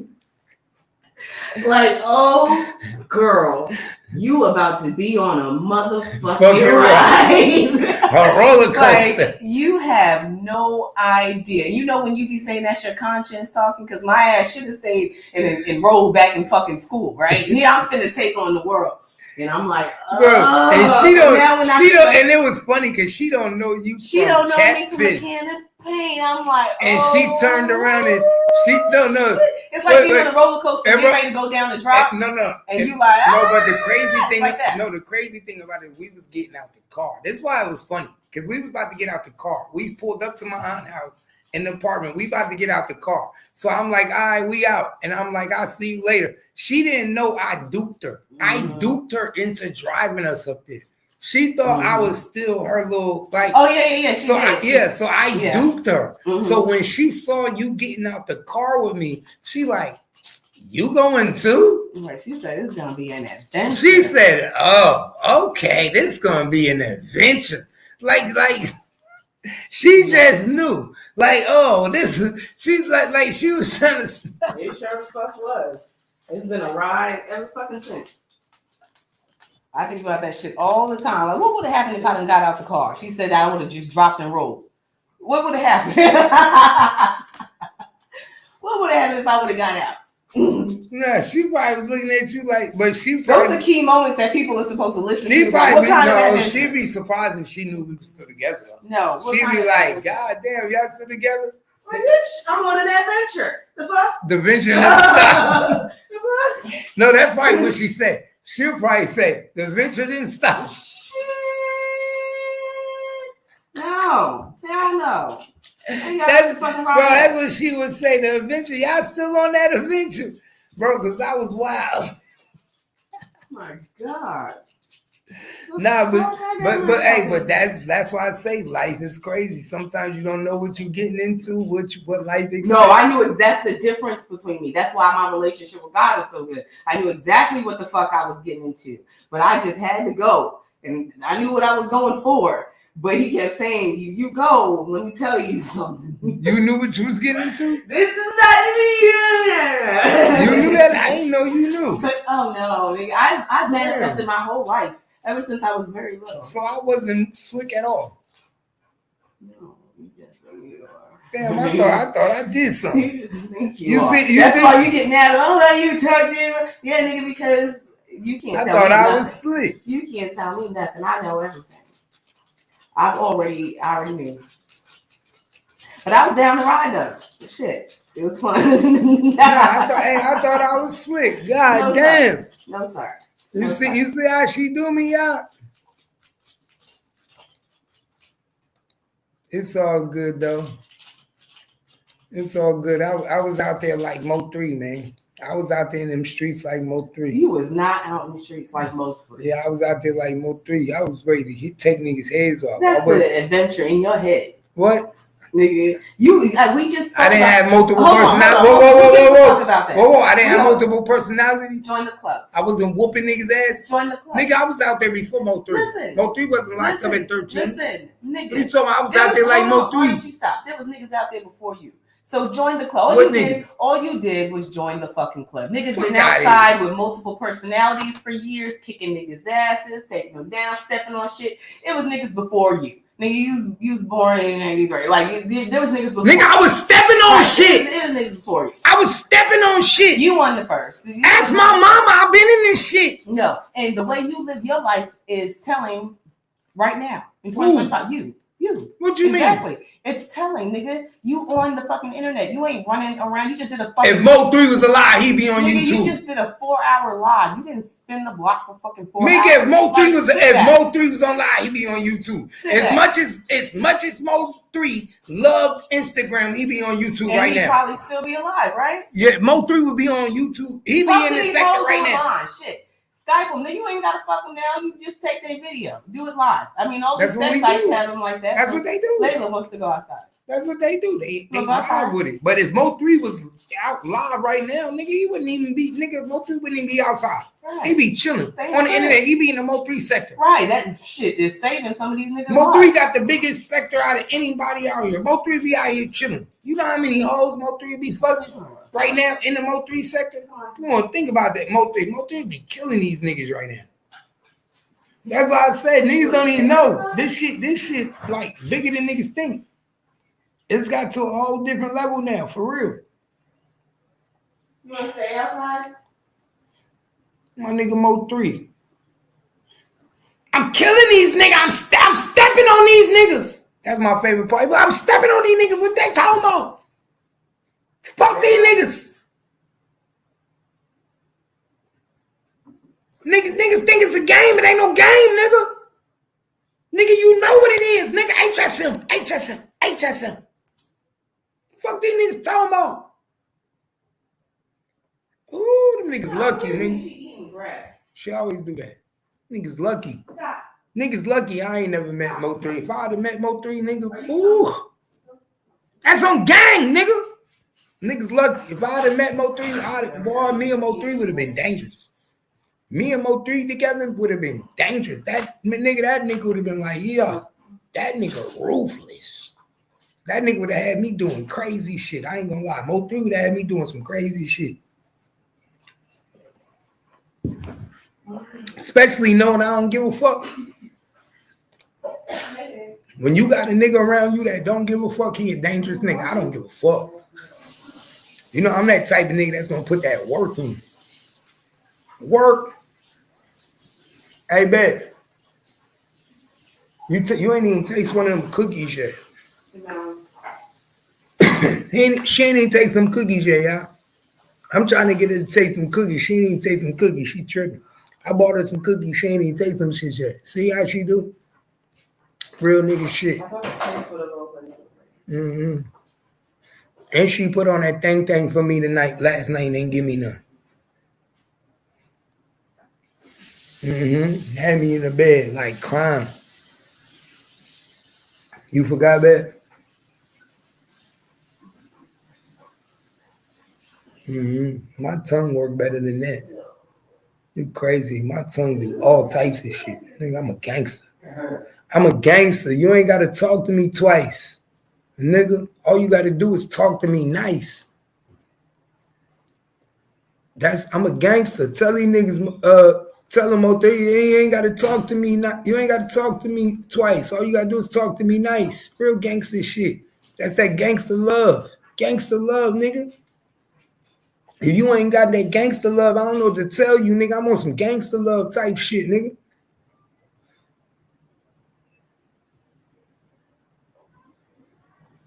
I'm on some gangster love shit, nigga. Hey, all we doing is Mo3 shit. That's all we doing. On gang. Every day, Mo3 shit. That's what I'm doing. I'm getting back to where I started, man. I don't give a fuck nothing. Like I said, it's Mo3 sector, man. It's what we do. I'm one of the originators. I'm one of the niggas I'm an OG to Mo3 sector. Ask anybody that been in the Mo3 sector, and they'll tell you I'm one of the OGs. Been here from the beginning. I just went away to, you know what I mean? Get myself together. I'm back. Nigga, I'm gonna give y'all all the Mo3 content, and I'm gonna be at the motherfucking courthouse. I can't wait for the trial. We gonna be at the courthouse. I'm gonna be in the courthouse. Oh, nigga, I'm gonna be in the building. Oh, yeah. I'm gonna be in the building, outside the building, me and Kimmy. Oh, it's going down. I'm gonna be right motherfucking there. Right there, it's going down. At the courthouse. Mo3 shit. Shit, I might beat somebody up just for the hell of it. What the fuck? Don't take me nowhere. Well, then you ain't gotta go. But you know how I do. I might beat a nigga up just for the hell of it. Yeah, I know how I do. I might just do some crazy shit. I might throw some hands on some niggas. We just discussed it. Nigga, I don't give. Sometimes I gotta do what I gotta do, man. You ain't got. How the fuck you gonna be? See, you gotta pick sides. Man, how you gonna be a blogger and try to get niggas information and then end up in jail your damn self? Ain't nobody gonna listen to you. Nigga, you gotta be a leader the right way. Nigga, that's why everybody can't lead. You tripping. Nigga, hey, Bro, one thing about my wife, bro, she be trying to get on me. You be always trying to get on me. I ain't gonna lie, you be on me. You be on me, but I know the truth. I know the truth. You can say what you want. I know the truth.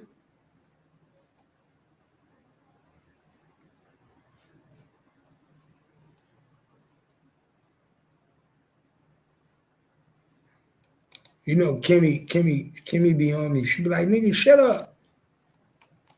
She be trying to get me. She be like, nigga, you ain't gonna go between nothing. Queen Tanya, what up?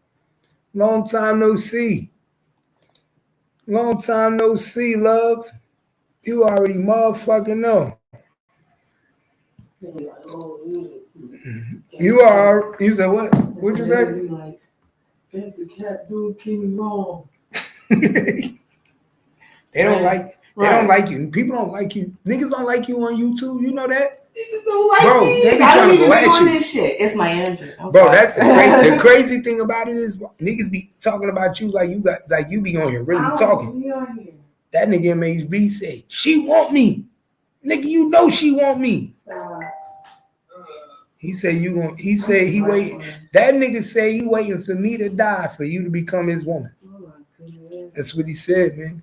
He said you watch me, bro. He said you waiting for me to die. He said you got insurance on me. Bro, I don't know. He said you waiting for me to die. He said bro, you know I'm gonna hunt you for life. If I find out you ever do me like that, I'm gonna hunt you for life.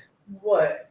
Take you out for the life insurance? Yeah, you ever take me out for some life insurance policy, I'm hunting you.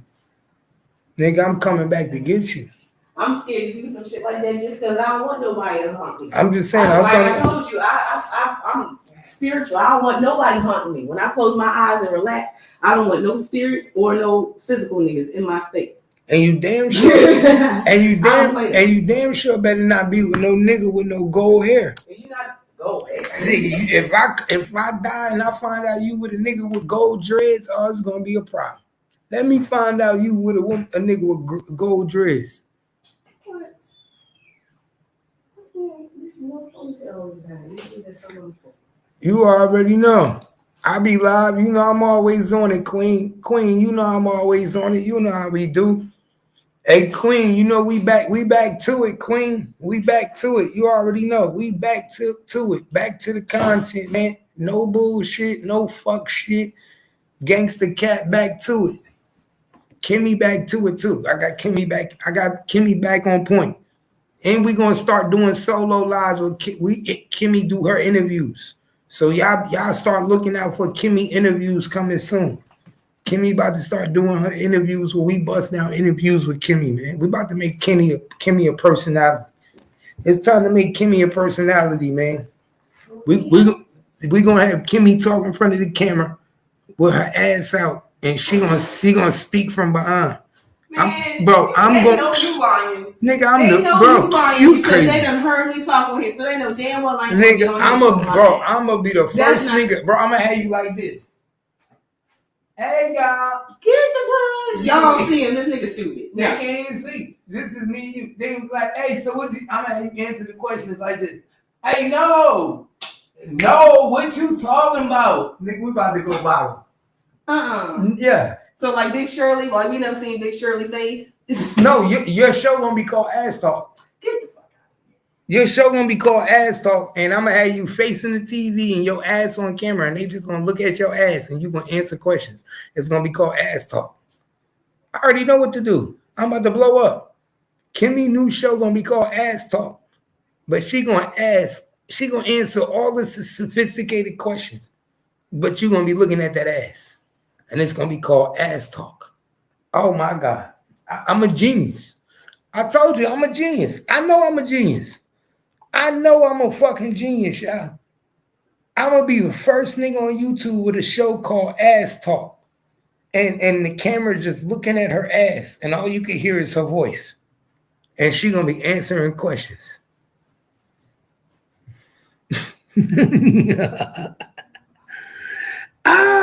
I'm a beast. Kimmy gonna be like, what are you doing? Nah, I know I'm a beast. I'm a beast. I'm telling y'all, man, I'm a beast. I know what I'm doing. Y'all pay attention. Watch what I do.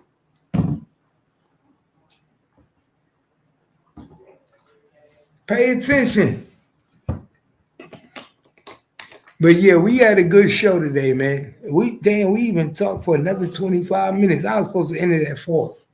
We even talked for another 25 minutes, man. That's how you know we on some bullshit. That's how you know we just be kicking it and chilling. But we about to come back, man. We'll be right back. We will be right motherfucking back, man. If you fucking with me, I'm fucking with you, man. Y'all already know what time it is. It's your boy Gangsta Cat, man. I appreciate y'all. I appreciate y'all rocking with me. If you enjoy the content, man, if you enjoy the content, you fucking with me, you can send me a cash app, or you can send Kimmy a cash app at $ Gangsta Cat. It go to the same shit. It go to the same shit. Right to the bank account, man. We share a bank account. So, you know what I mean? If you send her money, it go right to me. If you send me money, it go right to her. Am I lying though? We share a bank account, right? So it goes to the same shit, man. So if you want to support Kimmy, you know what I mean? Just hit $ Gangsta Cat, man. You already know what it is, man. You already know. Support. For real, for real. I appreciate y'all, man. One love. Let's go.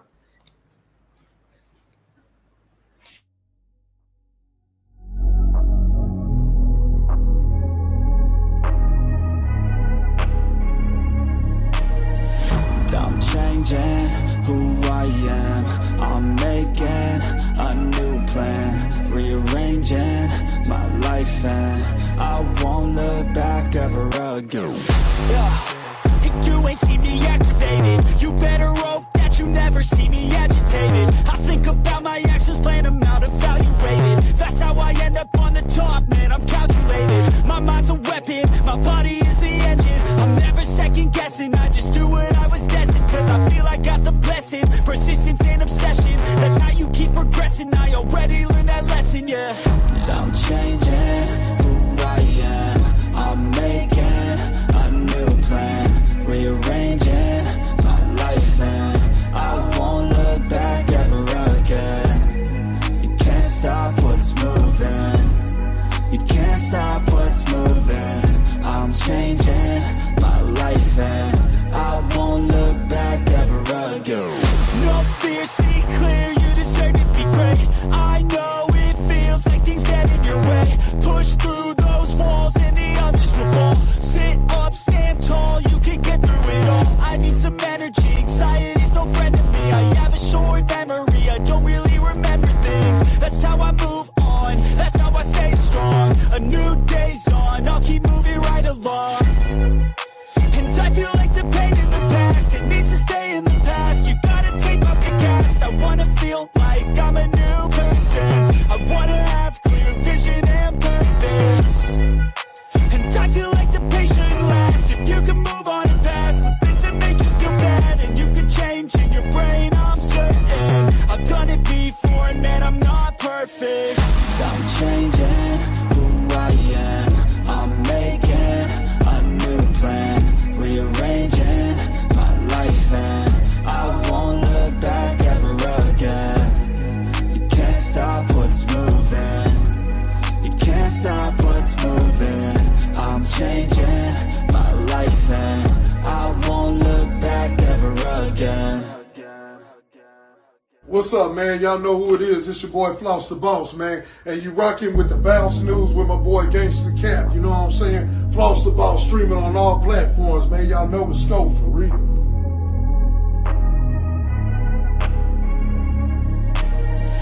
I'm changing. What's up, man? Y'all know